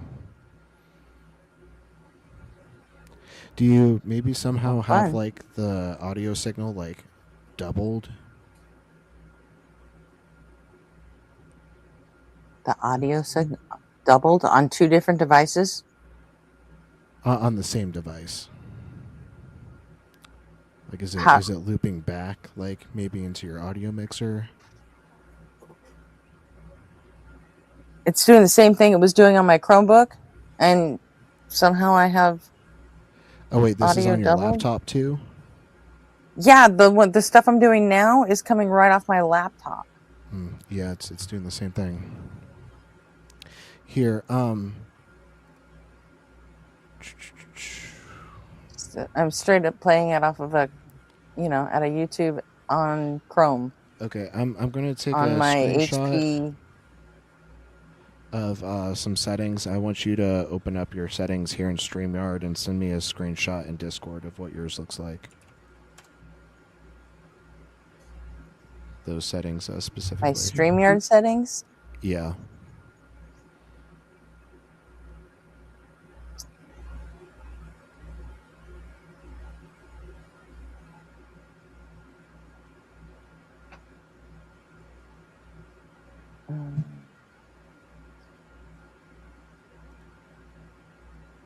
It's got echo cancellation on.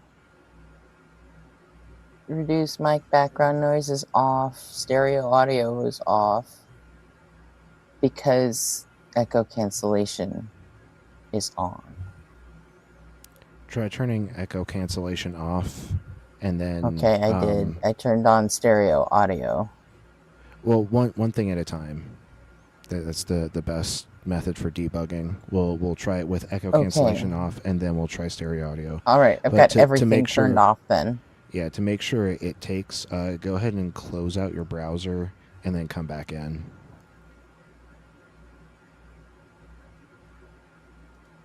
Well, actually, to be honest with you, I would rather, if I'm going to do that, then, okay, that's muted, so, I want to try it on my Chromebook first, to be honest, because, like, what if that makes a difference? Yeah, as long as you close out both instances of StreamYard, in case like it tries to carry over settings from one instance to the other. Okay.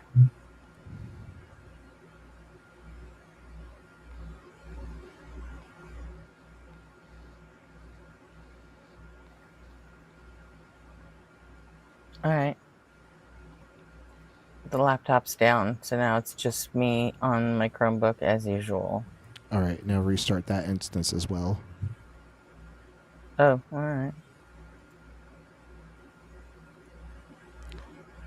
Just trying to cover every possible bug.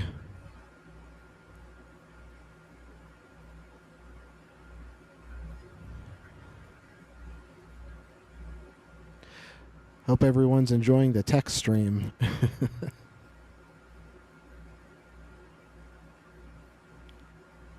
We should get one of those please stand by pictures where there's like the drunk guy tripping over the cord. I like the ones where the dog like yanked the cord out of the outlet.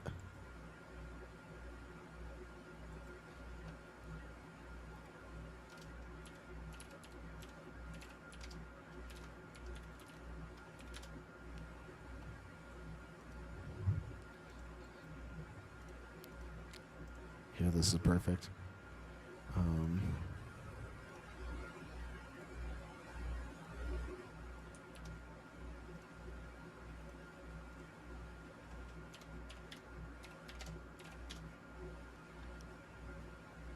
Okay. Let me double check it and make sure the settings are still.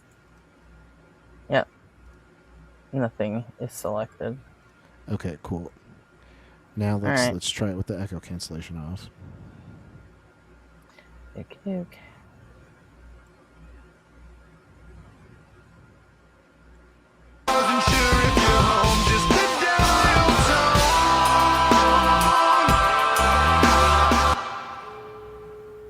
I think that might have done it. Let's listen to a little more of that.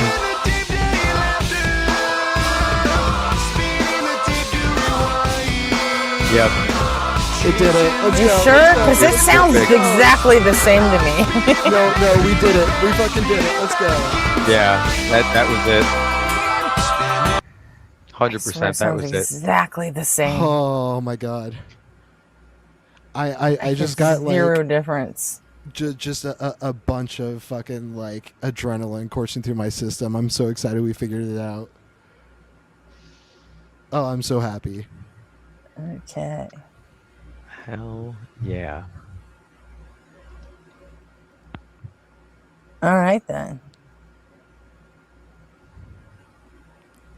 So you want to hear the rest of this nightmare? Yeah, let's do it.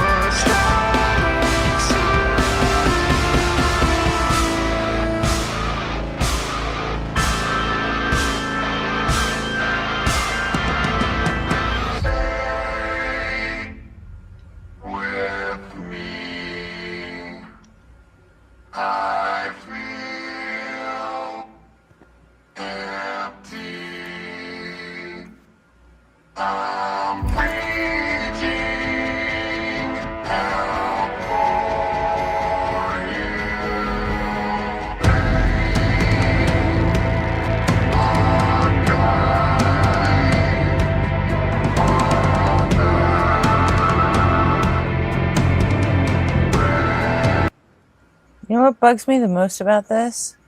See, I don't hate it. But Oh, I hear you. the thing that bugs me the most is that they won't play that one fucking song, the one that my favorite one. They won't. They've never played it live because it's quote too weird. But they do this. Well, they can hardly not Like- use that excuse anymore. I know. And if you actually listen to their last album, they had 3 songs on there that were way fucking weirder. And yet, I don't know, this whole thing is just, it's weird. A lot of people are pissed off about it too. Eh. They I'm can't be. trying. I am super trying to love it. I think it just, I might need time for it to grow on me. Very often This the is case. probably the best. This is probably the best song of the 4.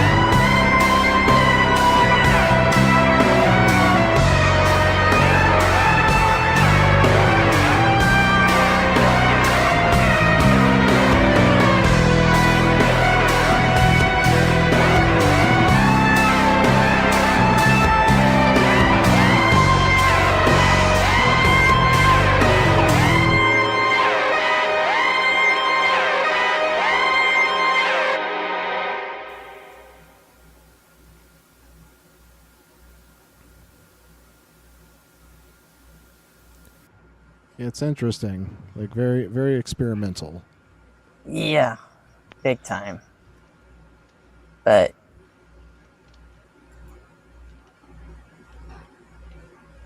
and they 100% don't give a fuck either. Like, Well, that's the joy of being a successful artist is you can put that give a shit what you think. I've already made you like me with stuff I've done in the past. I've got your money already. I'm fine.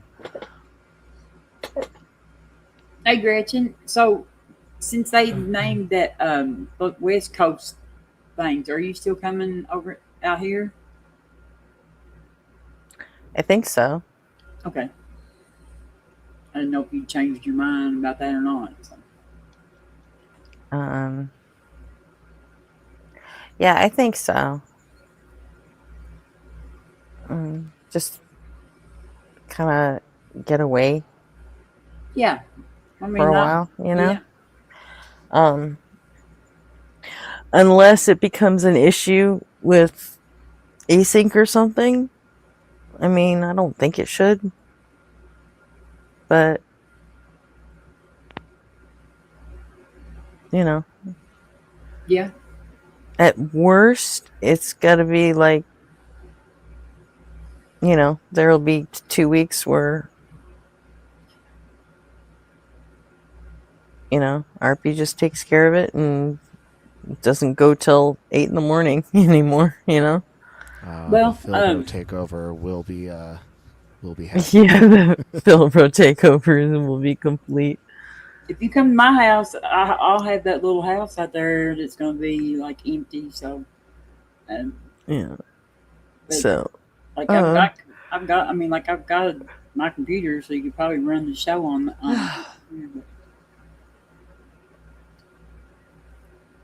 Yeah, I need to like actually buckle down and actually start making plans. And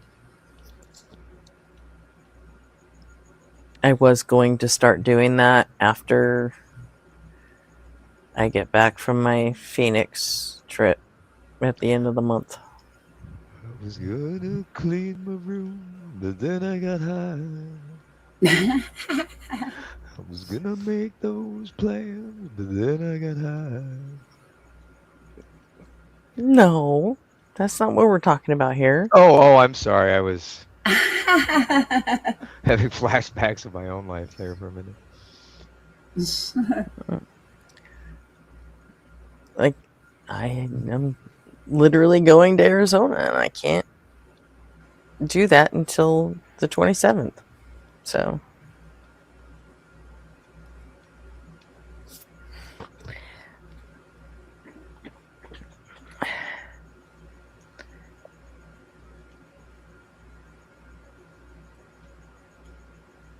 So no Felix tonight? No, he's gone. he was in chat.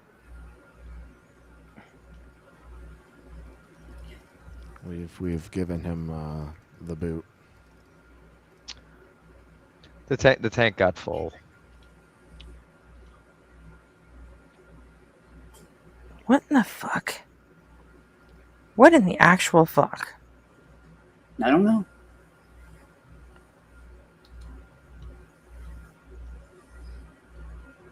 The last fucking message was, when are you going to unblock me? What the fuck? From Golnarm? No. Mm-hmm. Oh Yep. yeah. Say what? What do you mean when?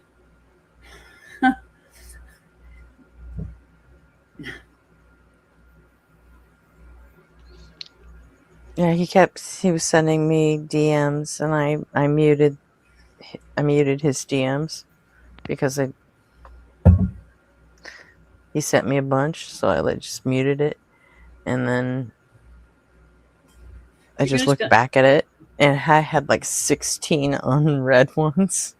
You're gonna have to do, like, when you get this channel monetized, you're gonna have to just let people like pay their way back in or something.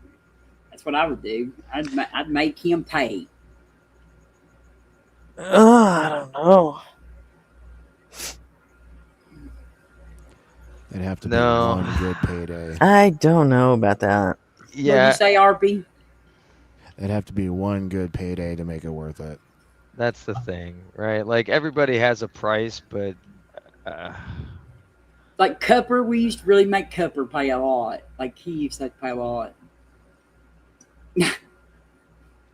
there's Yeah, some but people that, like you know what? That was like fucking, that seemed so predatory to me. I know. You know? The way they just let Cupper get so fucking trashed and just fucking troll the money out of him, you know? And I'm like, I know. it's just, that's cruel. And I don't want to do that to He needs one of anybody. them, Not I'm even gonna hire Cupper. He needs one of them. I'm going to hire a wino people to take care of his money. Remember that? You remember that song? It was like she was like, I'll be, you know, because she was like going to be his waitress or whatever, his wife. She was going to make their house into a bar, and she was just going to like he was going to have to spend all his money there, and she was going to still have it the next morning. Yeah. Yeah. Yeah, and she, you know, he wanted a woman that with no other men in her phone ever. Like, come on. It's fucking insanity. Yeah, let's marry somebody that's 12. Was goody, was goody. What's up, J Money? Chilling. How's the day so far? Well, I watched the debate a while ago between Mark Reed and Brandon Irish. And I think that Brandon Irish probably did like put on the absolute most embarrassing like debate showing that I think I've ever seen. That doesn't surprise me. I think Is he's evolution true was supposed to be the topic, and I don't think he ever said the word evolution. He preached, like preached the whole time, and I sent a super chat, and I was like, it's really fucking rude that you have decided to use your captive audience here that's watching this debate to preach at us, you know, and didn't even talk about evolution. Brought up something about Murray Schwartzer finally, and misrepresented that shit and said that they had found dinosaur DNA in the things, and he even talked about little anti-vax and something about the one world government. And fucking, I don't know. Just I've never been. I mean, it was pitiful.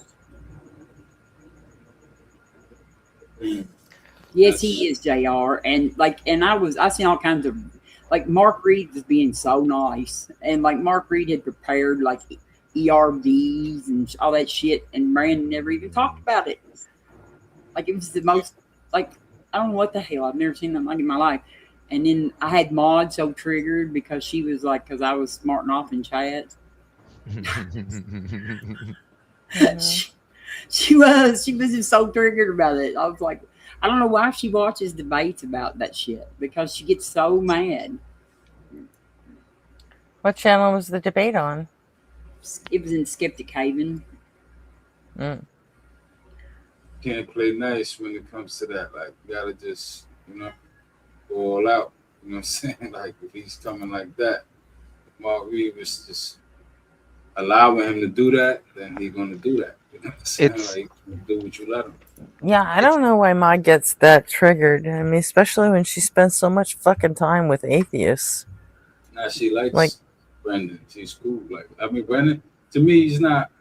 I could respect anybody who stands by their beliefs. Like, you know what I'm saying? Like, he really stand by that shit. And do what That's he not do. the point, though. She got Yeah, triggered by Robin. Yeah, but the Yeah, debate that's is.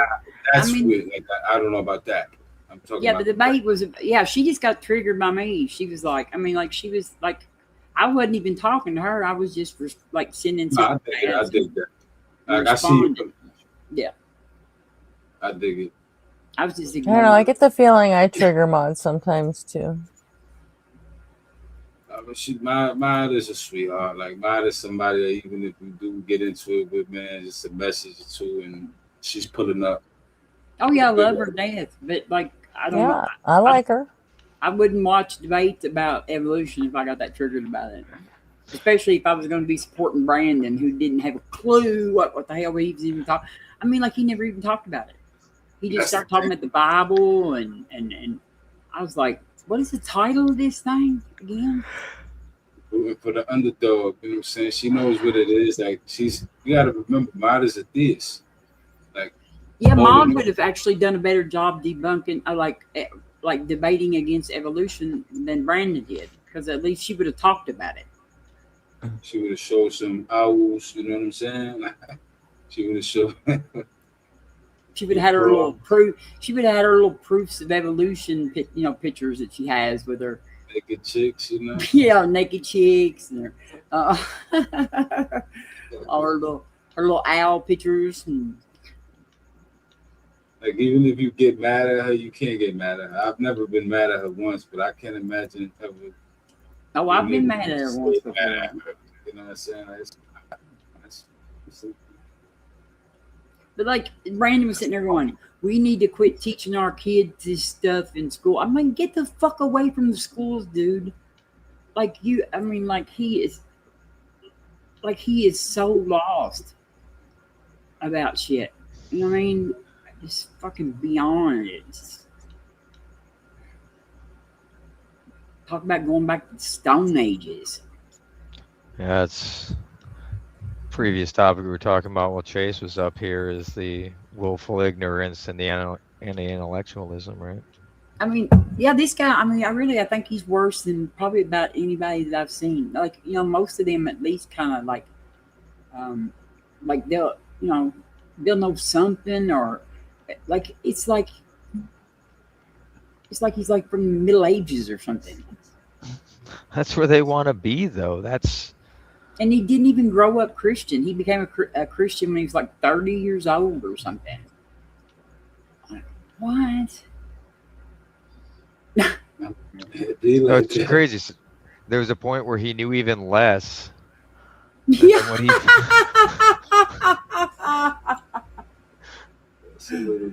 Wow. And then what he picked up was Christianity. All right. Oh, I knew he was. I thought, man, I can't believe he's going to debate Mark Reed, because Mark Reed's hard. You know what I mean? Like, he's tough, especially on something like evolution. Hell, bar, he's like, I ain't even gonna fucking get into it. I'll just talk about Jesus. But that was, that's a tactic that works both directions, right? Because when Bill Nye went to go debate Ken Ham, he wasn't going to debate Ken Ham. He was going to talk to the audience about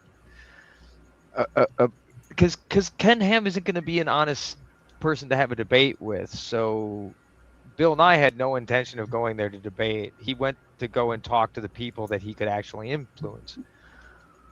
And this is just that same thing inverted, where they but try I think to do the that same thing. But I think he gave Ken Ham like some attention that he might not have had. That's fair. But there could be something said that might not have been a great idea for Bill Nye to go and put some of his audience in Ken Ham's face. I've seen people that said that they thought that Nye probably shouldn't have done that. That he. The problem though is like it's hard to know.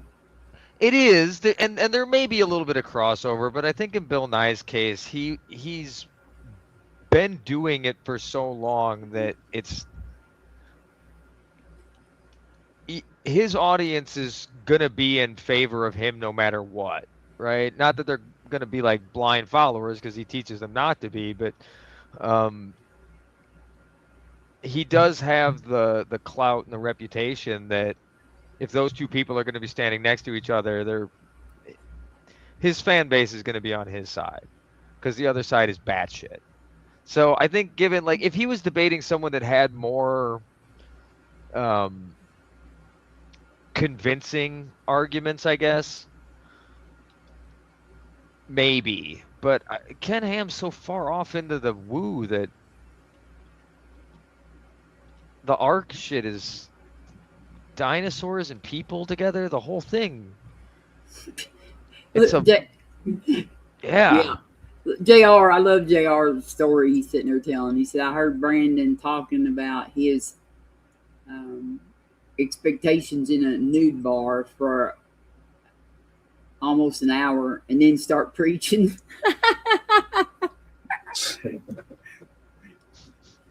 Yeah, like, and he cusses like a, like, you know, he's like, yeah, he's very weird and very, like, he has no, he has no, like, consideration that he could be wrong. Nothing. No way. Yeah, that's like that.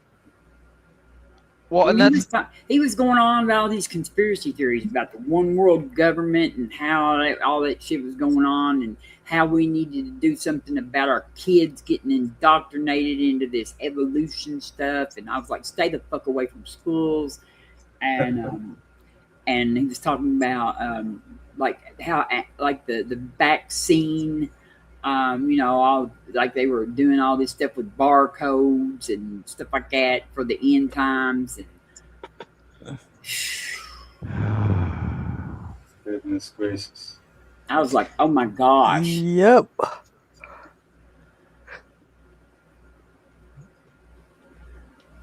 What do you even say to that? there's the downside like of a the. womanizer. He looks No, like a it's gonna be a. It's not gonna be fucking barcodes. It's gonna be a chip in the back of your right hand. Oh my god, that was supposed to be. Come on, Nero. haven't you ever been to fucking church? The book of Revelation is written about Nero. Anyway, Nero's been dead for thousands of years. I know, but that's what I was raised. That's what I was raised with. It's gonna be a chip. It's gonna be a chip on the back of your right hand, right in between your index finger and your thumb. Like, yeah, my pastor even fucking knew right where they were gonna put it. I mean, they don't need to worry about it because if the Antichrist came, they would elect him president.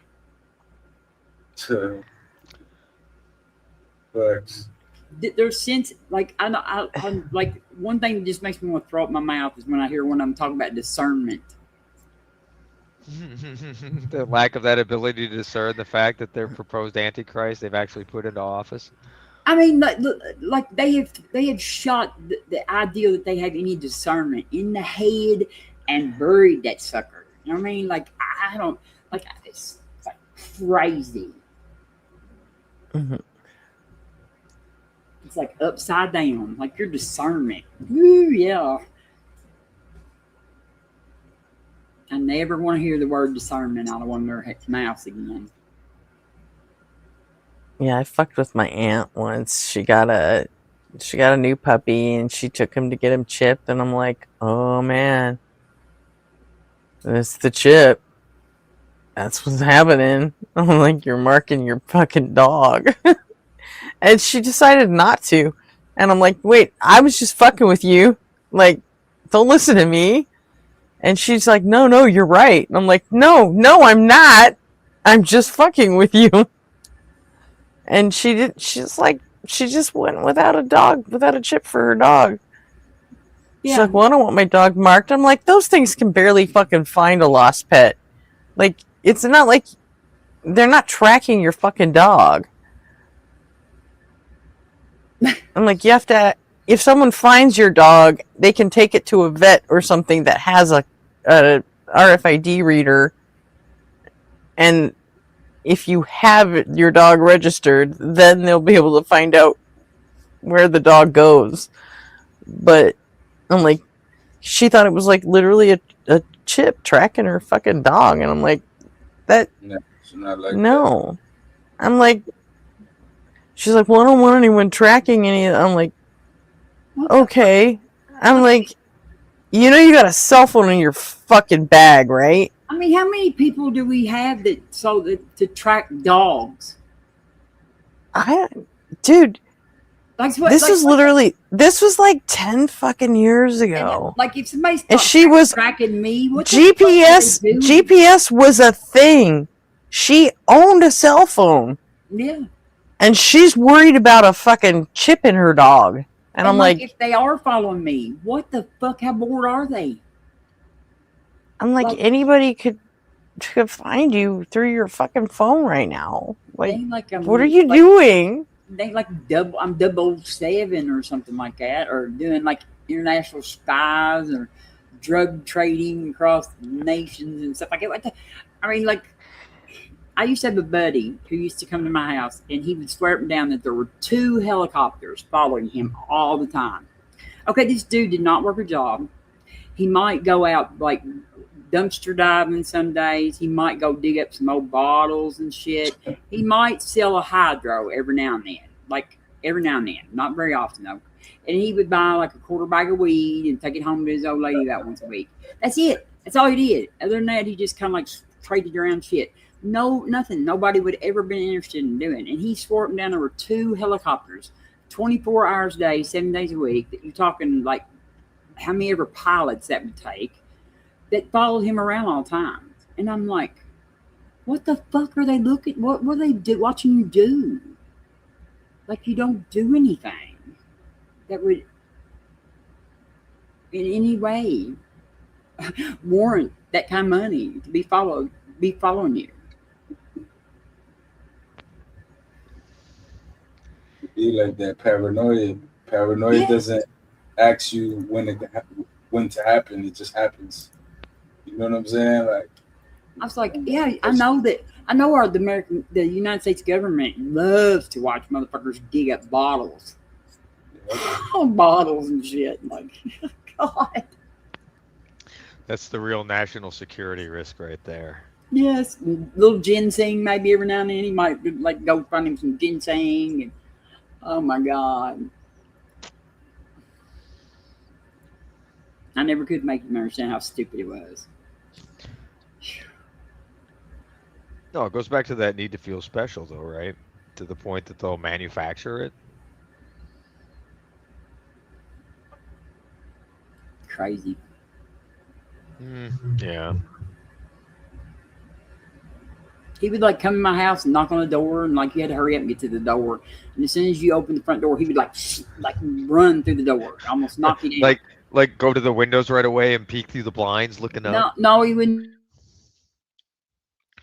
Quick as he could. Sorry, Robin. I didn't mean to mute you in the middle of a sentence, but I was looking for a background noise and I found it. No. Sorry. I just wanted to make sure that it was not because I fucked with my audio settings and all of a sudden now I'm hearing it. So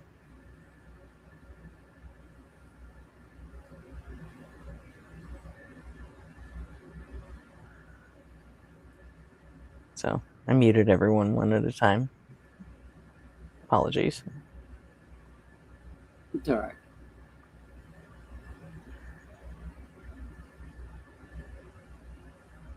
I thought, what did I do? Did I hit something? No. You were just next in line. That's all.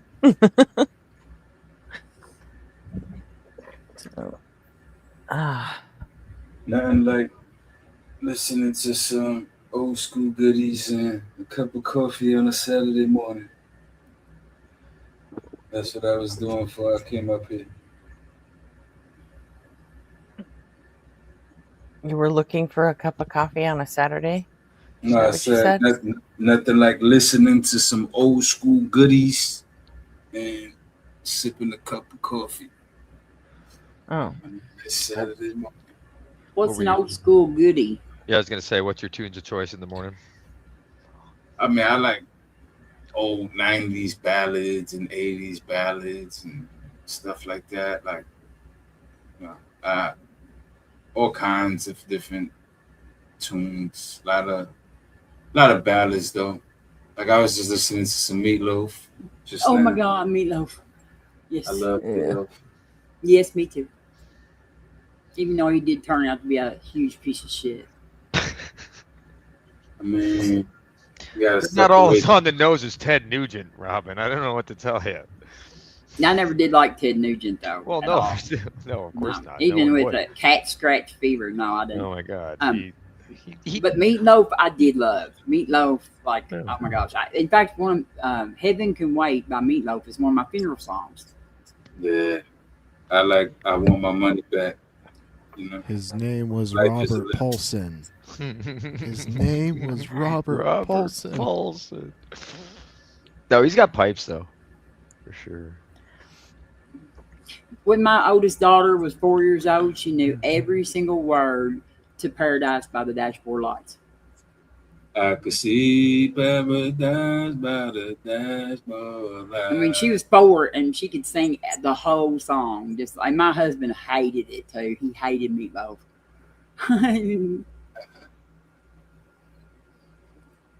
It was on, it was on, man. It was so much better than it is today.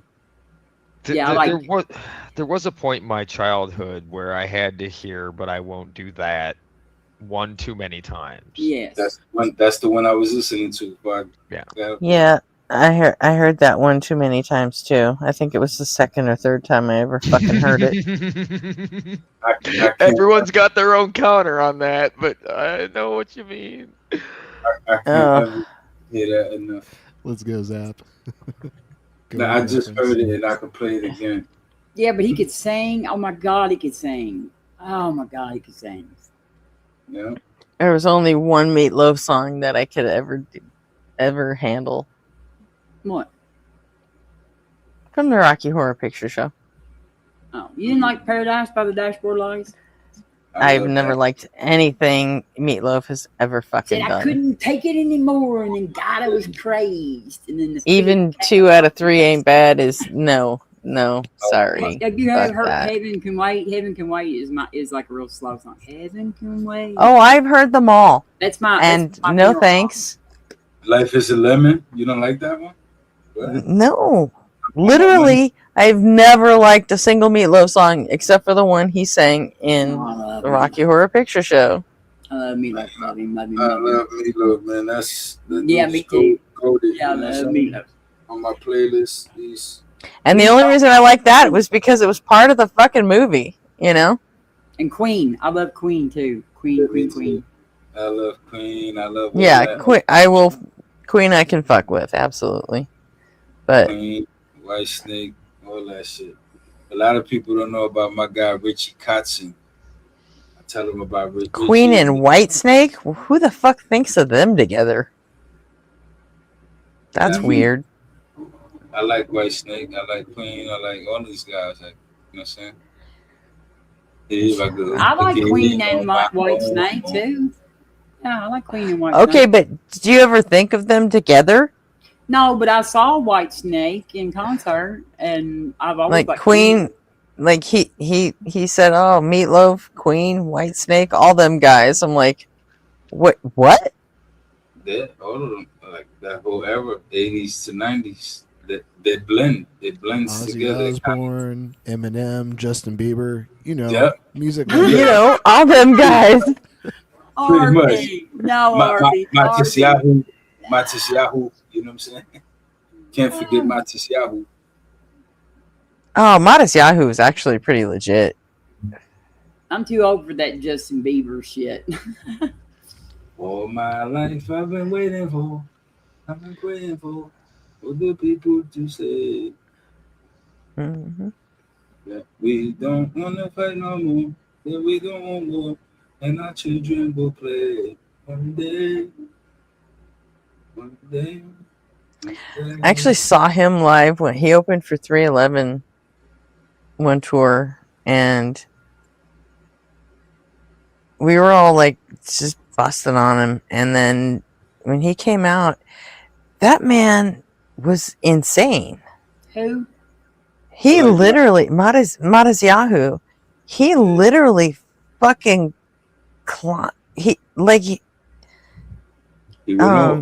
he started climbing the fucking rafters and then and just running around the fucking stadium while he was singing the whole time. And it was pretty fucking impressive, actually. Yeah. That's another one like Steven Tyler was doing that when he was pretty old. Doing backflips off the great big speakers off like right there. Well, this was like an outside venue. Like he started like climbing the fucking sidewalls and running and like went up toward the back where he was basically on the light rafters. It was crazy. Yeah, Steven Tyler would have not done that because I'm sure the insurance wouldn't have let him. But Shit, Yahoo was pretty much unknown at that point, so it's like I seen who Steven gives a fuck Tyler. what he does. Like, Steven Tyler was pretty old when I saw him, and he did a double backflip off of one of those great big speakers up there. I mean, like I thought he would have broke his neck. It scared me down. And what, landed on the stage? Yes. Yes. Okay, that's not what I'm talking about. Who was the grunge artist who would like swing like literally from his microphone cord? Was it what's his face in PJ? Huh? Oh, Eddie Vedder. Yeah. Eddie Vedder had, I think, a climbing thing going on for a little bit there. Oh yeah, he would climb to the top of the speaker stacks and dive into the crowd. Yeah. But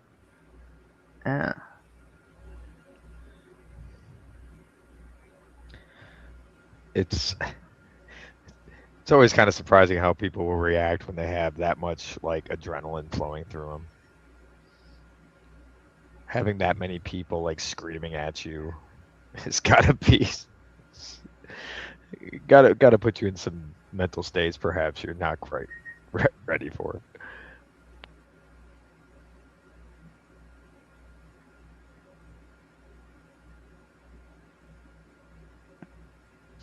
I don't know, but from the tour you guys were putting together, I would call that the bipolar booking agent tour. But it's about there you go. This shit right here. It's crazy. Like he had a lot of faith in that microphone cord not disconnecting from the amp or whatever it was connected into. That I don't. Why would it go up like that though? Because he climbed up to the rafters and like he brought the cord with. Oh yeah, crazy motherfucker. I mean, wow. You must have had to practice that a lot. I doubt it. I doubt it. Because as soon as you said you had that idea, someone would say, okay, that's a bad idea. Don't do that. But they're not going to pull you off of stage while you're performing. No, that's true. He probably just did that like on second thought like that. But that's crazy. You could kill yourself. You know what I'm saying? Break your neck. Some dumb shit. he just liked doing stage dives, and then it just became a thing. Mm.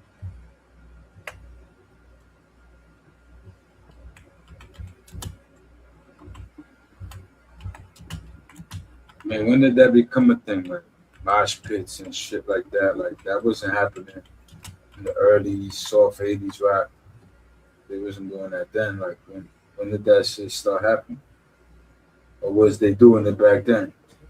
In the soft 80s rock? Like, you know. Oh, David Lee Roth. Yeah, it was. David Lee Roth. It was happening. At least. I don't know. You see, genuinely, I don't know. Okay. Yeah, Van Halen's live shows are usually pretty active with people moving around a lot. As far as like taking risks like that, yeah, Eddie seemed to be the one that would take the biggest ones, I think, because wasn't there one where he actually jumped off of like the balcony of the venue? Yeah, I could definitely see that, like Def Leppard and them doing that. Yeah, in the Even Flow video, wasn't it? Yeah. Yeah, that's right. Yeah. That was the introduction to Pearl Jam right there. Yeah. Yeah, he came in jumping off of shit. Yeah. Like he had an aversion to gravity, apparently. like there's crazy bands, but I like their softer songs, like the one I forget the name of it, but like it goes like something like it, it, I went. I don't want to touch you too much, baby. Oh, you talking about Steve? Like That's REO Speedwagon. no, What that's is that? that was the movie. It was in the movie. It was in that movie about where they they I did don't the want to miss a soundtrack. thing. Yeah, I don't Well, want to miss a wanna thing. be there when you decide to break it. Oh. No, love bites. Love bites. That's what it is. Love bites. Yes. Oh, yeah. Love bleeds. It's bringing me I didn't like any of that shit. All the 80s hair metal, it was just not my Oh thing my at god. all. We had the I we hated had it. the best music. Like we were at concerts every weekend. We were at Guns and That was not Roses. the best music. I'm Yes, sorry. it is. It was too. I Yes. was off fucking with 9 Inch Nails and No, Suicidal no, no, no. Tendencies. I had the best music. No. Like who's shit still on the radio? Like Oh like boy. like we were at the concert every weekend. Let's see, like we had Guns and Roses and I don't care that it's still on the fucking radio. and The Bible's still being fucking printed. That doesn't make that legit either. shit. Fuck you, Robin, and your argumentum ad populum. That's the Fuck best off. shit. That's the best shit right there. The best music ever. No way. That's Oh classic man. rock. I swear to fuck. If I had to hear Pour Some Sugar on Me one more fucking time, Yeah. I was just gonna fucking jump off a building. Oh Christ, I hated that shit. Fucking Poison. All of it. All of it. I wouldn't feel even you. give Guns N' Roses a fucking chance, man. Oh, I love Like Guns N' fuck Roses. all of it. You can fuck all the way off. I No like way. it. I hated that shit. I see why Fucking you feel hated it.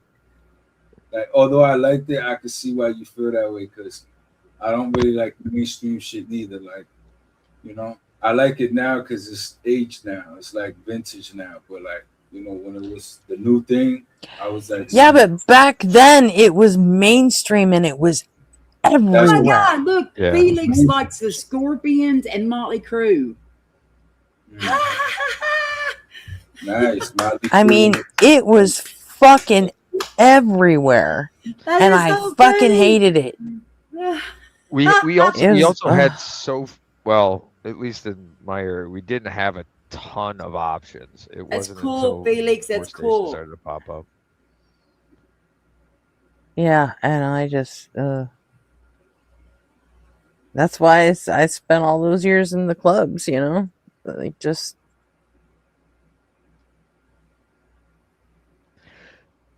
Q101 always used to do a contest for the best year for music, and it spanned from like the 80s to the 90s, and it was 92 that would win consistently every fucking year. 92 for some reason was a great year for music. I mean, Tupac. Faith No More, Angel Dust, Alice in Chains. Oh, I mean, Dirt came out. I think Like, oh, Soundgarden was in there. Tupac, Biggie. Tupac and Biggie, yeah. I forget which one came out first, but Angel Dust and Dirt came out within like just a few months of each other. And I was just like, I was in absolute heaven. Or was that 94? Fuck. I'm so old now. I don't even remember anymore. It's crazy. Pac had just their juice at that time. It's unbelievable. Damn near. Actually, that was 94. That was the year I found 311 too. So, like, Pac's whole death row mission was 9 months. you're so fucking fired, catty bitch. Don't say that. Getting trolled by nobody.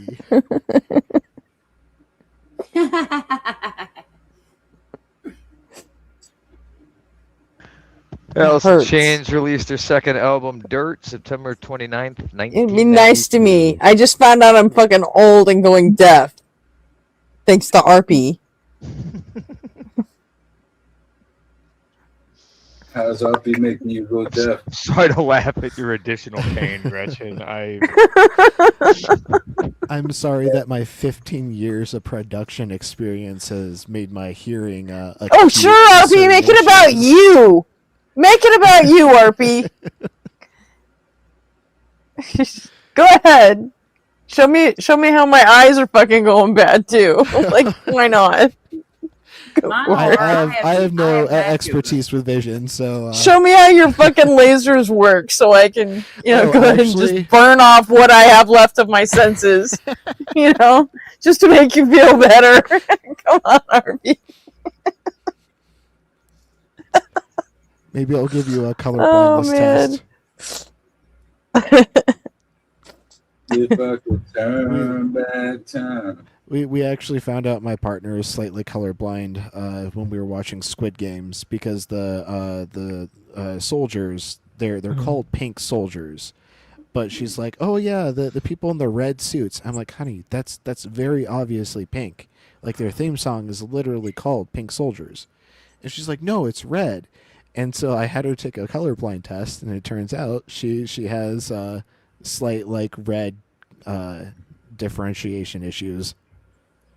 See, I see yellow when it's supposed to be pink a lot. Oh, that's interesting. Yeah, I can like if it's like out in the sun or something. But I have macular degeneration in my eyes, so I get those shots. So. Yeah, Dirt was 92. Soundgarden's Bad Motorfinger was 91, but that was actually their third album. So they'd been out for a while before that. Yeah, I like Soundgarden. I can't think of like their best hit off the top right now, but I remember that band. Oh, JR, thanks. I'll jump in chat for that. Really quick. It depends on the mood you're in with them, but like I've always had a soft spot for Jesus Christ Pose because of just that the intro bass line is tight, and then like Chris comes in with that first note that he's hitting, or like really early in there, it's amazing. His voice was fucking incredible. Whatever happened to that dude? Remember? I don't know if y'all remember this back in the day, like TRL. They had like a contest for somebody to win, and some dude like that was clearly drugged out his mind. Some dude named Jesse. He won it. And he made like a song or some shit. Like I don't know. Like he made a song. You said what? Oh, I was asking RP who Kylo was. The leader of Knowledge Gap, the KG gang. Oh. Sorry. Since nobody's here, we can ask him like what he knows about Kylo. I was just sitting there reading chat. No, I knew because it could be that both Gretchen and I were both wrong and right, because I thought that Wubby was the theist that Wubby was the atheist and Kylo was the theist, and Gretchen thought that Kylo was the atheist and Wubby was the theist. Oh, that doesn't help. That doesn't help at all. Nobody says, I think Kylo takes any position to troll and rage bait. So, Nobi, today or yesterday on Dr. Blitz's stream, Kylo was the last like full call, and like he was taking like a theist's position, but getting dog walked by Dr. Blitz, and then Cap came up afterwards and said that both he and Kylo were Catholics. Oh, you don't even think that Cap is actually inquiring Catholic? What the fuck? So they're all just lying. They're all a bunch of fucking lying liars. Well, I don't think you can. I think if you ever join the Catholic Church, you can't get like kicked out of it anyway. So even if you become an atheist, you remain a Catholic. You gotta get down to lay down. Stay properly.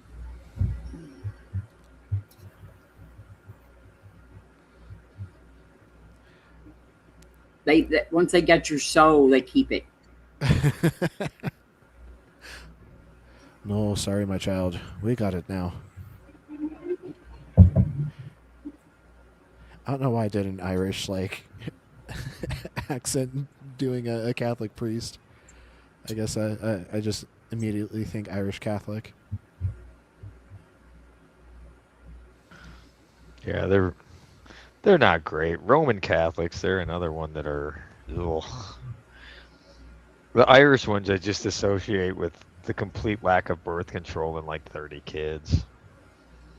That's just my old brain working. Yeah, that's because they rather than have to like overthrow everybody, the world, they'll just outbreed everybody. Yeah, nobody. I remembered Wubby as Clark. I even piped up in chat when Wubby came on after Cap, and tried to get Blitz to stay on and debate more. And I said, "Oh, that's actually Clark." Well, we had Felix being real cool for a little while for y'all brought up his argument. Damn it. He does listen to some good music though. I don't know if I asked you this up because I know you told me you saw it, but how did you feel about Rocky in the movie? Like did you like all of that? Like how they did that, or like was it like not accurate and like just crap? Like Patrick. Wait, no way. Did all three of them go up and talk to Blitz today? Question? Good. Life is reason. Yeah. Rocky was goated. I loved. Only Kylo actually got to have a discussion with Blitz, but then Cap went up to clarify Kylo's position, and then Wubby came after Cap and tried to goad Blitz into having another debate, but he was already on his way out. What are they, like a trio or something? Oh no, they're an entire Discord group. They're called the KG Gang Knowledge Gap. Well, they're just called KG. Joel's the one that calls them the gang. Okay, that's the KG ones gang. that came on Joel's show, like all of them that time. Yeah. Well, Joel's one of them now. Okay. You know that, right? No, but I remember when he came on there, he was like, "So how many of y'all are there?" Like.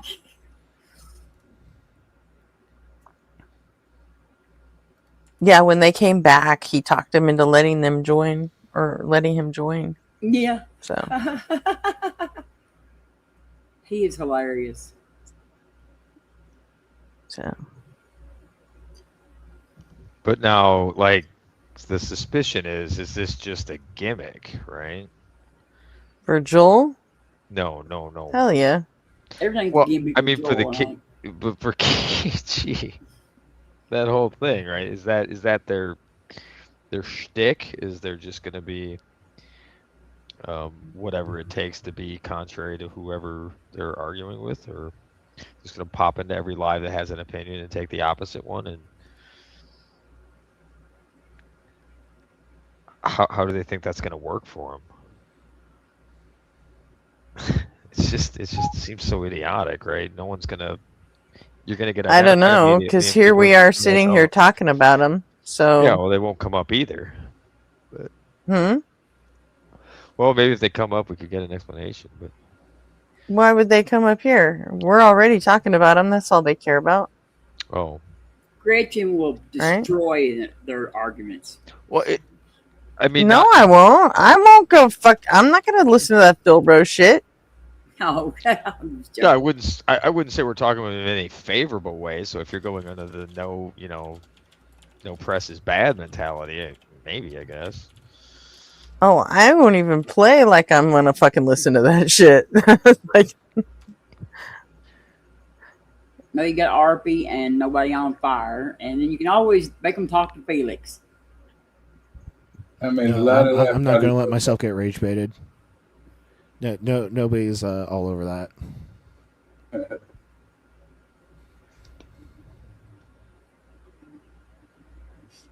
Yeah, if a Yeah, real they, Philbo ever wants to come up, if RP or nobody or someone else that can handle that shit isn't here, then I'm sorry, bitch, you gotta go. Because we're not playing that shit. Not with me. Just give him a Phildo timer. No, not even a Phildo timer. Like, Okay. that's not happening with me. I'm So sorry, it's just not. that you are required to speak regular English right here on this channel right now. Like, no way. Mm-hmm. Yeah. Yeah, a true sign of intelligence is being able to speak in a way where, like, the maximum number of people will be able to understand your position. And see, I talk slow and I listen slow. So like I can't do that real talk, that fast talking, because I listen slow too. So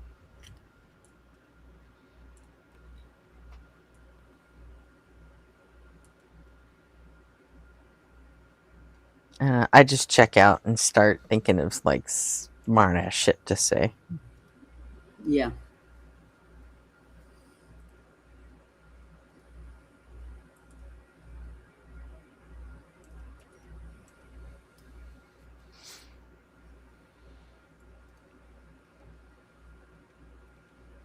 It just feels like none of them actually mean what the fuck they're talking about. So no, I think they might just be looking for the fuse to rage bait, right? They're just looking for that thing that's going to set you off. So I'd say Yeah. I'm an old bitch. You need to talk just regular stuff here, really slow. No modal shit. yeah, apparently I'm old too. You just need to talk. You don't have to talk slow, but you need to talk loud for me. Because thanks to RP, I now know that I'm losing my hearing. Well, like no modal shit though. Like I don't want to think about like, you know what I mean? I grew up possibilities. Oh, the possibilities and the possible worlds and oh my god, all that shit.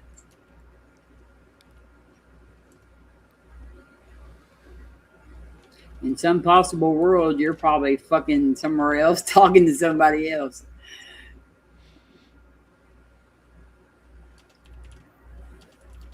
Hell, possible world. I'm sitting here trying to get over the fact that I'm probably missing all kinds of things in all the music that I like that I just don't even know is there. And I don't know how many years I haven't been hearing it. it'll never make you like Tool. Do what? I didn't understand. I didn't understand that at all. What are you talking about? Huh? What did you say? About what? About music that you were never going to hear or something. Oh, at the beginning of the stream, I played a song and everybody said, "Well, that sounds like shit." I'm like, "No, it does. It's because it's a shitty song." They're like, "No, it actually sounds like shit." And I'm like, "No, it doesn't. It sounds like it always does." But turns out, apparently, you're just tone deaf. No, I'm not tone deaf. No, it wasn't. Wasn't the tone. It was the intensity. It was clarity. Yeah, the song was getting muffled, dampened. Yeah, I because couldn't of hear it. the echo cancellation, it was introducing phase to because it thought the instrumentation was like some sort of background noise that it needed to get rid of, and that's why the vocals were more present than the instrumentation. And even after I turned off the echo cancellation and it sounded great to everybody, it sounded the same to me. I didn't notice a difference. So now she's reflecting on all the other songs. I wonder how much of my music I just haven't fucking heard, you know? Maybe that's, you know.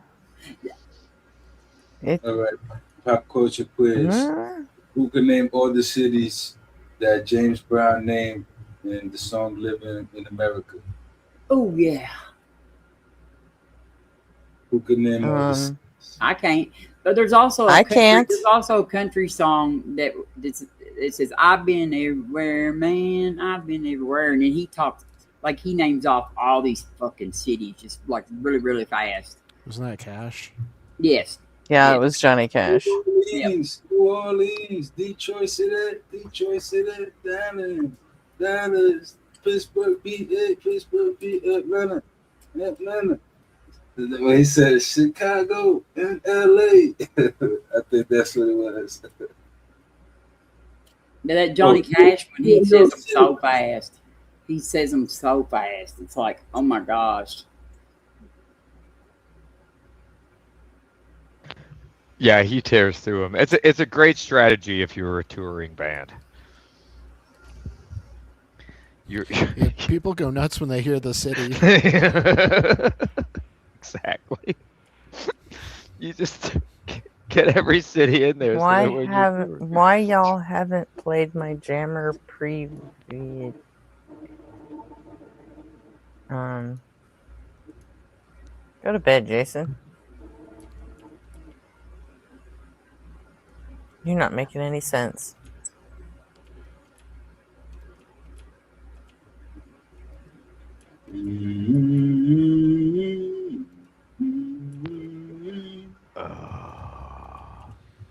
Once there was a girl. Yeah, I know hate that song. Yeah, Crash song Test sucks. Dummies. That's who Blitz reminds me of. That's who. I think. Oh, Blitz's voice. Blitz's voice reminds you of that guy. Yeah. Like I right. I don't know why I think of that song every time I hear him speak. Like I could just hear him just. Like, I don't know. I could just hear him bust out with that. I can just imagine it. My brain just does. Just That was a weird song. Yeah, it was. Like I've always Never noticed it at the time how like fucked up that song was. Right? It ain't like I'm going hungry. Oh, that's Temple of the Dog. That was a fucking crazy mashup of Soundgarden and Pearl Jam. I don't mind stealing bread.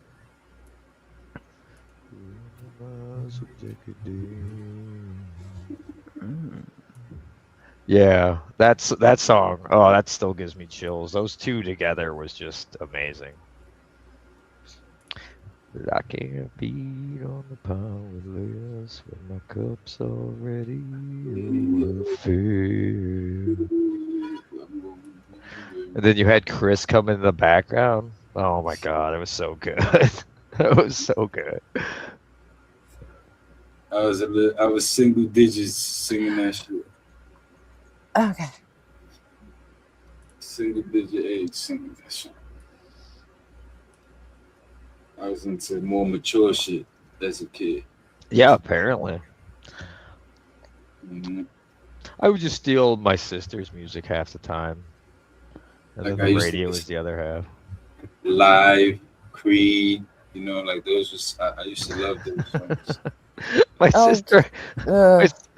sister had Two Live Crew. Don't fucking admit that in public, Jay. What, Creed and Live? What? You don't like Live? I like Creed. I like Creed. I love Creed. Yeah. Creed. Today. I even like Nickelback. Everybody hates them. Hell yeah, I love Nickelback. What? Whoa. Made it as a prize, man. I was like, when did everybody start hating Nickelback? Like from the beginning. What are you talking about? I love them. From the first note. I got pretty tired of that rock star song after a little while, but like some of their other shit, I didn't get so tired of. But I love that rock star song. Yeah, I love all that shit. I still like to say, yeah. Yeah, that's funny shit. I'm into all that. Like even the more obscure bands like Crazy Town, like you know what I'm saying? Remember that? Come my lady, come my lady, you're my butterfly. Like a lot of people don't remember that shit. You know what I'm saying? Shit like Eve 6. You know what I'm saying? Remember that? I was swallowing my pride, I was choking the bond, the lack of love, bully me empty inside. A lot of people don't remember that part of the 90s, man. I asked them and they like, what? Fat Boy Slim, Praise You. You know what I'm saying? You I was come barely along alive in the 90s. together I didn't like any of that shit. in the hard times and the good. I have to celebrate you, baby. I have to praise you like Oh, I remember that. Yeah. I like legit found 311 and I just fucked off everything else for the rest of the 90s, I think. Was it? When did you find them? 94. That was It my was like senior year. August 20 something. 1994. Okay, yeah, the first studio album was in '93. All right. Grassroots came out in '94. Mm-hmm. Huh. Yeah, that was a like will forever be like my decade of music. facts. Um, I was just looking up because I wasn't sure if it came out in the '90s, but there was a Beck song called Deborah that still I love to this very day. Every I so never liked often. Beck. Yeah, I like that. Like that. Have you ever heard Deborah? Have you ever heard that song? I probably came across it like off the title. I don't know it, but like maybe if I hear the song, you know. Yeah. What about Steppenwolf? Did any of y'all really like Steppenwolf? Steppenwolf for sure. I've heard that name. I think before. other than 311, the only other band that I really picked up on in the 90s was Garbage. Steppenwolf sure. was All right. like older than that. Yeah, Born to Be Wild. That song. Born Yeah, I love that. And That's what Goddamn the Pusher Man and yeah, Magic Carpet Ride. I love that. Born to Be Wild. What? Yep, Magic Carpet Ride. Yep, Born to Be Wild. I Is, saw them in concert, like in Myrtle Beach on the beach one time. This is going to be a deep cut, and I'll be really impressed if anyone is aware of this group. But does anyone here know Real McCoy?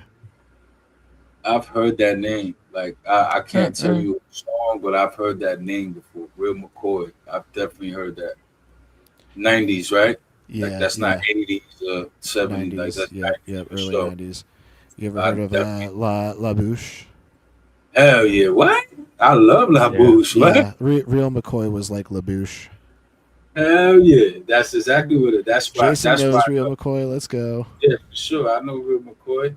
I know is that like if Not you play another the song. dream, but always you. To be true. Yeah, that's Real McCoy, dude. You know Real McCoy. Let's go. Oh, yeah, I know that. Yeah. That was everywhere. Yeah. I'm saying, I know that song, man. I know that whole album, man. I love that type of music. Like, you know what I'm saying? Like, it's just all of it, everything. All of it, really. That whole era. I mean, that era, right? You know, we're not talking about So we've got you've got some Tears for Fears. Tears for Fears. Well, you know, if I hear it, I'll probably like, you know, the name. Because that happens a lot. Like I'll hear the name, I won't remember it. But Tears then I for hear the Fears was great. Yeah. Oh my god. No. I'm pretty sure if I hear the hook, I would know the song. You know what I'm saying? Oh, that's a different song. That's Blues Traveler. I'm just kidding. No, I know what you're talking about. The Blues Traveler has a song called Hook. I love that song. But there's another one. Do you know Blues Traveler? Hell yeah. Man. No, that's Blues Traveler is what's the song they did? Blues Traveler 3000, right? That's what they are. Like that, isn't that the name of the band? Blues Traveler 3000. Oh, I thought it was just Blues Traveler. There's a 3000 attached to that. Like I could remember that. My memory banks is remembering that for some reason. Yeah, I don't know where that's coming from. It was just Blues Blues Traveler. Traveler never had numbers on their band. Oh yeah, so I mean, I gotta Just hear the Blues song. Traveler. Like I'm telling you, like I know that song. It's kind of like the Counting Crows, just that same era of music. You know what I'm saying? Like Yeah, Blues Traveler was 94. Let's see, what about like the Black Crows? yeah, Black Crows, you know, Counting Crows, REM, and all that. That whole era, Matchbox 20, all of that. Well, it's just like the ocean under the moon. Well, it's the same as the emotion that I get from you. Got the kind of love that could be so smooth. Yeah, give me a heart, make it real, or else forget about it. Yeah, yeah, Tears for Fears, Depeche Mode. The Cure, The Smiths. Yeah, Cure, yeah, Smiths. Toad the Wet That Sprocket.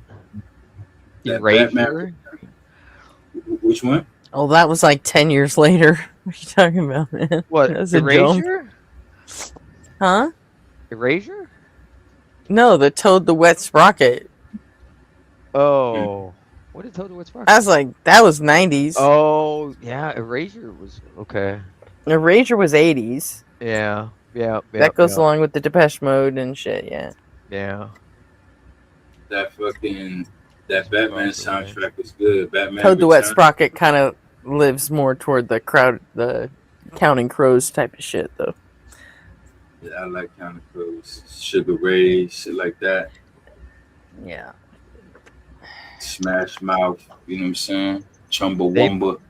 They Might Be Giants. Oh, they were one of my favorites. Still are, actually. Because they're fucking awesome. Yeah. They describe themselves as techno polka, and I love them for that. Eagle Eye Cherry, Natalie and Brulia. I love Natalie and Brulia. Nothing like them tones. I never heard a lot of Eagle Eye Cherry, but I remember his sister. Didn't she have a thing in the 80s? I ain't know that. I gotta look into that now because Eagle Eye Cherry's my guy. Save to me. What fucking song was that, Ray? I'm trying to think of it now. I'm gonna have to look it up because I don't remember. Nana Cherry. Be gone. You know, I was walking a buffalo stance. Yeah, that one. Right? I gotta see that. I'm gonna check it out. Yeah. I'm gonna Spotify that. Cause that's my guy, man. Eagle Eye Cherry. A lot of people don't fuck with him, but I do.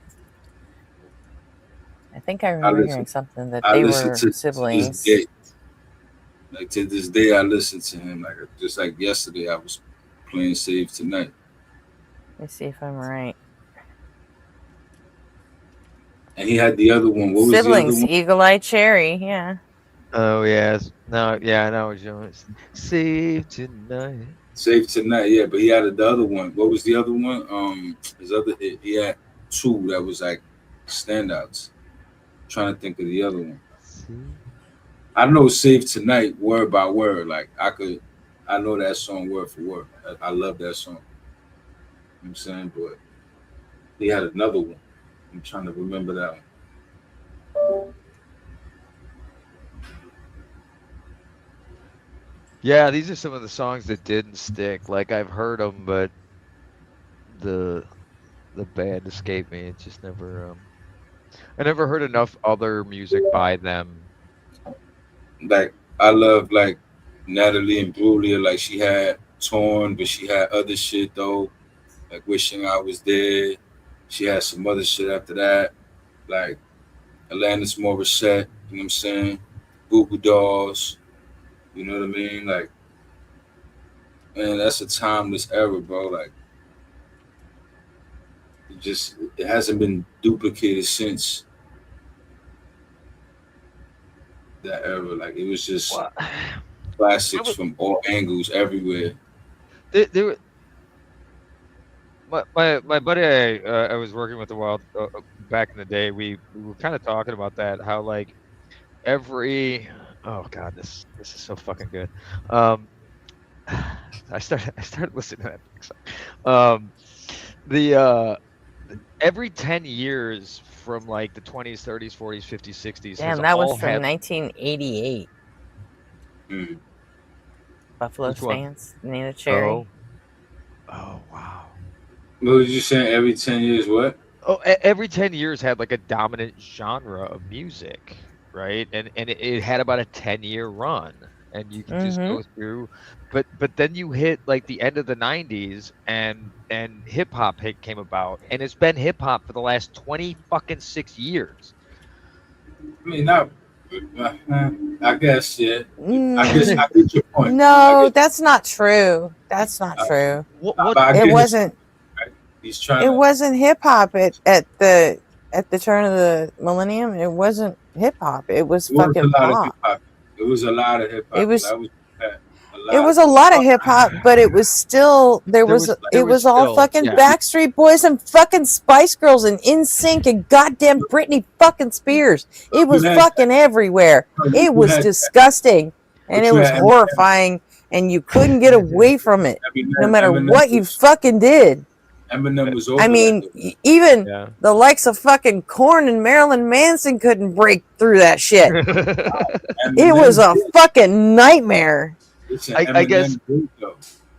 I guess maybe in like hip hop's evolution through the 90s rose up into what became pop and hip hop, and they kind of split off, I guess. Yeah. Hip hop probably became mainstream around 2010, 2015. I mean, it been nah. Come on, like you know how many hits DMX. Well, no, it's been a huge genre for a long time. For a long time, but like as far as supplanting, it's like metal is still a huge genre, but it is not the mainstream anymore. Right. Back in the 90s, it absolutely fucking was. Because they're not doing it like that before. Like they're not doing it like before. Like it's not. That's what he's saying. Is shit changes every like 10 years. That's what he's saying. It was like an evolution, kind of like going with the technology, and a lot of it was as the price to produce music came down and down and down. Now, like you could download GarageBand and make a song in an hour, right? So it's given everyone the opportunities, and because of that, it's not the labels that are necessarily pushing what's going to be popular like it was back in the previous decades, where it was very much controlled by other powers as opposed to just the audience. Like I like a whole bunch of different weird shit, man. And even out the new songs, out the new school, I like the odd songs, like that shit from Teddy Swims, you know what I'm saying? That song is pretty good. Teddy Swims, I Lose Control, you know what I'm saying? Like songs that mean something. I don't know, like that song Dance Monkey, that's a good one, you know what I'm saying? So it's a bunch of them, you know what I'm saying? I'm real picky with my music. Very, very picky. There you go. Listen to that.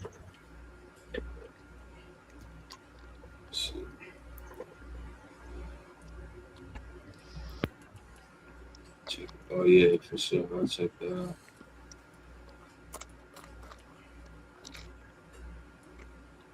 My palette for music is very diverse, but then there's a lot of shit I just never heard too. Like, you know, but I like artists, and I know songs word for word that you would never think I even heard. Like, but I know the song word for word, and I love it. You know what I'm saying? Well, the one I sent you is a fun song to know word for word, but don't like don't try to sing it because I don't know how Beck hits the notes that he's hitting in that piece, but like his falsetto is on point. He's up there with it, but it's so good. I'll definitely check it out. But it's just a funny ass song. So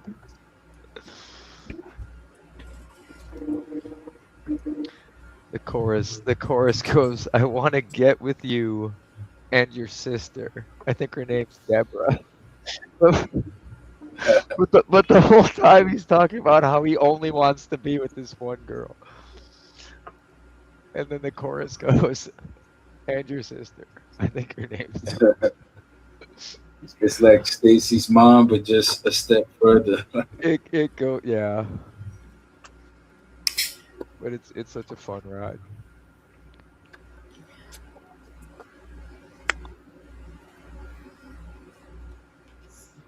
That's for sure. Oh yeah, I remember that. I remember the pop punk decade too. That was a fucking nightmare. I'm gonna go get off here, y'all. Robin, you have a lovely night. Have a good one. Later, Robin. We've been Have a through good the one, music. But love y'all. Peace. Back at you. Remember Bone Thugs and Harmony? Of course. They was the mans. A lot of kids don't know them though. A lot of these new kids don't even know they existed, man. I was so heartbroken, man. Kid actually was like, "Who's that? I don't know who's that." Like, Oh, yeah. That'll make you feel old. Yeah, I mean, it's like you missing out, you know what I mean? You know what I'm saying? You listening to all this other shit.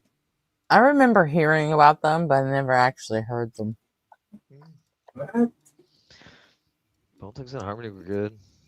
Bone Thugs and Harmony, what, man? That's talking about iconic group, man. Busy Bone, Lazy Bone, Crazy Bone. You know what I'm saying? Wishbone. I know, These dudes but You just never heard them. I didn't like that kind of shit. Remember? Yeah, but like Busy Bone was a unique dude. Like it's not was because he's still alive, but like, you know, his style is different. Like he'll spit some shit that don't even sound like he's rapping. It just sounds like some shit. It's crazy. Like, Okay. you gotta listen to some of them. Not guys. No, I don't. If you, that's why I just see how I clarified right before she said it. Y'all, you heard that, right? I said I got to right before she said no, I don't, because I know she was. Gonna say, I knew it. It was just right there. But I know you don't have to, but it would be, you know, cool. That was a fun thing about doing sound for so many years is the meeting of a lot of different groups and DJs and crowds, and got a taste of what a lot of people liked in every genre at some point. Hi, Jason. Made for a lot of fun. Yo, I'd what still up? be doing that job if things didn't take a turn. Oh shit. Not Are they going for you, Jay? Are they at your door? What the fuck? That alarm my was door. like right there. Not my door. Well, that's wild. Not today. Wow. What you guys up to? Feeling like villains? Going deaf. Going deaf. Finishing one blunt. We're taking a walk down memory lane of all the things that Gretchen's not going to hear anymore. Oh, I heard you guys. I heard you guys talking about. I remember the middle school like Blink 182 days and the 311 days and the Coolio Gangsta's Paradise days. Yeah. Coolio, So that I was walk my through the guy. valley where I harvest my grain. I take a look at my wife and realize she's Nice, very she's plain, very but that's plain. just perfect for an Amish like me. Dude, my first tape, the first tape that I ever, my first tape I actually had to steal from somebody, and it was Too Short. It was Too Short's tape. It was a Good tape one to cassette steal. of Too Short. I think it was called Life Goes Hard, maybe I forget, but it was that was a pretty dope. That was a pretty dope rap song. I've been into rap for like pretty much since I was like a little kid. So If you come to visit, you'll be bored for years. We haven't even paid the phone bill in 300 years. there you go. We ain't very quaint, so please don't point and stare. We're just technologically impaired. There's no phone, no lights, no motor cars, not a single luxury. Like Robinson Crusoe, it's as primitive as can be. All right, J Money, now sing Freaky Tales to us. Freaky Tales, what was that one? What was that? No, I'm kidding. The name, you know, sometimes I hear the name, but I gotta hear the hook, you know what I'm saying? The tune. Then it comes to like that shit. They call me high stepper, under the gangsta, you know Shaggy. Hey, is nobody still here?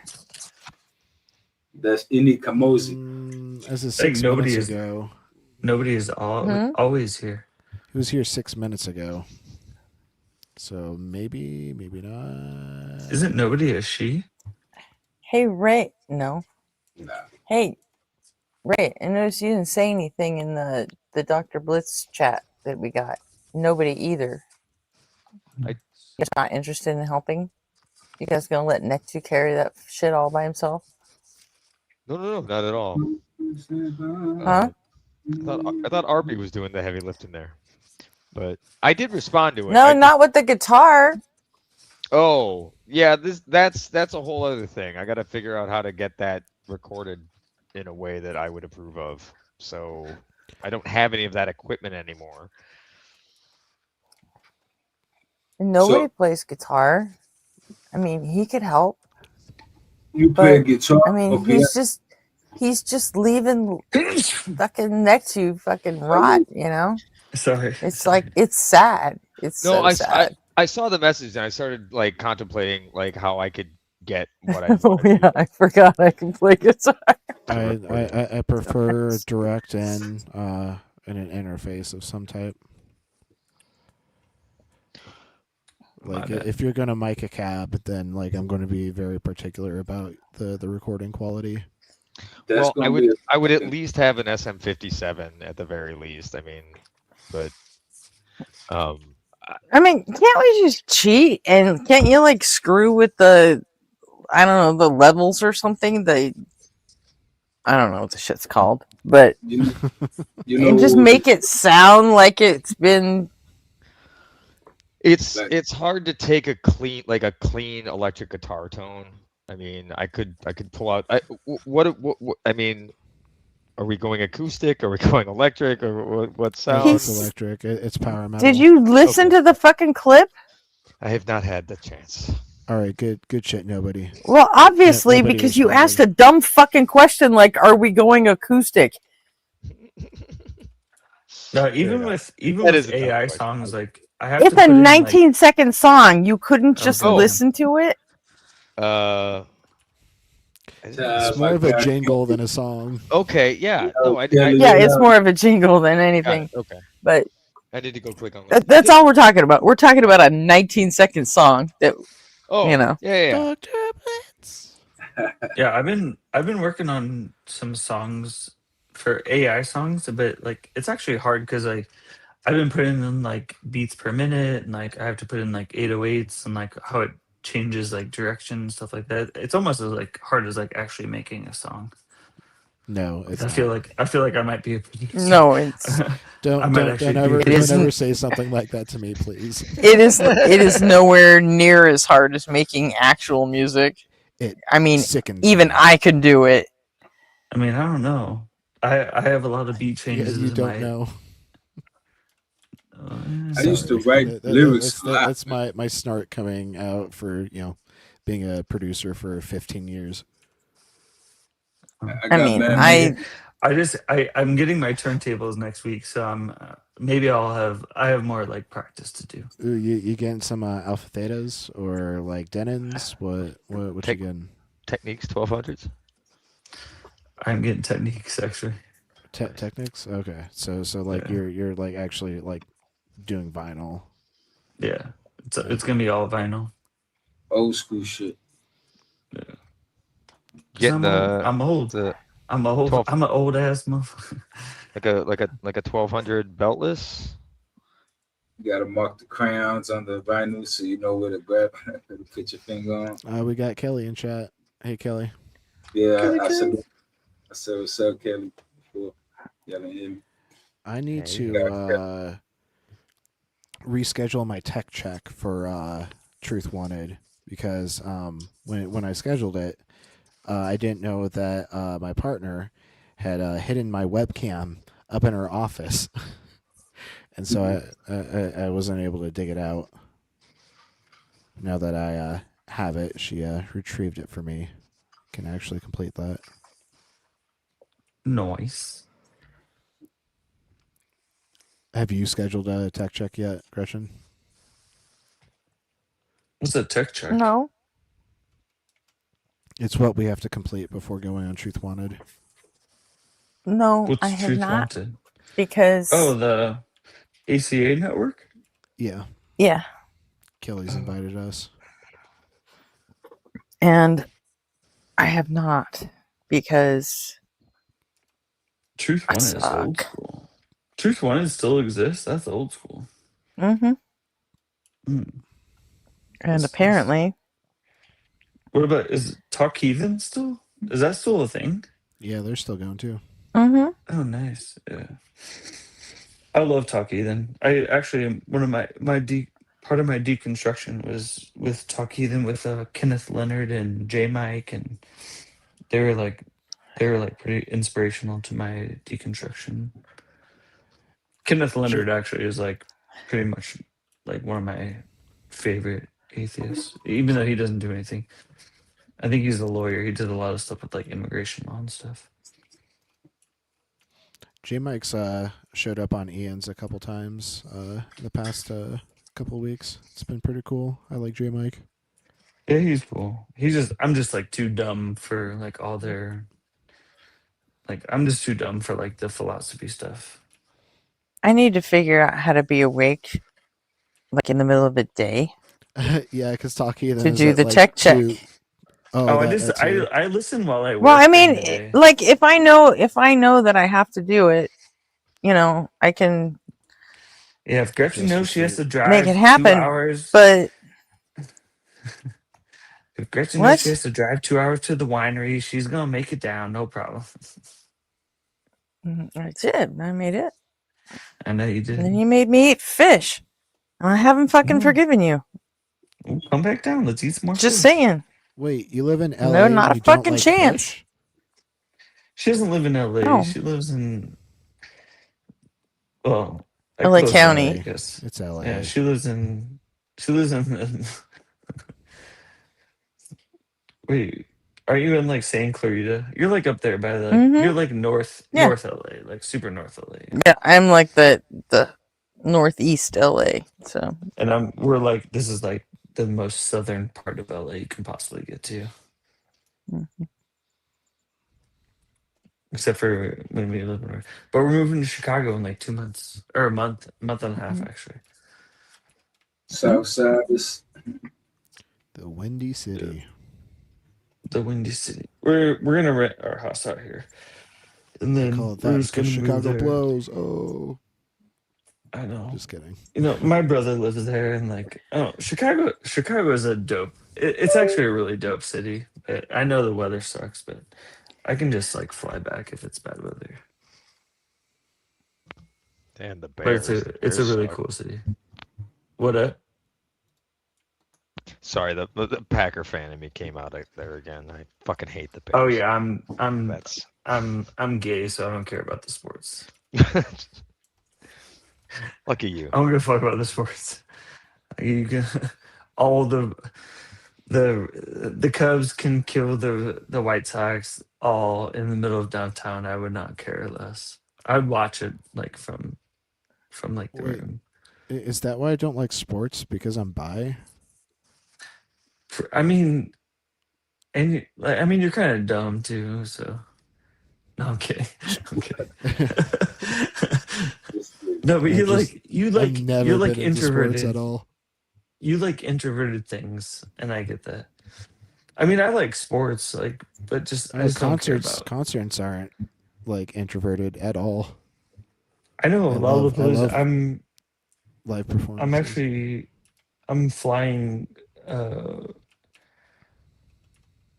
or I'm not flying, but my brother left. My brother was here yesterday, but he flew back home to Chicago because he's going to Sunday Lollapalooza. That's cool. And to answer your Well, always question, a good RP, time. no.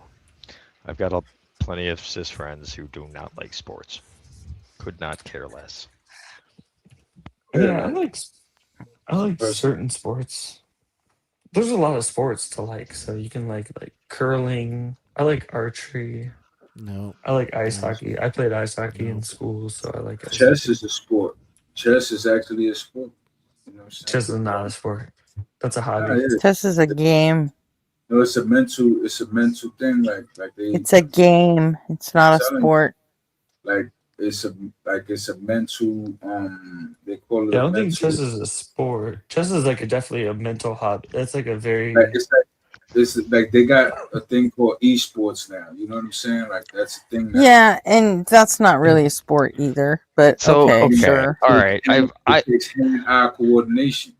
I've toyed around with this friend and thought about it for a little bit, and there's a couple of thoughts that go into the whole sport versus game thing. One is the aerobic aspect of it, right? And typically sports are going to have an aerobic element to it, meaning elevated heart rate. Now they have done like analysis on mental activity of athletes while they're doing their shit, and they find that pro gamers and pro athletes have very similar mental states and activities going on when they're doing their thing, right? Mm-hmm. I think it's like a Um, colloquial. It's like a colloquial difference. Like they're like Same esports because dopamine. I have like a lot of like I do a lot of stuff for like gaming esports, like for some of my merch and like Air Force Gaming and Space Force Gaming. Like these are people who have gaming leagues and stuff, and they call it esports, but it's not like they're not like Yeah. they're not using like it's not physical activity, but It there's is though. That's colloquial what I'm terms to saying. some uh, stuff. It and the is. argument could be made there, right? Like these people, like if you No, look it at some of the can't. e, It no No, It is a sport. bullshit. It's not not during not a the fucking activity sport itself. just because you made a fucking tournament out of it. It Fuck is physical. off. okay, all It's right. I've been Now having this argument with my son for 20 fucking years. I And believe it. I I'm mean, no. I get it's the term, but it's not like I wouldn't. There's you have to differentiate it. Like some is like physical sports, and some are just like there's mental sports. I think it's There differentiated. you go, right? Like it's how a Yeah, sport taxing though. is it mentally, right? Like Yeah. I'll Is it tell a you, yeah, no, sport I if it's agree. just mental? But I Yes. also agree that like I running could be disagree. running is let running is mentally challenging also because you have to like figure out your timing and stuff like that. let It doesn't even let matter if it's really a sport to me. Like You these know are how just like tired these are all just man. hobbies, and some hobbies are more physically taxing than other hobbies. All It's right. same as DJing. That would be like saying like Major Laser is a sport, is the king of a sport. Like because he goes on stage and does music and he's moving his arms and stuff. It's like nothing is really a sport. Everything is well, really just a hobby and people competing against their hobbies. Wait, That's all it who? really is. Makes sense. but add Use your another Yeah. brain. element. And Jay Money just competes against himself in hobbies of Wait, how Jason, the who did you Bible. say going on stage? I like that, Evan. Oh, Major Laser. Major Laser is 3 people. I think Evan nailed it. No, I sorry, I meant Bullshit like Fire, Diplo, and the other guy. yeah. I was watching DJ Mustard earlier, on the Lollapalooza stream. I think. Mm, I mean, I didn't mean to say like I didn't mean to say one specific person. I meant it as like a group of like okay. people who. Yeah, sorry about that. You talking about the dude that made that song 7 Days? Are you? I'm sorry, RP. Logic. Are you? DJ Mustard, you Are said? you disagreeing with like what I'm saying about like the people who are putting in the No, work no, for no. it, or It sounded like you're referring to Major Lazer as one person. oh no, I just meant like as a general of like performing and like doing work for musical sounds. Like it's all like a talent, you know. DJ Shadow. No. Yeah. Yeah, well, Yeah, I just I wanted know to, like Diplo because I mean I could just Jason, can you hear anybody? I don't know. Can I? He responded to me. I heard Arpy. do you hear me okay? Yeah, I can hear you. Yep. Okay, Yep. Yep. yeah. I just want like there's another element like to the sport aspect that I wanted to include Just here. curious. Is that Sometimes it happens that someone just can't hear. yeah, Neck too has problems with that Yeah. periodically. Oh, sorry. Audio I drops was out. responding to Arpy because Yeah. I thought he was like annoyed at me for not understanding how many like knowing that like Diplo was in Major Lazer. I didn't know. No, I was just like ending on the ending my thoughts on the sports thing was the other element was is there a defense It's wild. involved, right? Are you defending against something, or like in chess you have defense, and like in my sport you have defense. Basketball, baseball, football, they all have defense, right?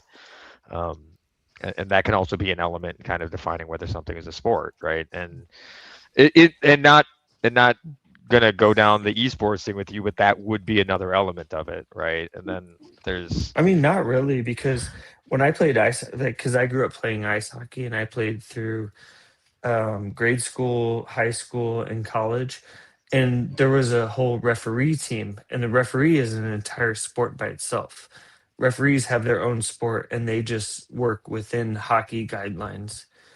And there's also people who sit in the sidelines that are referees that just take like when people get penalties and stuff like that, these people who mark down penalties and do the scoreboard and stuff. I feel like it's all sport at the end of the day. well, So those are more judges than competitors, though, right? not really. I mean, they're all part of a sport. Like they all have sport titles. There's a referee sport. There's a main referee. He's skating on the ice. Is he's not involved in sports? Is the referee doing sports? Because he's skating ice to ice, end to end, the same as all the hockey players. Is he part of a sport, or is he just a Enforcing referee? rules, because sports have Yeah, is he rules, just a so someone referee? has to be there to enforce those. Yeah, that's what I'm saying. Sport is just like a dumb term. Like it's like an American term for nobody's doing harder work. Actually, referees do harder work in an ice hockey game than any of the players because they don't get to come off the ice. They don't. Nobody switches with them. They do the same shit the whole time, all hours of the game, all minutes of the game. They're not getting So I checked mean, into like, the No, fucking they glass don't. though either, are right? you serious? The referees are getting When does a checked into the glass.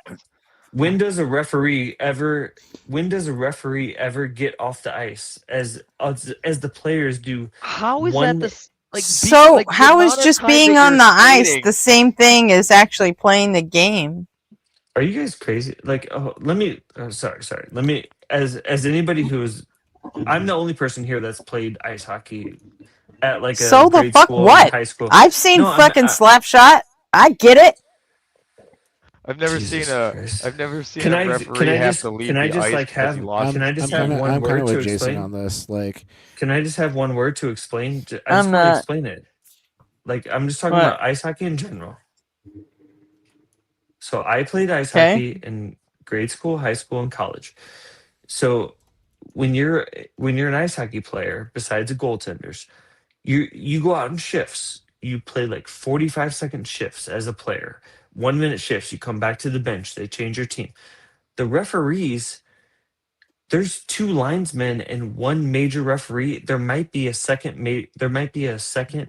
alternate referee. That's like the major ones. They skate the entire time. They don't get to come off the bench. They skate end to end. The linesmen skate end to end. They don't get to get off and take rests at all. All the players get to take rest. They change their teams, they change their players and stuff, but the referees all stay the same. So you have four referees on the ice at the same time. No matter how long the game is, they play end to end no matter what. So I'm just saying that I'm saying the referees are playing just of a sport as all the hockey players are playing sport. That So was the the way only I point kind I the was making. right, and But they're the way I not would doing the same stuff. the way I It would doesn't Like, kind matter. of They're are still phrase the that. base they're coaches in still baseball skating. doing the same shit as the It's very players? hard. It's very hard to do what they do. So the It's so the referees in baseball are baseball players. Then no, is that because what they're you're saying? standing No, in they're not moving they're around. standing in one position. The referees are skating end to end just as fast as the players. So they have to be fit. How's their stick handling? They're not stick handling, How's their but they're passing? Yeah, skating end to end. they're not stick handling. They're not Like handling pucks. You're They're not. crazy. all Yeah. the other things They're that I the know just that you're players that are skating. understand actually sports. playing That's in the crazy. sport are doing. They're monitoring. My equivalent would be like you're saying the referee in a boxing match is an athlete because he's standing in the ring. Okay, what about the refs in basketball? They run back and forth the whole time. Whole damn time. So are they swap out. just as good athletes as the NBA players? Yeah, of course they are. Oh, get fucked. Come on. All right. He's taking the best. That doesn't even make Hey, sense. Before we get too far away from it, Jason, this is a remix of a Major Lazer song that I did over a decade ago. Oh, Holy nice. fuck.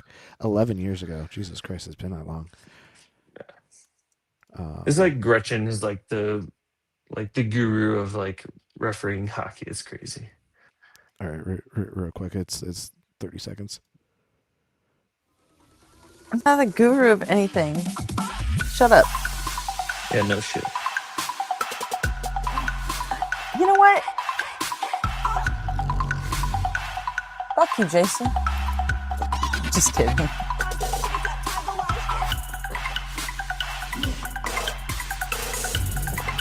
Oh, I like this. This is fire.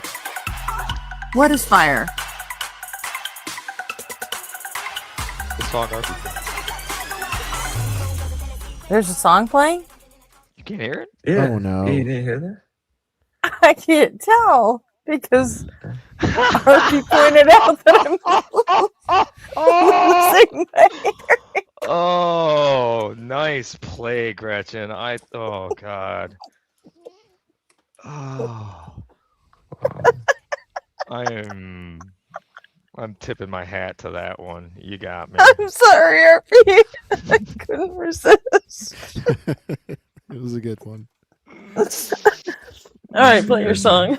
No, that was it. I'm only playing like the VIP section because if I play like the actual remix, it'll probably get flagged. Okay. That was cool though. That's was dope. back when I was in my more trappy days. Nowadays, I'm all about like house music. You shouldn't talk to me about like meeting some bands and stuff. I can help you out with that. I mean, yeah, that'd be cool. That would be cool. That would be cool if we were cool. Wait, did you hear my new AI song I sent you? It's pretty dope. I'm working on it. I saw that I'm working on you sent me something, but I've been on stream, so I haven't been able to listen to it yet. Oh yeah. Listen to it tomorrow. Tell me what you think. For sure, yeah. I'm only gonna be on here for probably 30 more minutes before I have to go and help out with RP Junior. They'll probably sleep in a little longer since he had kind of a night. Yeah, no, I feel you. I think Mike. I'm just waiting on Mike to get home. He got called into like an emergency surgery, and then Sunday we're both going to Disneyland to walk with Children's Hospital of Orange County, like early Oh, that's morning cool. child walk. Yeah, I know. I sent Gretchen a link to do like a $10 donation, but she didn't do it. Thinker did. You did? Yeah. Justin did, and like a lot of other Where? people did. But on Discord, but I guess maybe you missed it or something. 'Cause we did like donations In my for, DMs? Yeah, we did like donations for like the volunteer group we did for Children's Hospital of Orange County. Oh yeah, I completely missed it. That's all good. No worries. How long ago was it? I don't know. I think it was like a week ago, maybe. Like 2 weeks ago? Yeah, maybe 2 weeks. I forget. I sent I like mass sent it. I mass sent it to people, so I sent like texts and stuff. So yeah, no big deal. But we I raised did not like get I it. think. Oh, Sorry, okay. I didn't No get it worries. at all. I'm looking through our chat history. I did not get it. Yeah, no worries. Last time I talked to you was on the 16th.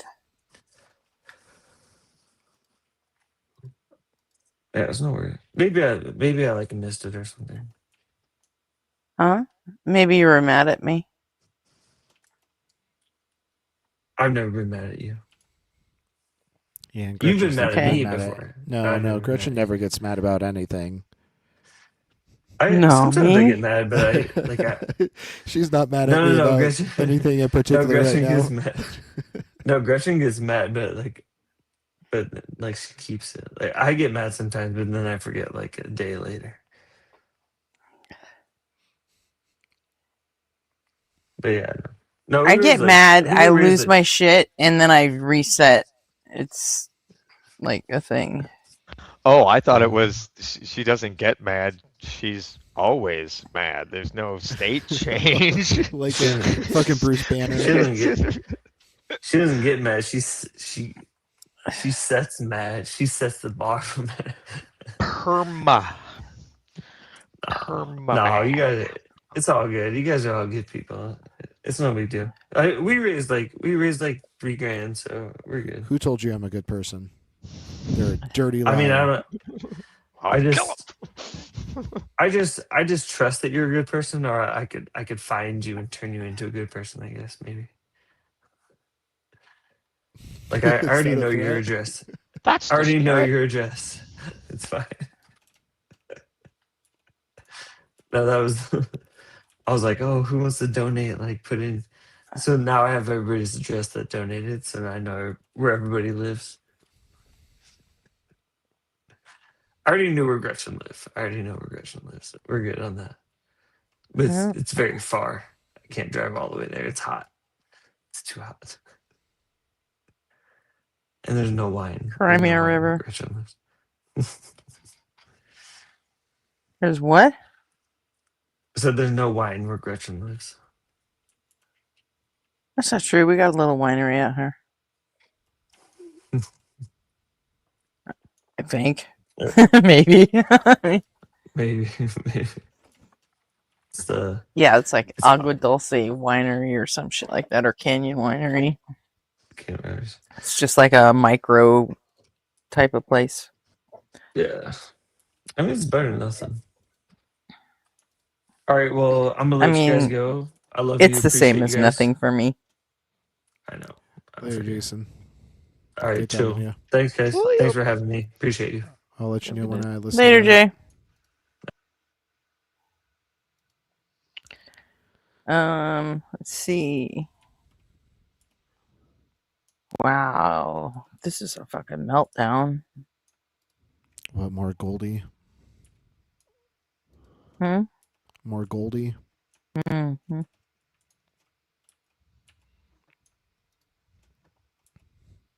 I can't believe he tried to smurf twice. Yeah. That's a lot of effort. I didn't catch the first one, but the pure imaginating.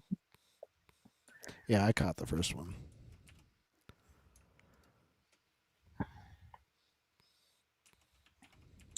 You said Goldie, you made me think of that song, Maria, you gotta see her.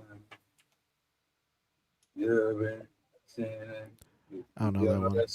that's Goldie. Or Blondie. I got Blondie. Oh, yeah, yeah, okay. Yeah, I know that one.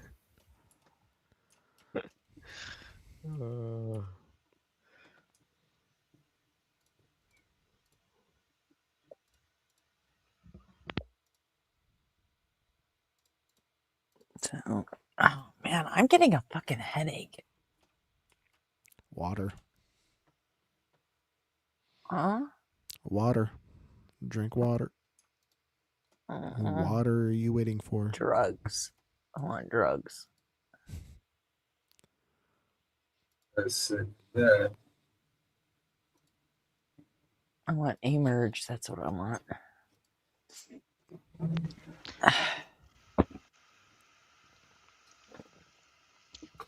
Medical science, take me away. I've got Emerge. I've got Imitrex. I got all kinds of shit. So, let's see which one works tonight.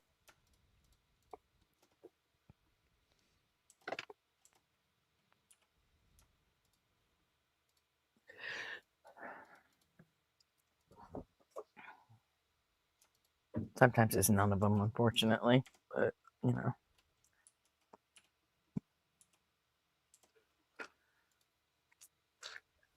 And then sometimes if you don't take them early enough, then they're not going to help you. Mm-hmm. It's like fucking diabolical about migraines.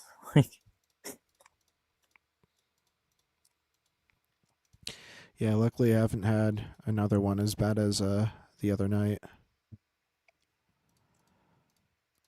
Knock on wood. Yeah, I get like one a week, maybe. Oof. No, that's actually really good because years ago I was getting them like 2-3 times, like every other day, and it was fucking crazy. But it seems like after I got in that car wreck and then got filled full of metal and had to learn to walk again for whatever reason, I don't know, it's just like the migraines super slowed down. So now I get them like 3 times a month, which sometimes 4, but mostly like 3 times a month. So, I mean, Not fun, but more manageable. oh, I mean, I appreciate the shit out of it because it's like they got cut less than in half. So, like, all right, you know, I can handle that. Yeah. That's dramatic improvement, actually. Mm-hmm. Yeah, look, like we were talking earlier, it's like you don't know how people like deal with chronic pain. Well, that's how, because Sometimes that there's less. like you want to have a little bit of pain all the time forever, or a lot of pain all at once. It's like Yeah. it's harder for your brain to remember a little bit of pain all the time forever. You know what I mean? Yeah. At least for me. So, I know some people would rather, get it all over with than, That's me. But, I mean, I've been in that situation too where I couldn't, walk or move or even fucking roll over in bed by myself. So, it's like, yeah, this is better. Pretty low quality. This 24, rather than, spending, 2 weeks at a fucking 10, I'd rather spend 24/7 for 10 years at a 3. Oh, it would be nice if I could get down to a 3. That'd be cool. Yeah. My baseline's probably about a 6. God damn. But at least I don't limp anymore, so that's cool.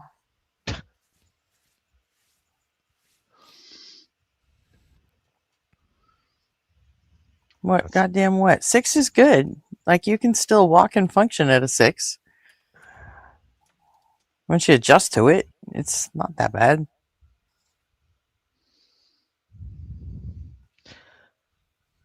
Yeah, that's the part that's the goddamn part, is that adjusting to it. Like,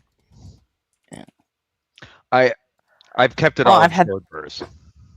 I've had 30 years to adjust, so Yeah, you know, sure. I'm past the hard part at this point. The worst I put myself through was I lost scraped the skin off the top of my knee at one point where I could like see the bone. So I had to go to the ER for that, and then the very next day I had my wisdom teeth pulled, and that was about as much as I decided to endure at one point. But it didn't last very long because they gave me some good meds for it, and I healed quickly. And it turns out Six is pocket pussy level. Cafe's drunk, man. I swear. My.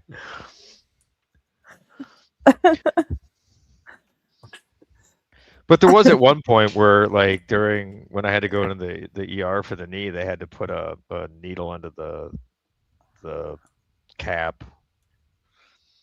to see if there was any any fluid behind it. Yeah. So they had to like Yep. put the needle in there, and then they squirt a little bit, and the person, like, there was the doctor and like a couple of nurses there with me, like, just in case or whatever, and like I'm just like, okay, what do we like? 'Cause I've never had like an injury like this before, so it was very, well, what are we doing, right? And they started doing all that, and they're like, okay, well, might be a little uncomfortable, and I was like, okay, like how? And then they did. I was like, yeah, that's kind of uncomfortable. They're like, you're actually taking this a lot better than we thought you would. I was like, okay, so apparently that's supposed to be really uncomfortable, and I have a decent They tolerance took for pain. pictures. They took pictures of me when I was after my accident, and I had on my left leg. I busted open my knee, and my kneecap was broken, and my entire like skin, muscle, everything was just pulled up about 6 inches off the bone and everything. Holy cow. They showed me a fucking picture of it, and I'm like, how the fuck do you put that back together? They're like, we're not sure we did, but we tried. I'm like, holy shit. I'm like, how do you reattach muscle to bone? They're like, a lot of times you can't, but we tried. I'm like, okay. And yeah, super glue, staples. they literally sewed it back on and like hoped that everything would regrow. Yeah. You know. And at your age, like, you were young enough when it happened that there was a chance, right? They weren't sure because I think I was 47 at the time, and they're like, we just after the initial. Oh god. Yeah. This was in 2020. You gotta stop fucking Or yourself up. 21? Jesus. Is it 20 or 21? I don't even How fucking far into forget the now. pandemic was it? Pretty early. So. Okay, then it might be 2020. That's how I gauge everything nowadays. Is like, was it before the pandemic, during the pandemic, or after? No, it was in 21. Okay. It had to be in 21 because it was March 21st, and there's no way it wouldn't have happened. Like March 21st is like the first days of the lockdowns, you know. So there's no fucking way. It couldn't have been. It had to be 21. I knew in January of 2020 that shit was going to get bad because I was watching videos on Reddit of like, people like literally being locked into their apartments in China. Yeah, we all knew, man. Yeah, it's absolute insanity that people are like, oh, we didn't see this. Yeah, we did. Yeah. Yep. We totally did. Before the lockdowns ever started, they were telling Trump, close the fucking, stop letting people come here. Yeah, I remember in 2019, my coworker standing up and coming over. He says, "You seen this this virus in China? We better do something about this because if this gets over here, we're fucked." And sure shit, we call him Yeah, the Cassandra whole because he's perpetually telling people what's going to happen and nobody listens, and then it happens. He's just like, I don't want to. so He's got the curse of the Cassandra.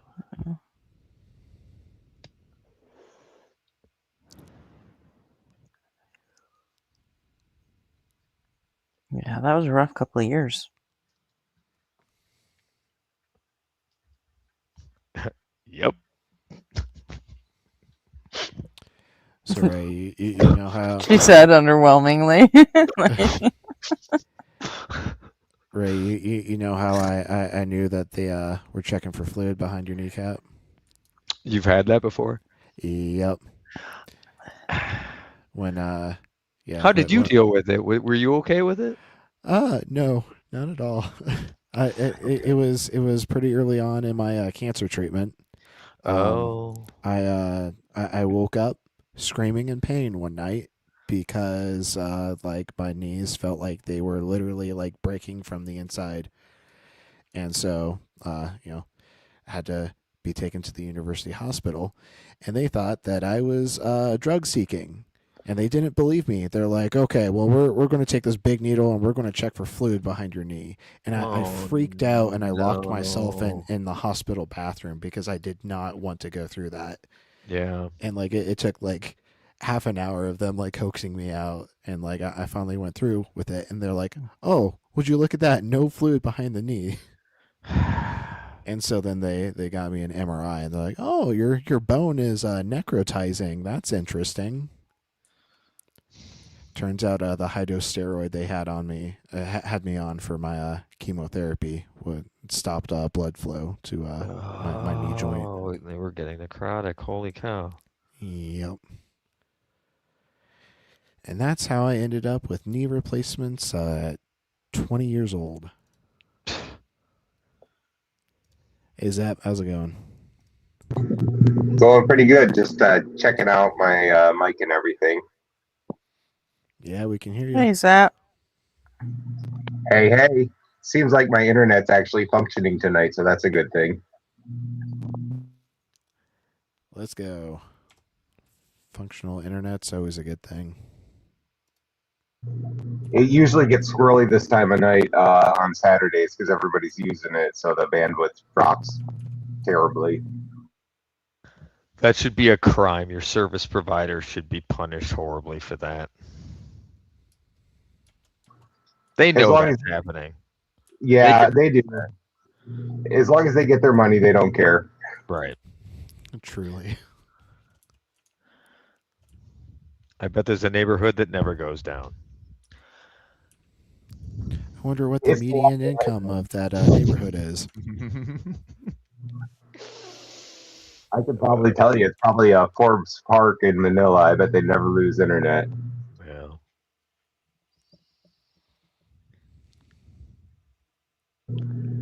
So what's everybody? And never see a cop car. And never see a cop car. That's for I think Manny Pacquiao lives there. I think he lives in Forbes Park, and all the other celebrities.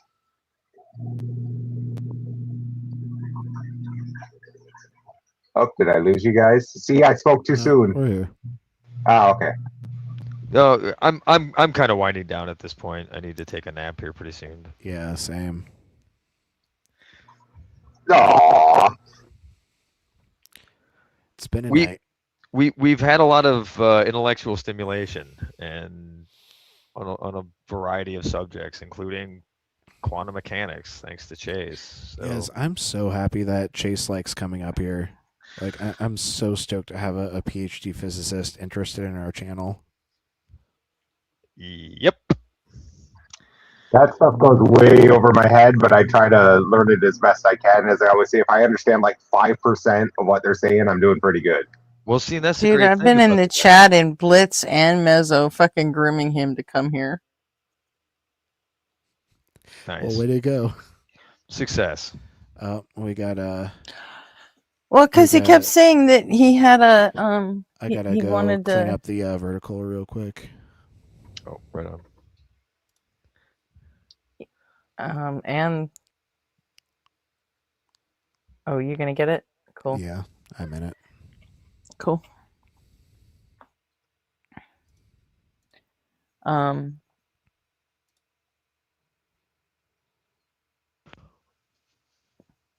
Well, he is a good communicator. He can bring it to a level that like plebes can understand. For the most well, not part. yet. Well, That's what I was telling when I was in Mezzo's chat. I was telling him, I'm like, hey, that's what asyncs for. Like, you know, you got to learn how to talk to, you know, dumbasses like me. That And account was created tonight. You don't think that that's doesn't golden shock me. arm, do you? No, I don't think Golden Arm knows how to use script like that. Do you? Yeah, there are websites that can automatically generate stuff like that won't be picked up by the filter. he can't figure out how to get his mic work when he comes up. I don't. Every I don't see time. the. I don't see the racist element being Golden Arm. Okay then. I really don't.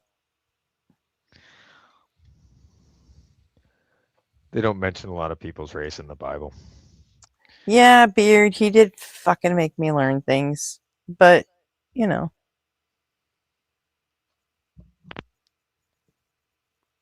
Yeah, of course I get mad at all the people I love. Why the fuck would you love people if you can't get mad at them?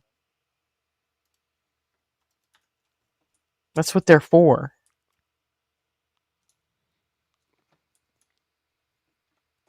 Oh, I Show me thought, where I'm wrong. I thought loving people was so you had somebody to pick you up from the airport. That too. Help you move a couch. Pivot.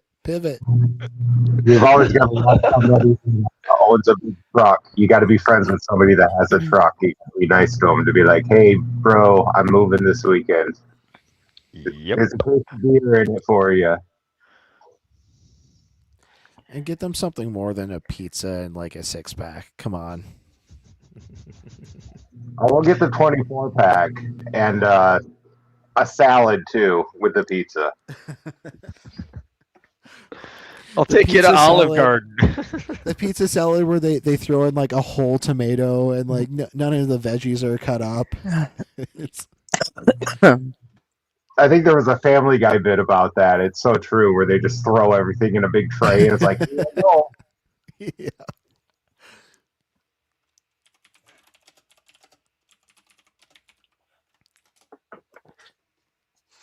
Yeah, that's what people love her for. You can't just subject me to like the general public. It's just treating people like the way I treat you guys. Someone would shoot me.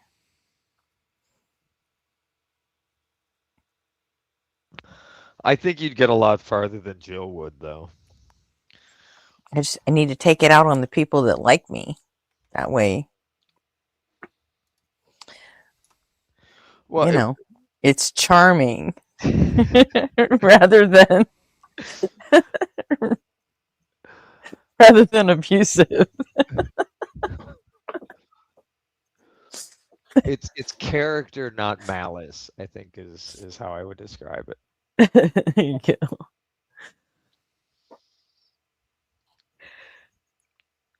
It's just a character that if you're not accustomed to, you could attribute to maybe being malicious, but it's Gretchen, my favorite Bill Maher? What does that mean?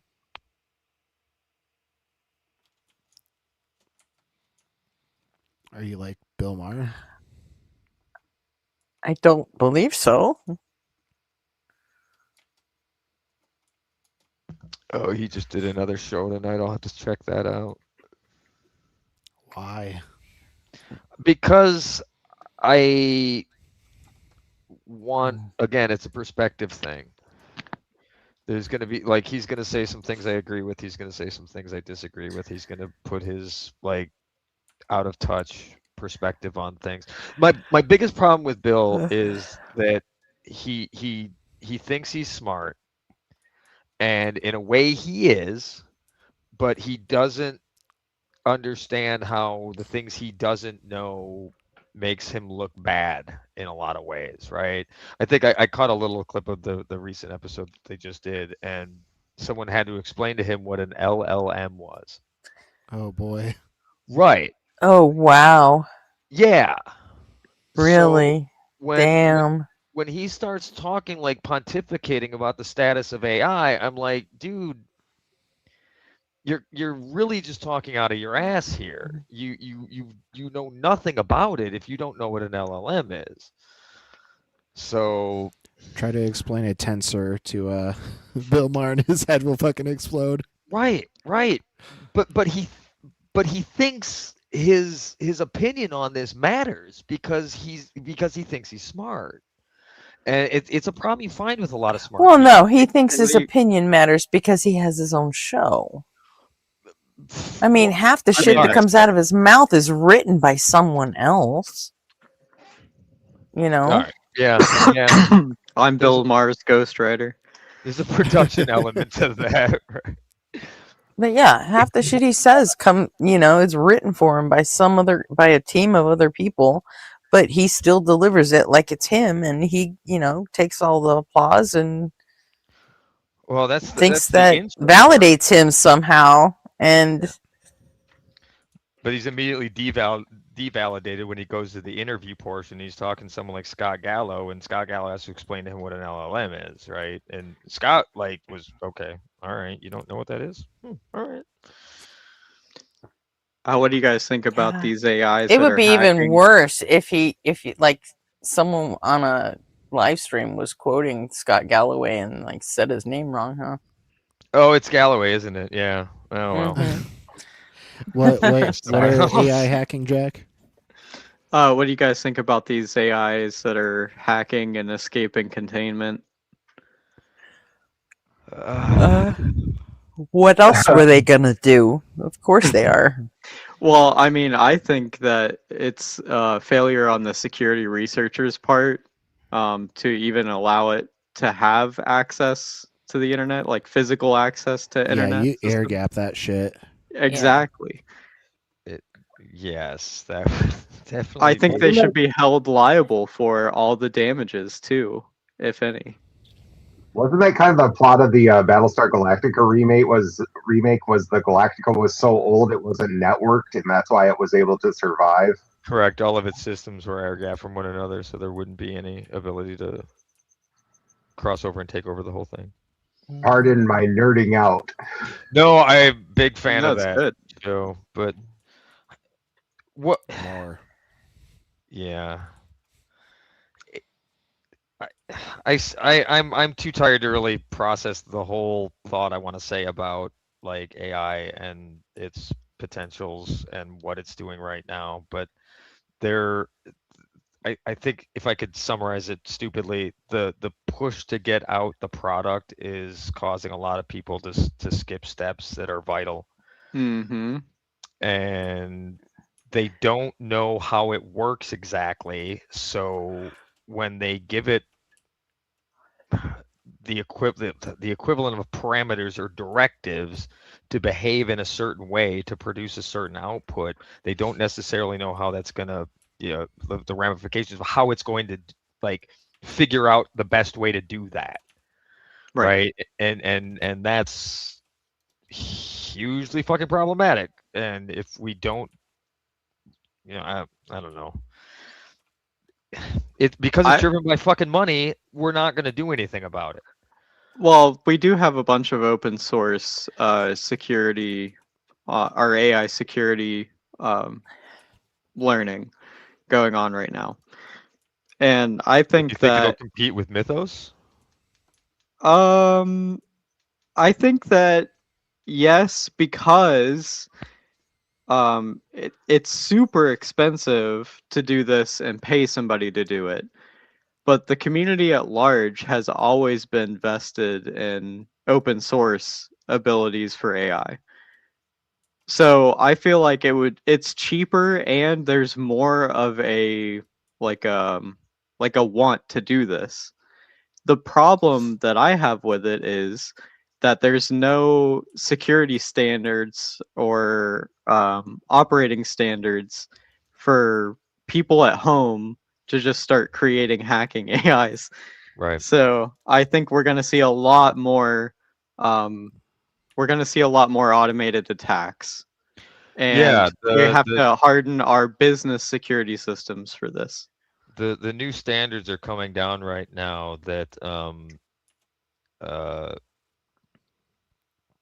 fucking vulnerabilities have to be patched within 4 hours. Oh, they upped it from a day or 2 days.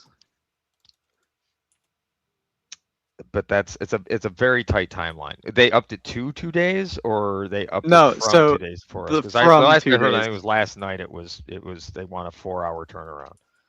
Yeah, so I don't know about the new standards, but I do know that the previous standards was within 24 hours there should be notification, you know, and communication on the subject, and also prevention of any future.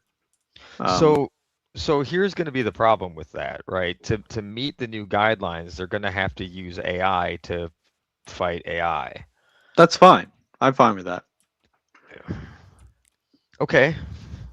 It just becomes an arms race. I have my reservations. Right.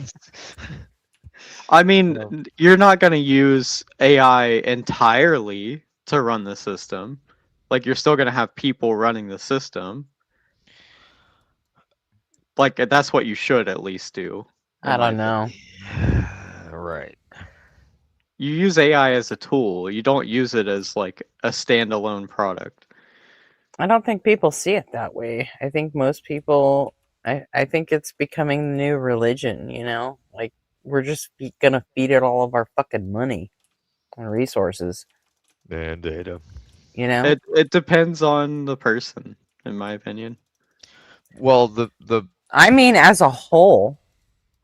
Right, and the people who have the biggest control over how it's being done right now, at least in the U.S., China's a completely different story, and they're a much larger problem than I think people realize. But they're feeding theirs money too. You know, everybody chasing that fucking last little drop of compute they can get out of it, and well, and it's an interesting problem too, because it doesn't have and the it all same. costs money.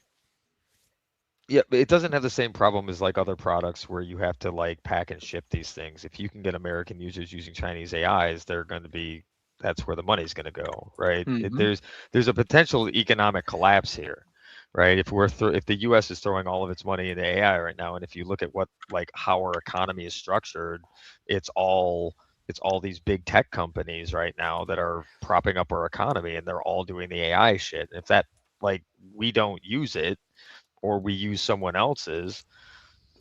Look, But they're not really propping up our economy. They're built on a house of fucking cards. It's gonna fucking die. Bubble. Yeah, it's a massive. It's all fucking pumped. Like all of their fucking books are cooked, all of them, and it's going to fucking crash. Well, and they're just shell games. And until then, we're gonna keep pouring money into it because we're idiots. And China's doing the same thing. Yeah, until DeepSeek AI can tell me what happened in Tiananmen Square in 1984, I'm not going to use it. So. Well, yeah, that's probably the only guardrails they have. Nothing. What are you talking about? Nothing. The Chinese happened. government told me this. But that will be the only guardrails they have, though, is protecting that type of information against the government. But their AIs are. I feel like they would extend it to their allies especially in times of severe, I think we're all gonna keep pouring money into AI until it becomes the next. Like I said, it's the next fucking religion, and then pretty soon we're gonna have a fucking holy war with AI over AI. The soldiers. I don't know about all that. The soldiers. That's what I think. And then the drones will start hunting humans, and then we'll have Terminator 2 all over again. Look, Mhm. Terminator could have been avoided if they just poured water on the first one. Yeah, instead of Cyberdyne though, it's gonna be Boston Dynamics. Oh, geez. Just fucking I see Terminator the robot videos dogs. every now and then, and that freaks me out. They're the dogs, and then I saw one the other day that had like wheels on it, and it was a dog. I don't know if that was Boston Dynamic or not, but it was like rolling down the hill, and it was able to like adjust. Did you guys see this video? It was crazy. That sounds pretty cool. It was terrifying. I was like, I can't outrun that thing. They're going to put guns on them. That's They already They have. already have. Yeah. Yeah, I've been following the Ukraine war drones, and they're getting insane. Like they're not just in the sky anymore. That goes back to yesterday. I was talking about they've reclassified drones in the U.S. now that anything that can carry over, I think it's 50 pounds and has a lidar system. There's a bunch of requirements for it, but they're now considered military grade because they're literally worried about people who are owning these drones being able to use them against them. Mm-hmm. And they should be. The fucking A, they should be.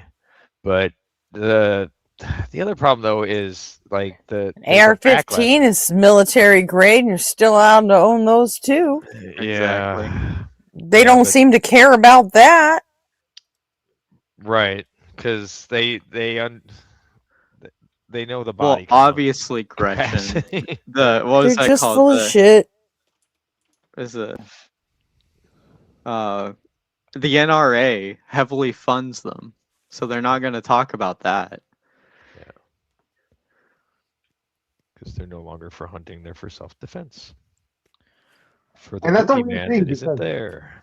I remember back in the day, back in the 80s, 90s, when I was growing up, the NRA actually had like hunter safety classes. And they were great. They were great. You go there. Yeah, you go I there. took the online one. Oh, I didn't even know there was one. Yeah, But, in the early 2000s. yeah, you go there, you learn all about gun safety and hunter safety and all this other stuff, and it was actually useful. And then all of a sudden, I don't know if they were always there that way, but it was like that. What was their head, LaPierre, whatever? That guy Wayne took LaPierre. over. Yeah. Yeah, Wayne and then it LaPierre. like suddenly went to shit, and they got all like radicalized or something. Or I just never knew because I was a kid. I don't know. Yeah, they were radicalized before Wayne LaPierre, but yeah, he really did throw it into overdrive. And then they had Charlton Heston, my cold dead hands, and all that. Yep. I mean, I own guns, but like, I'm not like a gun nut.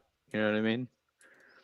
Yeah, there's people who have moved because the laws changed and they can't put their toys on their guns anymore, right? Like they'll upend their lives over their fucking weapons and shit. And I'm with you. Like I come from a long line of hunters, farmers, and snipers. So like over the years, I've kind of gathered a little bit of a collection myself. But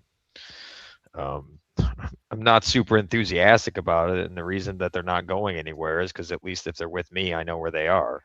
They're Right. not going to be used for something horrible. But Yeah, I keep mine locked up. I have a safe. I have a bunch of stuff that keeps other people from getting access to my guns. And so when I have kids, they're not going to be able to get into that kind of stuff unless they really need to. Right. Like that's going to be hopefully not a used situation, not an actual real situation. But oh yeah, I would sell that shit in a heartbeat. Or like sell it to a guy gun buyback or something. Just get it out of my possession as soon as possible. I like it. I don't know. It's different here in Tennessee. There's a big I culture can't around be it. trusted. That's all. I Oh. know me, and you don't want me having a gun. Trust me. Yeah, in the right hands, there's they're safe. Mhm. As Ray was saying, like take those If I ever safety really courses. want to fire a gun, I can go down to the gun range. I can give them $40, and I can just shoot whatever the fuck I want for the day, and it works out great. My dad has a backyard range. So he lives out And way then out in the nobody sticks. dies.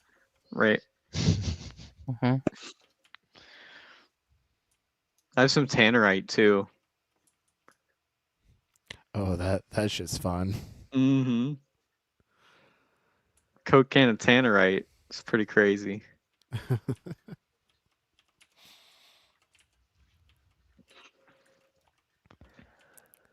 Hmm? I used to be quite the pyromaniac out on my uncle's farm. Dave, are you okay? Are you just like putting in lyrics in the chat? Mm-hmm. Is he writing a song, or is it someone else's lyrics? You'll never close your eyes anymore. Sorry. This mic sucks. Oh my Yeah, gosh. thanks, Remiss Spirit. I us. caught that. I noticed that.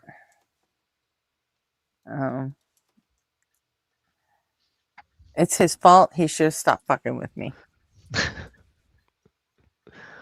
Now he's gotta die. So. A block and a half from an elementary school is a gun range. That's crazy. Yep. This is America. America. I would hope there's like a hill in between at least. It could be an indoor. Probably an indoor one. Small arms only. But yeah, I grew up. My father was avid in all of that. So like I learned first I was shooting bows and then air rifles in the basement, and like I've just been shooting my whole life.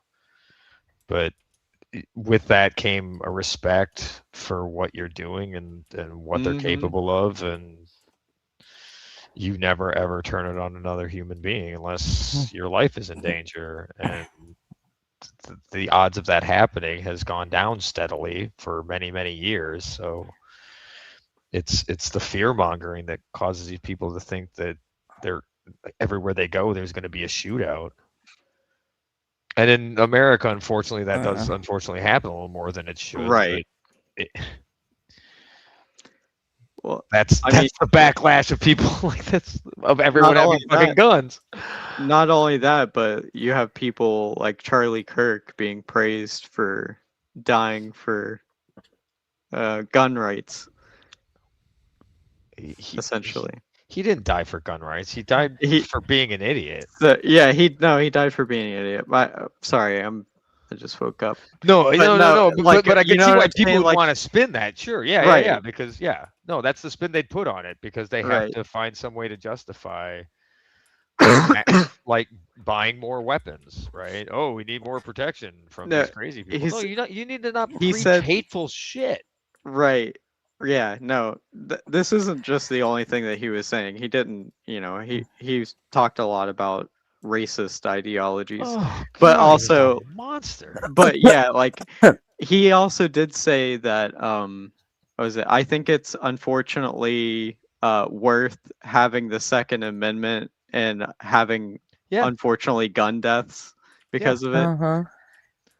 So like you have people like that who just completely justify mass murdering people in order to defend the policy against doing literally anything to help against gun violence in the United States. And they'll with COVID, where it was like what they did with COVID too, where it was like, well, some of the old people gotta die, but it's worth it for the economy. Yeah, no, like, yeah, I believe he said it's worth it. The cost of having some gun deaths every year, so we can have the Second Amendment. Yeah.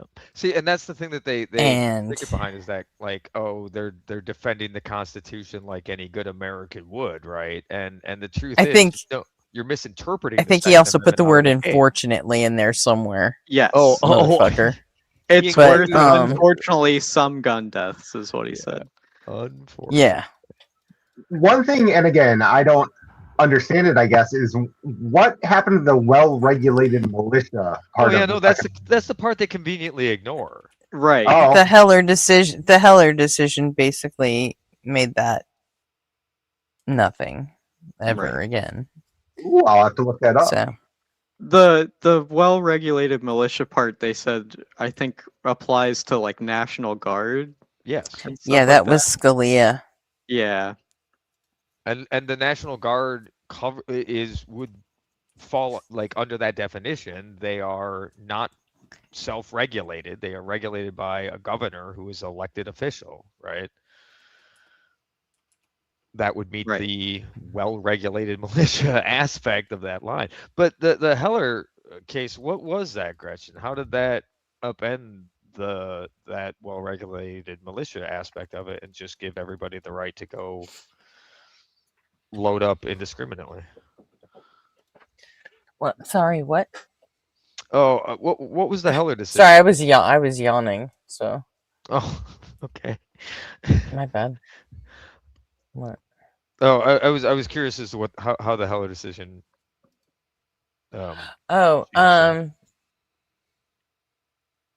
this was in the, I think, was it the Obama administration? Maybe it was Bush.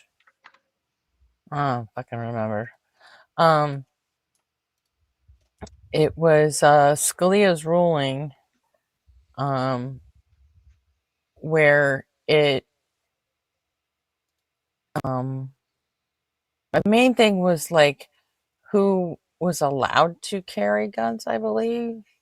You know, like felons or blind people or the mentally ill, and this basically stripped all the rights out of that, because it made it not about. And then if you like read the whole decision, it basically takes the whole militia part like out of it. Oh, like that's not what the Second Amendment is about at all, ever again. That's how they interpreted the Constitution. Okay. Yeah. I remember something about a well-placed comma or a semicolon. Oh or yeah. I remember hearing about that. A Yeah. well-placed comma. Yeah, and that was is that if they didn't want it interpreted that way, that they would have placed a comma in the sentence. Holy shit. Yeah. There's Yeah, fucking spelling that- errors in the Constitution. How the Yeah. fuck?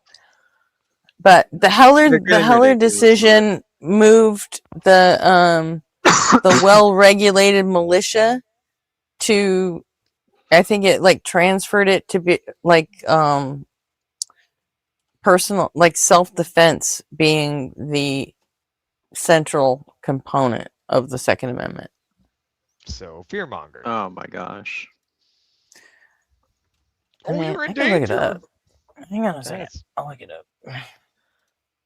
In any event, it doesn't surprise me that they would go ahead and do that because they claim that their job is to interpret the Constitution, and then they go and do a horrible job of it. Like, if you just look at the time as it was written, like I'm all for you having as many muskets and you know flintlock pistols that you want, right? Like, And how you many better not people are you- shoot at the people who are masked up let's in see. unmarked cars ramming your vehicle Right, to take yeah. you into ice. It was June 26, 2008. And in core rulings, individual rights affirm that the right of the people to keep and bear arms belong to individual citizens, not collective state militia. Handgun bans struck down, invalidated the DC's strict prohibition on registering handguns, and inoperable storage requirement voided. Struck down the ruling requiring all functional firearms to be kept unloaded and disassembled or bound by a trigger lock. which prevented effective self-defense.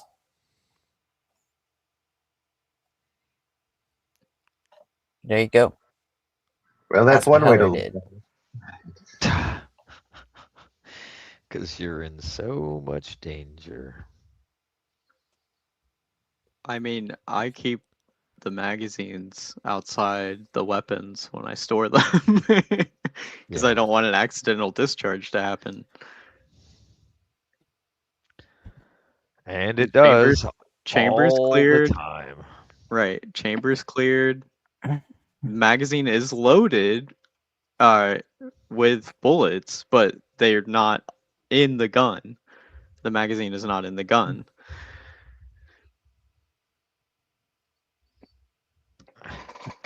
I've got a target pistol that it is deceptively easy to not see that it's loaded, and my brother shot the floor.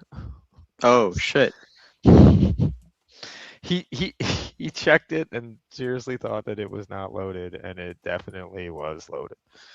He didn't rack it to dechamber it? It's a target pistol. It doesn't work that way, but yeah. Oh. I don't know. I don't Is have it one of target those pistols. target pistols where you can like set the trigger pull on it, so it can like you can just barely tap it and it'll go off? Is it one of those? It's pretty. It's what is it? A high tech, I think is what it's called. High point. No. It's insane how many people like I gotta have guns to protect my fucking home, and more people end up getting, like their kids will find the gun and shoot someone or themselves, rather Yeah, than that's people the proper actually ever needing that fucking gun to protect their fucking home. Yeah. Yeah. Like the vast fucking majority that have guns to protect their homes never actually use that fucking thing to protect their home. And that's a good thing. They shouldn't have to. That should be in self-defense only, and that should be a very rare occurrence. Okay. And you know, like So Problem is well, when you tell take me it more. outside the Tell home. me more, Mr. Heller. Tell me more. Tell me more. No. Tell me more. I think the problem is when you start Tell me taking them more, out, or- Justice Scalia. Exactly why we need, why we all need to have guns in our homes. We don't all need to have guns. I'm just playing. I'm just playing. Well, no, we either all do or we all don't. I mean, and that was a think there are That's homes that there ridiculous. should not be guns in. 20 years ago, there was always, oh, you know what, we need to let, military veterans. And I'm like, well, that's the last fucking group that needs guns. You guys are fucking insane. They get fast track for permits, don't they? For like, well, I don't think you need a permit anymore for a suppressor, do you? I don't Or did they get rid of No the clue. stamp? Or did they get rid of the stamp cost? Is that what I'm thinking of? I don't know. I don't keep track of it. Yeah. Yeah, I mean, I'm out of the loop. Yeah. I know my uncle was trying to get a suppressor stamp for hearing loss. Was his reason. Oh, because hearing protection is too hard to get. That was like when No, they he really he had all kinds of ear protection, but he just I don't know, he wanted a suppressor is really the Yeah, that's the exactly reason. what it is. Yeah. It's because they're cool. He didn't actually I could need be one. like a spy or an assassin. I saw John Wick. It was awesome. Fucking. Oh. No, my uncle's is a gun nut for sure. It's That's the horrible. fantasy world bullshit. Oh, it's a high standard, by the way. Was the Oh. And again, I think it's fun to go target shooting and stuff. And when I was younger, I used to go hunting and stuff just because of where I grew up. And it's fun, but I kind of got out of it because the ammo got so damn expensive. Yeah. It And it was- fluctuates wildly. It was like I can't afford this anymore. And I think Chris Rock makes a joke about that: is sell the gun, but then sell the bullet for like $2,000 a piece. Yup. Guns, I 200 kill your bucks. ass, but I gotta pay my mortgage this month. Right. I'll be right, guys. I'll be right back. I just got super fucking nauseous. I'll be right back. Okay. Yeah. Oh, I'm sorry. I have that effect on You people. should I be, don't- Jack. It's your fault. I know. Damn it. I always fuck it up.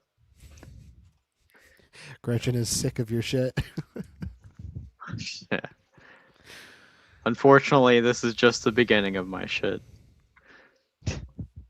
I just got here. Only just begun.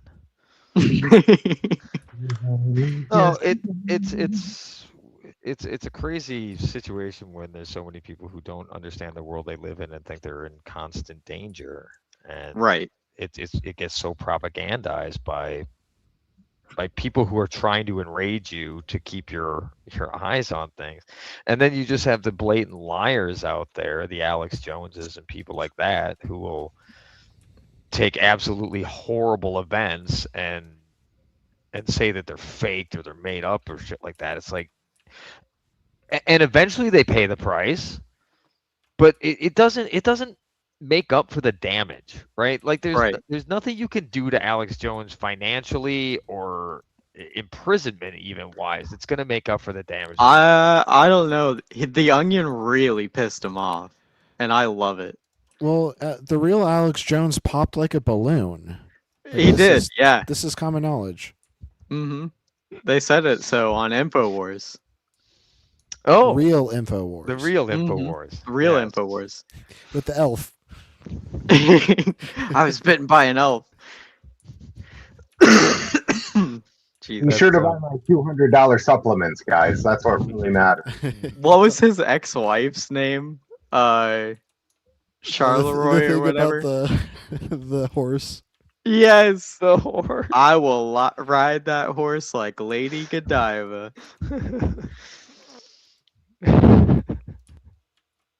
Fucking love InfoWars now. It's hilarious. They're doing what should have been done with that platform in the first place.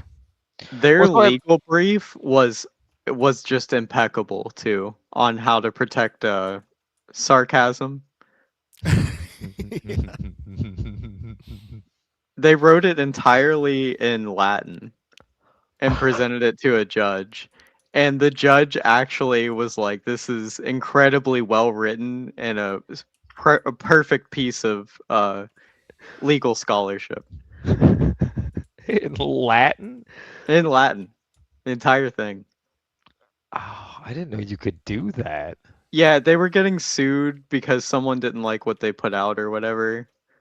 And so they wrote they were trying to make it against freedom of speech or something. I forget what the actual lawsuit was about. But yeah, they argued in court and they filed a legal brief entirely in Latin. Don't fuck with smart people, dude. Don't fuck. That's the message there. They'll do it better than you. At some point, I gotta get my shirts up for sale. But it was in 2022 October. Oh, it was a while ago. Oh, 2022. Yeah. Okay. I know why I missed that. Yeah. I pretty much missed all of 2022.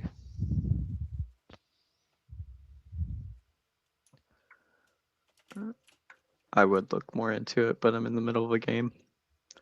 What are you playing right now? EVE Online. Oh God. How's your spreadsheet? Yeah, how's your spreadsheet? We're up to about 20,000 lines. All right. So, and it's about the new faction warfare changes.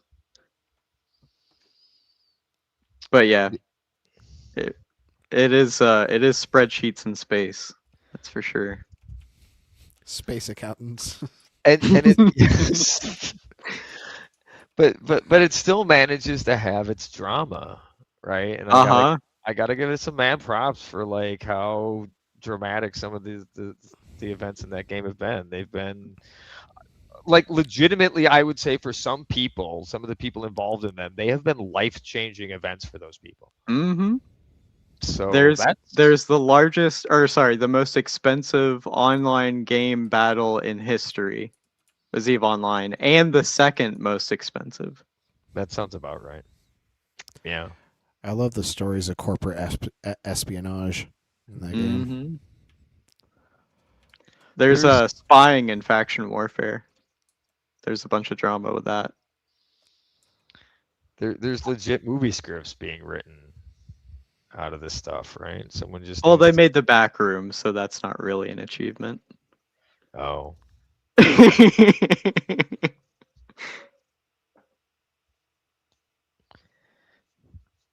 Well, eventually something good could come out of it. I don't know, but it is interesting how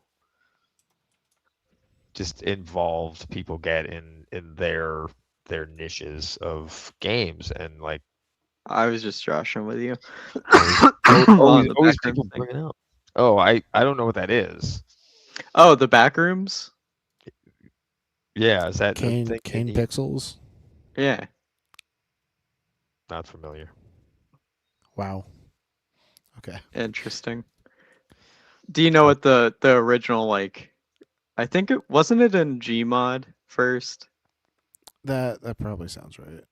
I think so. There was a game. Let me actually look this up before I say anything. But don't tell Gretchen that you don't know what the backrooms are. She will lose her shit on you because she loves the backrooms. That's where the channel name comes from. Oh God, she heard that. Oh God. Okay. Uh-oh. You will not escape the fury. That's fine. I mean, I have an excuse. I mean, like I have a reason for not knowing what a lot of things are on the internet. So if that there's I have missed a good portion of the things that have gone on the other side of the internet because I was in the fucking steam tunnels making it work and I didn't fucking care what you were doing with it. I would go home and I would be So sick of you it. put the series of tubes together. I was keeping those tubes running or whatever you do with tubes. Oh, I've countless hours There's in a data lot of things you can centers. do in tubes. I've and cylinders. The cylinder built- must not be harmed. Is that going to be the next A24 film? I saw that meme too. It was good. I've filled rows of Equinox cages with servers and made them all work and essentially Did you have a hot aisle? of course, yeah. Well, Equinox was the data center, so they took care of all of that. I just had to go in and like either rack hardware or any number of things that would go on in there, but then make it all work, right? So like I would take it to the point from like hardware would come into our office and then I would get it to the point where a web developer could put his site on that box and start building a site for the customer. I'm gonna run for office, okay? And then I'm gonna mandate that all new AI data center hot aisles must also be used as massive air fryers to feed the homeless. Okay. What do you think? I don't think that would work, but I like the creativity. I think it'll work. It's you got to do something with the waste heat. Mm-hmm. So why not cooking for the entire city? Well, the logistics. We could use the resulting grease as biofuel. We could even sell it back to the AI data centers for fuel in their generators. So Use the heat to heat up tanks of water and have like free public showers. there That's you a go. good idea. That actually would be a phenomenal use of that waste heat. Cooking, not so much. The thing that you got to look at what the buildings are designed for. The buildings are designed to do three things. They're designed to provide ping, power, and keep it cool. Right. So that's about the only thing you get out of it is the waste heat. And it's not like they're putting out, like, they put out a lot of heat, but they're not putting out like super high temperatures, right? So to collect it and cook with it becomes hugely problematic. But like heating some water to like a comfortable temperature, yeah. Yeah, That's but they also, it's a lot of if you, what was it? You can not condense the air. Compress the air. No, right? I don't know. kind of Basically, essentially transfer the heat from the air or the water cooling into actual usable heat. yeah. It's the water cooling systems, though, they're closed loop systems. They're, you're Not looking. always. Well, there fucking better be, because There's like if ones you're that not are using, actually dumping into rivers. yeah, that's not great. Although That's criminal. it's yeah, that's It is. Well, not anymore because there's no more regulation on that. but even the closed loop systems, they have a buildup, right? They get, I think, like a slug that they eventually. Oh, we lost Ray. Well, they run them through water filters. We lost you for some reason. You back, Ray? I don't know. Am I? Can you hear me? I can hear you now. Oh, weird. Okay, that was. Oh, he. Record. Oh, Sorry, it's I'm the just wrath of punishing Gretchen. him a little bit. Oh, it's because you didn't know what the I background told you. was. I told you, Ray. You're going to face the wrath. Ow, fuck, my head hurts like a bitch, man. Oh shit, that hurt. Don't. Okay. All right. That's Educate fair. yourself. Oh. I'll get on that, but I will point out, I have known you for a while now, and I don't recall you ever mentioning it. We've talked about it on stream a couple times. Granted, Yeah, you probably have. weren't part of the conversation, but it's come up. Okay. I'll get up to speed. And please, if you have anything else I need to get up to speed on, send me the list, because I'm sure I'm behind on a lot of it. I've spent a lot of time just selling women's shoes online, so I didn't care what the rest. That was the joke about like what we used to do. We felt very much like Al Bundy. Is how we equated it, except. Oh, I thought you said women's shoes, not No, women made into shoes. Yeah, no, women. We did a lot of e-commerce for various clothing lines and shit like that. So I sent the link into private chat to the Onion thing. oh, the Onion's my home, right? That literally originated where I'm living right now. So I've been watching, like, I didn't know this until much later on when I was outside. Like, other places have to pay for the Onion. I'm like, what?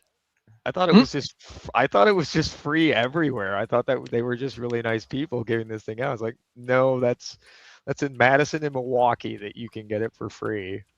But Interesting. yeah. I just see the online stuff. Yo, I'm going back in the day when it was like a actual newspaper. I don't know if they still do the newspaper. They do the newspaper now again. Oh, they good. didn't, and then they did it again. There we go. I'm So, excited. I hope they kept that rule, because I'm here in you Madison. can buy a subscription to the Onion and get newspaper. Oh, that's too bad. They should just have the newsstands. Little boxes all over the place that were just. They might sell them at newsstands now. That'd be cool. That'd take me back a little bit, reminisce.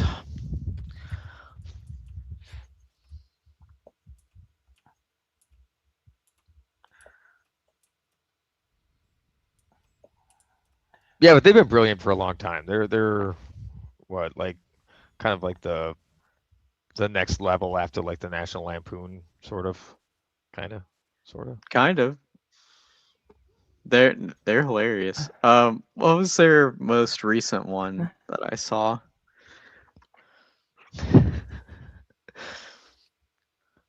Oh, I they've got it had, here somewhere.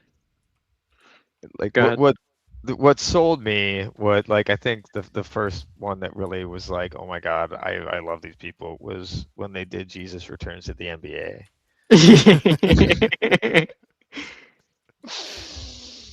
It was so good.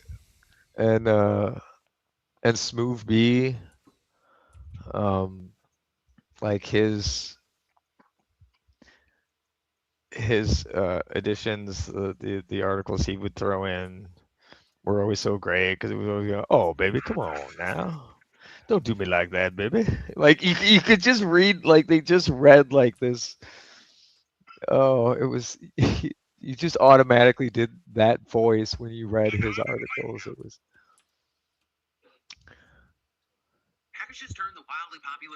Oop. That's not Oh it. well.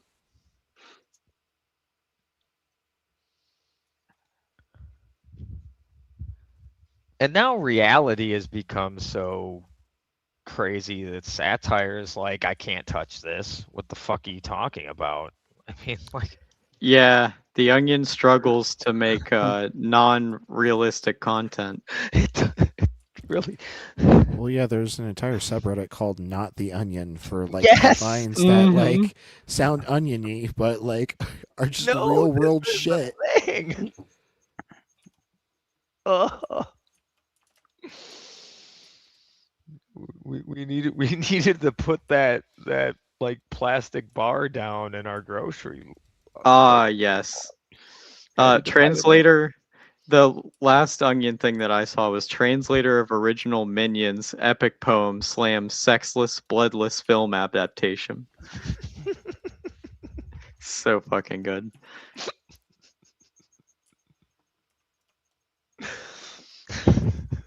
Making fun of my the God, Odyssey. that's hilarious. Yeah.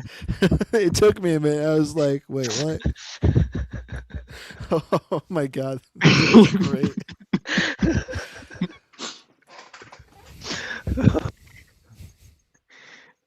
I That's can't what with they the meant Onion. when they said banana.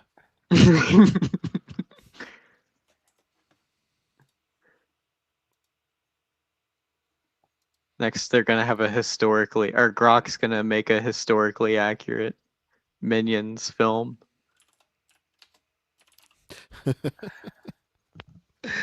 Oh yeah, starring Mel Gibson, or directed by and written by.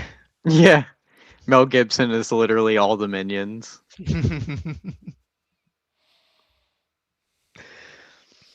Oh man.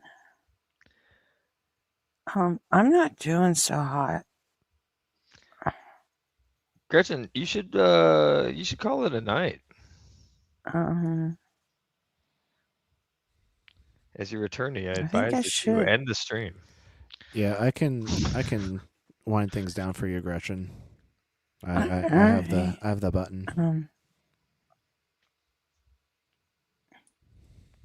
I am just straight up fucking dizzy and nauseous. My head won't fucking stop pounding. Yeah, do what And you I've need to got do. like a blind spot on one of my eyes now, so like it's not getting any better. Well, best not push it. Yeah, find yourself a dark room, lay down, do what needs to be done. We got it here. What needs to be done is to go back in time and take my migraine Yeah, it's like an hour and a half before I actually did. I hope you feel better soon, Gretchen. I will eventually. I mean, give me 6 hours, I'll be okay. Probably just take some sleeping pills and like crash through it. You know? Yeah. Like I'm struggling to stand up. That's how bad it is. Looking weird. All right. You got it, RP? Yep. I feel better. Feel better, yeah. Peace, everybody. Thank you. Later. We'll See ya. get you in the next one.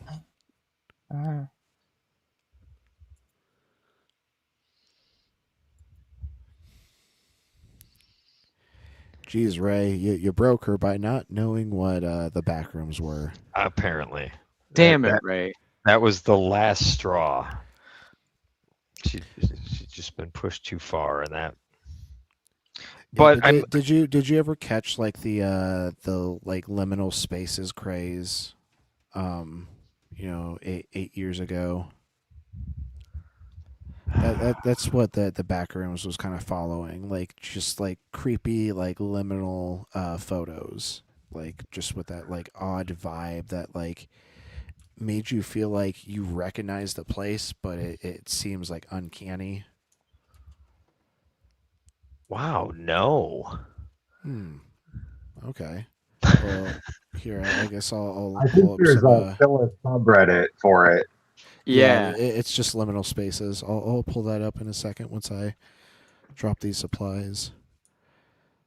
I've been gathering some stuff for 7 days in the background. My friend group recently kind of reunited. Nice.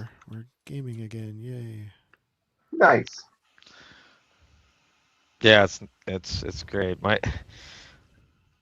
I just got a small group back together for playing Baldur's Gate and Factorio. It's kind of a bummer how it happened. It's my buddy whose business went under, but he's got a new job now, so he's fine. Hey, let's go. Yeah. Bounce back. It's funny because he was the only one that was concerned about him being able to find another job. Oh, and everybody else knew on that. we're like, he was the only one that was stressed about it. And we're just we're like, dude, yeah, you're gonna be fine. But he just, after he beat himself up after the company like didn't work out, but I don't know. It wasn't his fault. Right, like it's definitely Microsoft's fault. Yeah. They mismanaged his software portfolio. Had they had like more titles out there and weren't so invested in this one, not a big problem, but they put a lot of eggs in this basket. So, and the sad thing is, it's a fun game. It's good. I enjoyed it. It's really educational. I learned a lot about history playing that game. Yeah, one Christmas, when I was like in the 3rd grade, my mom got me Age of Empires because it was supposed to be educational. But that started my addiction for RTS. Yep. I didn't learn much about history, but I learned so much about micro and macro. Yeah, well, and that's where like my buddy's game is kind of neat like that, because as you're developing, you get to different points in societal development, and they'll parallel things that have happened across all the other societies that we've had. So you'll get like, what did the Romans do when they hit this? What did they do? And what did the Aztecs do when they hit this point? And like, it'll give you the the various options of how they chose to like deal with the situation, or you can go off on try something novel as well. So at every point you're playing, you get to learn a little bit about like, like just what they had to encounter and the struggles that they had to face in a way that made it easier to kind of like get an eye for the time that they were in. All I know is that if you play Poland, use the cavalry because they get a speed bonus and they literally outspeed tanks in the late game. Oh, Age of Empires? I don't know. Oh. Here's Liminal Spaces. Yeah, would you look at that? The Backrooms official trailer is at the very top. Yep. It's pinned. Yeah, let's go for just top of all time. Whoa, that's like old Reddit. Yeah, I use old Reddit because new Reddit fucking sucks. It does. Fuck you, Spez. Indeed. It really does. How do I use old Reddit? Is there an just option? old.reddit.com. Yeah. Ah, okay, thanks. And actually, I need to install RES really quick on here.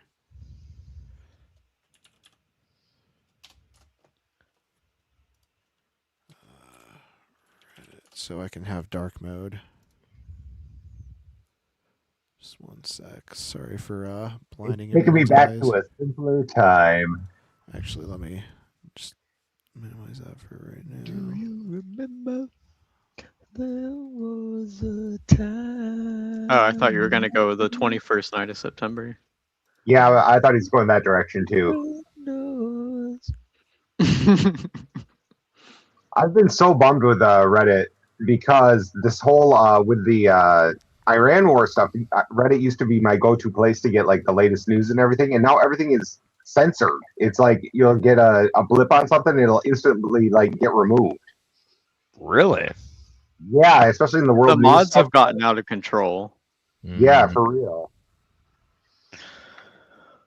Well, that's what happens when you give people power.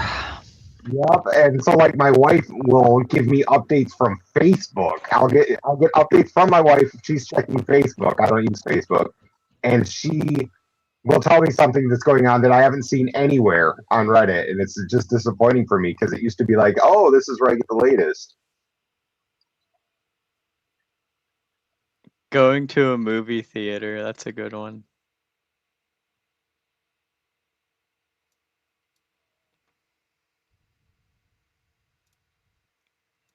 So yeah, these are just like the basic liminal vibe.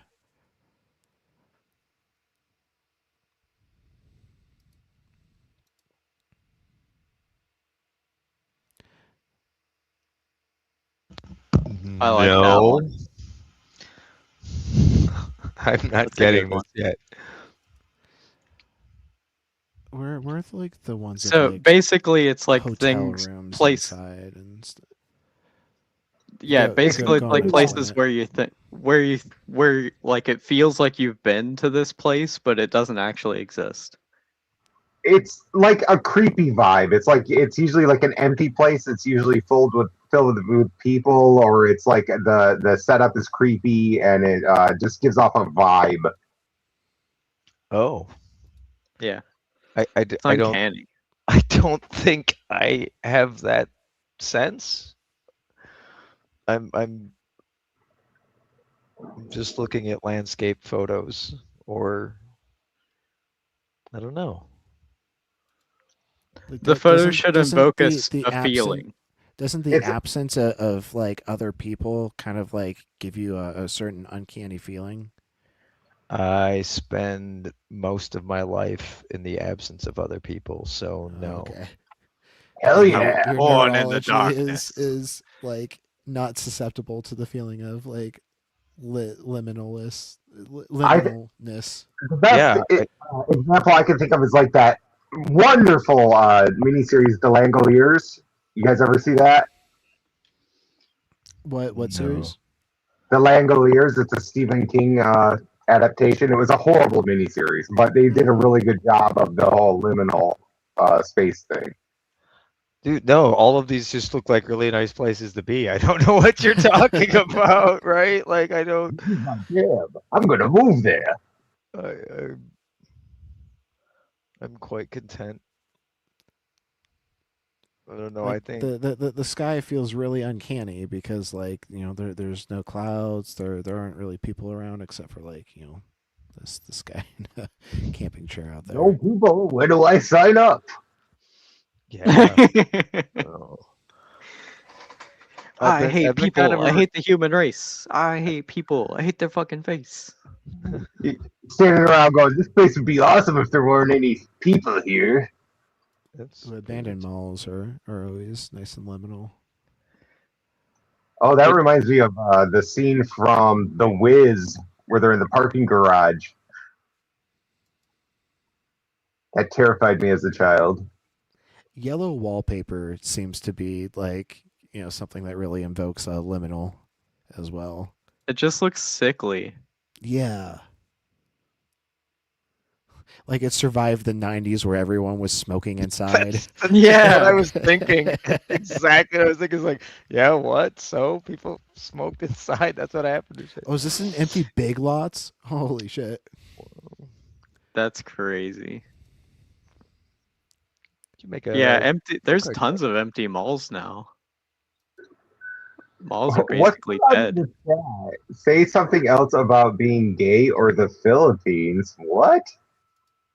Huh? In the chat.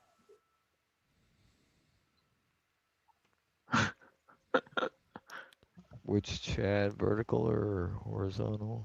I Is don't I'm is looking in StreamYard. is Cafe yeah. Filipino? Oh, I know they were arguing Oh. Oh. earlier. I just saw that. I was like, what is going on?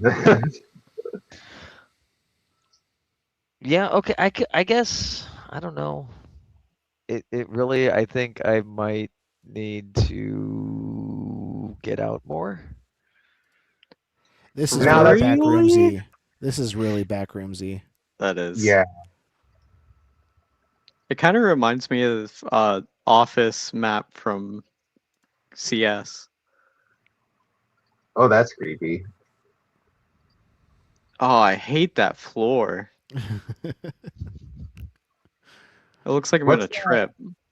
What's that silly movie with LL Cool J and Thomas Jane with the sharks? That's what that reminds me of. Deep Blue Sea. You guys Yeah. ever seen that? Oh gosh, Yeah. Well, Sadly. this is an edit. That doesn't count. that's not fun.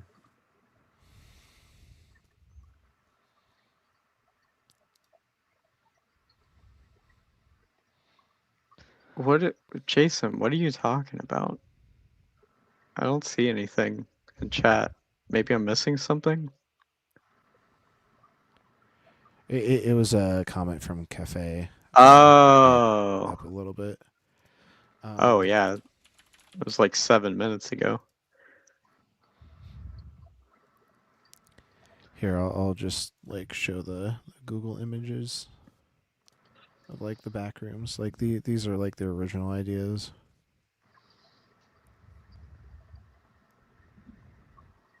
So it's just like a massive like empty yellowed office space. Yeah. Okay. Yeah, they made a movie about it. It I also had kind of no went idea. hand in hand with like the SCP stories, or is it SPC? SCP. SCP. Yeah, there we I'm go. not a fan Search, of contain, SCP. protect. Yeah, I'm not a fan of SCP.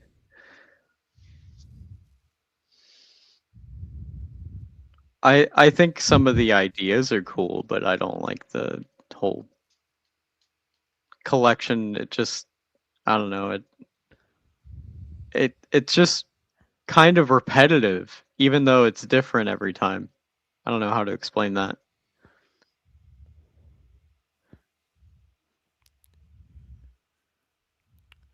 Ooh, yeah, Chrissy Stanley Parable is a really liminal feeling game. True. Ray, have you ever heard of Stanley's Parable? Yeah. Have you ever played it? No. The It's a Stanley lot of fun. Parable. There are so many endings. It's crazy. A lot Stanley of went through the red door. No, the red door. Oh, fine. You want to see what's behind the blue door? Nothing. nothing. I haven't even made it yet. Are you happy? Are you satisfied now? Basically, the entire premise is like, you know, you're in first person and you're playing a character and you're being narrated, and you know, you you sort of have an illusion of choice, but certain story paths you take, you end up getting pigeonholed, and it's a really fun kind of cerebral experience. Have you ever had the what's it called? The choose your own adventure books? Oh, yeah. It's essentially like that, but a video game. All right. I Where I guess I you keep going down these pathways until you hit a dead end, and then you try a different story. okay. Yeah, and I would have played a form of that with like Zork. Oh, Zork. Zork Nemesis was like one of my first like adventure games growing Yeah. up. That and the Journeyman Project. Anyone here familiar with Journeyman Project? Mm-mm. That's No. probably a little too No idea. obscure. I don't remember which one it was, but I did have a friend memorize an entire. It may have been Zork, and he became the computer on road trips. And you would play Zork with like you would tell him what you wanted to do next, go north, and he would respond with what would happen if you went north. And he had so much of it in his brain, like the it was a lot of fun. Just using a person who would memorize the script to a Zorg style game That's as the crazy. as the interface. Yeah, this is also the guy I'm playing Baldur's Gate with. He's kind of smart, so he can remember a lot of shit. So He's a Maga brilliant Abi. developer is what he is. He writes really good code. So this dude's also in the Philippines, huh? Cafe, cafe, Cafea? just yeah, call is him that what he's Calf. saying? Calf, calf. I'm just curious because that's So where I live. oh, that's awesome. My best friend is Filipino. We've been Sweet. best friends since the third grade. There's a Filipino immigrant at my work. It's pretty cool. I call his mama Tita Maria. His dad Tito Markey. You say Teaser Maria, and 50 of them show up.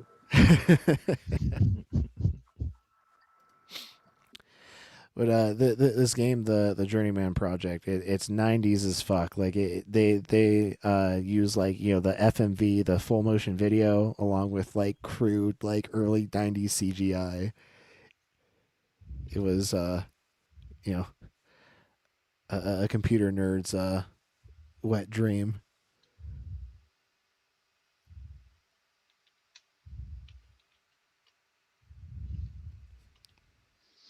Not playing any audio in case like it would trigger any sort of copyright. Is this one Yeah. of those games where the live action acting is just absolutely terrible? Yeah, super cheesy. The lines are read like super over the top.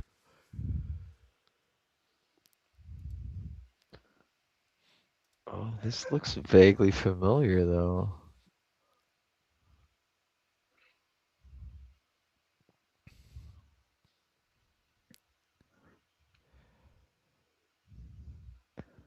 Hmm. Basically, like you have to like travel in time to like collect evidence to figure out how to stop this assassination of like the first alien contact on Earth. It's, Okay. yeah, it's really fun. I hate how dark good old mode. point and clickers. How dark mode changes this website to be unreadable. Which website? It's a LP store for EVE Online. Oh.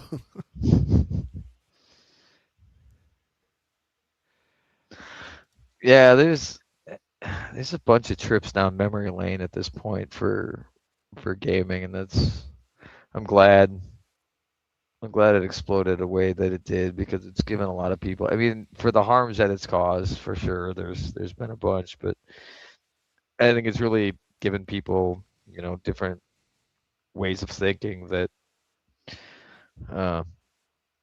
help them solve problems in the future. My mom told a guy one time that was complaining about, oh, all these kids do now is play video games. And my mom went up to him and just said, yeah, my son used to play video games. Now he has a job that didn't exist when he was playing video games. So they're not all bad, right? Like, he learned a lot from doing that stuff, from getting into it and exploring it and making it work and everything. I think there's something to be said for, like, when games came out back in the day, that may have been a little more the case than how they are now, because in a lot of cases we had to do things to make the games even work. So there was a little more Yeah, if effort you're playing in on it. like a ZX or a fucking Commodore. Yeah. Well, I mean, just like if you or Arch Linux. Oh yeah, sure. Yeah, you want to get into like yeah, those people. That's a whole different story. Like early. I'm gonna say it right. I'm gonna remember to say it. Early Linux users. So weird. They had to compile like all of the things for the machines themselves. So if you wanted like something to work there, you were in some cases writing your own drivers for sound cards and stuff like that. It was. Did you see the birthday meme for Linux? No. It said, happy birthday, Linux. Here's your cake. Compile it yourself. And it had like eggs and then flour and then sugar. That's it. Yes. It's pretty great.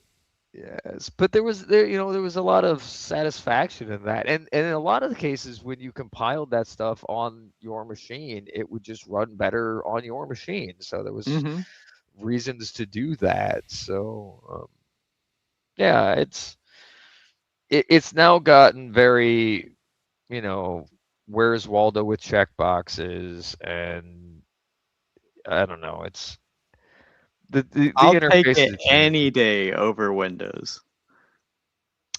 Oh, sure. They all have their place though, right? Like, I don't want an artist to have to learn how to use grep and awk, right? Like, that's not something they're ever going to need to have. So Yeah, just give them Ubuntu. They'll be fine. Sure. There's always an answer. But some people are just never going to dive into it for whatever reason. The open source aspect can kind of turn people off to Linux in a lot of ways sometimes. Isn't well, actually, a lot of more people use Linux than they realize. Oh no, they all do. If you're on the internet, you're connected to a Linux box somewhere. Not only that, but Android is a Linux distribution. So anyone with an Android phone uses Linux. They just don't know it.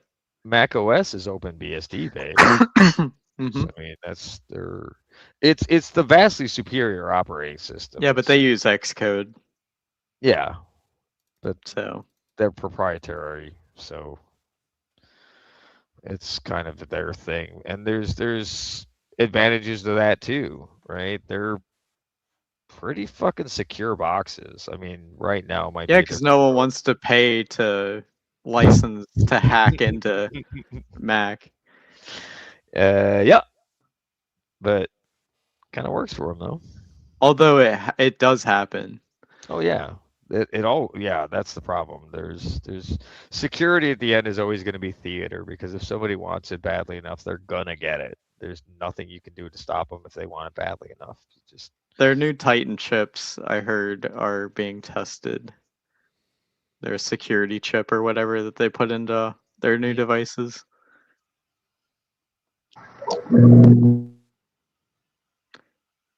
I assume sometime in the near future we're going to see a yellow key like attack, but for Mac. yeah, probably. Speaking of yellow key, I still have my USB with yellow key on it. I used it to unlock some BitLock devices that happened at work because of updates. It's pretty Oh. handy. Yeah, that's always kind of where the tools for, it's the white hat black hat thing, kind of, Mm-hmm. They're useful for things other than wrecking people's day. Yeah. You could use yellow key to unlock BitLocked business devices to steal the information, or you can be a part of their team in IT and use it to unlock things that Microsoft made mistakes when they pushed out updates. Yeah, somebody somebody did have a compromised account, but Microsoft just wiped away 25 years of their data. Ooh. Because the account got compromised. And that was their security reaction to it, was to encrypt their OneDrive with like 25 years of memories and photos and everything on it. And then come back and say, oh yeah, we can't recover this. It's like, yeah, you can. Fucking unlock the account. Give them the fucking account back. Decrypt the information, But their claim is they can't do that, and it's gone. Did they forever. Did they quarantine the information because it got Yeah, corrupted or whatever? Pretty sure. I didn't read much further Excuse me. into it. It just They just do they just posted backups. The letter from Microsoft saying that it was unrecoverable. They should have backups. And even if Yeah. the data was encrypted or corrupted for more than their backup date, they should have no problem going to the archives. Yeah, they've probably got tapes in an Iron Mountain somewhere, but yeah. But they're not just going to lift a finger for one person. They don't. Right, care. especially if they don't have like a subscription or whatever. Yeah. Or it's in that EULA that everybody reads, cover to cover. Yeah, absolutely. You mean you didn't read it? Every single word. I read every single word. I clicked the checkbox that said so. I That's sat my there evidence. with my counsel. We went over it together. I won't sign anything. I won't click an accept button without reading it with my counsel. What the fuck? It's a dangerous world. I don't want to get my lips sold to another person, to another person's asshole. That'd be horrible. I love that Vanilla South Park paste episode. or cuttlefish? The cuttlefish. Okay, I warned you. Here goes the cuttlefish. That is one of the best. They also did for that episode. That was the one that they did when they did the behind or the making of South Park. They were making that episode. So it's like a twofer. You get to see how they make the show, and you get to relive the some of that documentary episode. like 6 Days to Air or something. Yeah. Because that's how they make their shows. They make them in a week, which is, I have so much respect for that. They set up their own design system so that way they can achieve it too. They like used to do it before that, though. That's right. the They used to do it crazy with paper. thing. They used to do it Yes. with paper. Started off as paper, then the I think they only did it paper the very first season. I think believe so. they pivoted to Maya pretty quickly after. Yeah, well, But They yeah, they've customized been their Maya though to yeah. be like yes. super tuned to just South Park. Yeah, they have the perfect workflow going on. Yeah, it's those attention to details. They're also the only people that will ever do a movie with marionettes. Yeah, They because have done. it's incredibly hard. Team America World Police will be the only movie you ever see done with marionettes because, like, you'd get into a shot, America. the Fuck wires would get yeah. all tangled up, and you'd have to start over, right? Like, you couldn't Right. undo. You can't CG. Like, it's just you're screwed. And they realized that this was going to be a problem really early into it, but they'd gotten far enough along. They're like, "All right, let's just." They just suffered through it to make that movie. And of course, I think they wanted to get an NC-17 rating for puppets, which is shit ever. But that's They kind of the neat they thing about made it. they made the bedroom scene extra gratuitous just so they would have something that they could cut to make it under the NC-17 and hit that They R did. rating. Yeah. Oh, they play with Genius. everything, but they make huge mistakes too. They make huge mistakes. What award show did they go to on Acid? Was it the Oh, Oscars? when they're wearing the dresses. Yes, they sew Yeah. up the dresses And on us. on acid, and like it And was like they keep like repeating something. Oh, it's a beautiful night. It's a beautiful night. yeah, it's great to be just a beautiful. Oh my god, it's so funny. The same line to everyone, but then they realized, right, like that whole part was really funny, but then they realized they were gonna have to sit in the Oscars for the next how many hours? On Right? acid in Show on uncomfortable acid. dresses. Yeah. It's like, oh, we regret this almost immediately. Fucking great. They're legends for that though. Yes. Not thinking it through. Oh, and sometimes it's come back to bite them.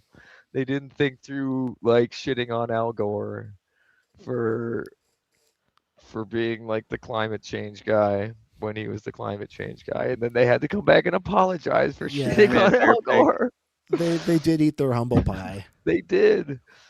But again, that's what I respect them for. They'll do that. They'll overstep but make amends. They're willing to change their mind, which is the sign of a mature person, I guess. I don't know. It's a sign of something I respect in people. He's Yeah. half man, half bear, half pig. I'm super serial, guys. War. Oh, and then I love the first episode. When he's giving like the eulogy, he's like, "Kid 1, he always used to laugh and play, and Kid 2 would always be a friend when I needed him, and let's not forget, most of all, Kid 3." 3. Oh, I love later on though when they go back to the apology episode. The guy's sitting in the restaurant as Man Oh, Bear yes, Pig comes yes. in and says, "Okay, so Man Bear Pig is real," and he proceeds to go through all the fucking bullshit apologetics of like it's like just rattles them all But off. what can we like What are we actually gonna do do? about it now? It's too late. We still got China. Oh, so good. And that's why South Park is just been my favorite show for the longest time. One, it's been with me as like I was maturing and coming up to that. I was there for the first episodes. My friends got the videotape, right? Like it passed around our area too, so we got to see that. But they've continued to be consistent and stay with me as opposed to staying with the age group of their target demographic. right? Like I don't watch The Simpsons anymore because their target demographic isn't me. I don't know the things that they're fucking joking about because I'm not into pop culture. I could give a shit less. I But think South it's Park's great. interesting how they came up with Flanderization. Flanderization? Yeah, so there's this thing in media, um, especially in movies and TV shows, that's called Flanderization, and it's because of The Simpsons and the character Flanders. Oh yeah. Ned Flanders got very much so less dynamic as a character over time. Oh. And so, like, you see this in things like The Office, where Kevin just gets like incredibly stupider over time and just more Mhm. simple of a character. To the point where like the inevitable end path is that he's like mentally challenged, Right. which like doesn't end up being like as funny. No. No. But yeah, that's essentially what they. I see. Okay, so yeah, I guess I haven't noticed that over the years because I stopped watching it, so I haven't seen the Flanders character go away from "Hi, hello there, neighborino" to whatever he's become now. But they've also had so many characters that there might just better stories from all the other wells you've dug. There was a whole like I think it was an episode, it might be a couple episodes, where they did on Flanders where he like actually changed.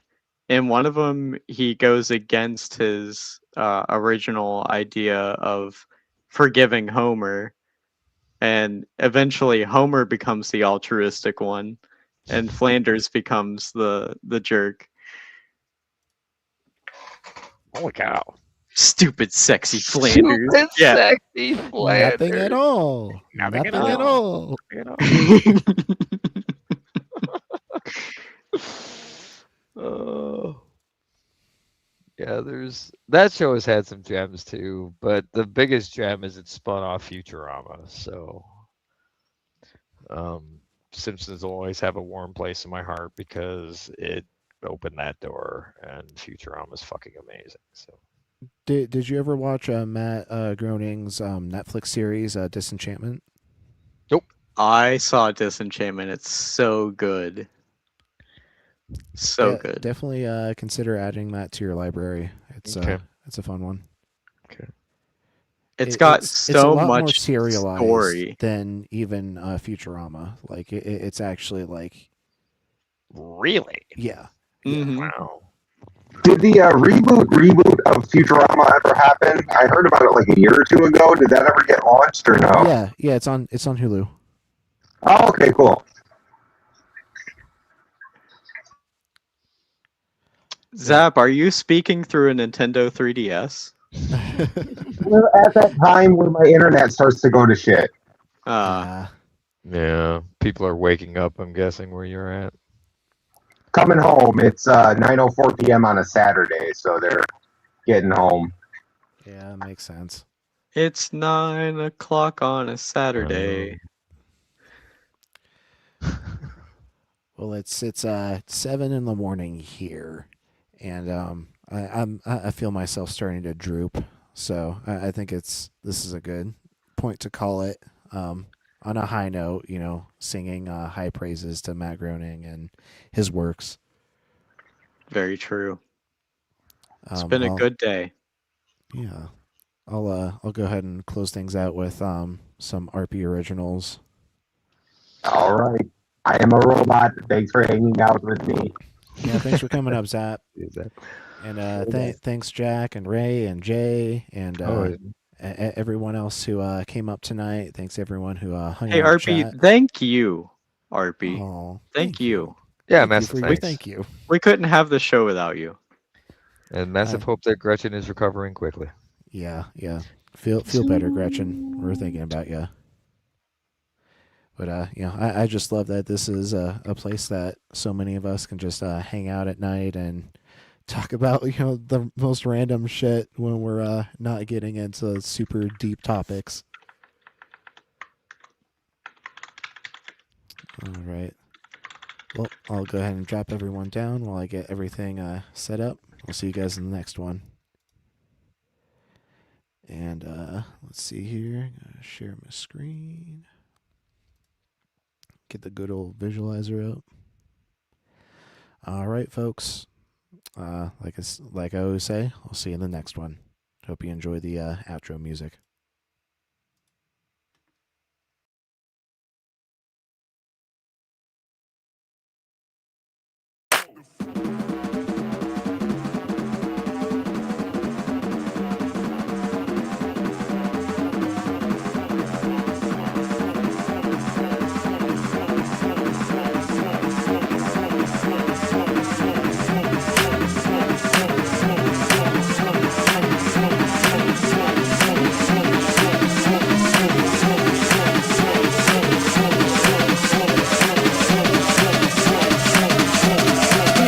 Flow.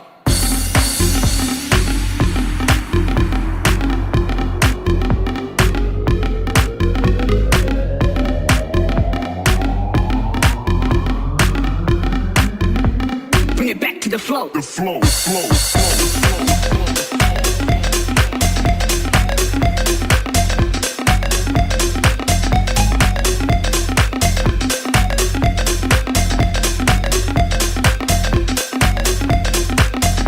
flow, the flow, flow, flow.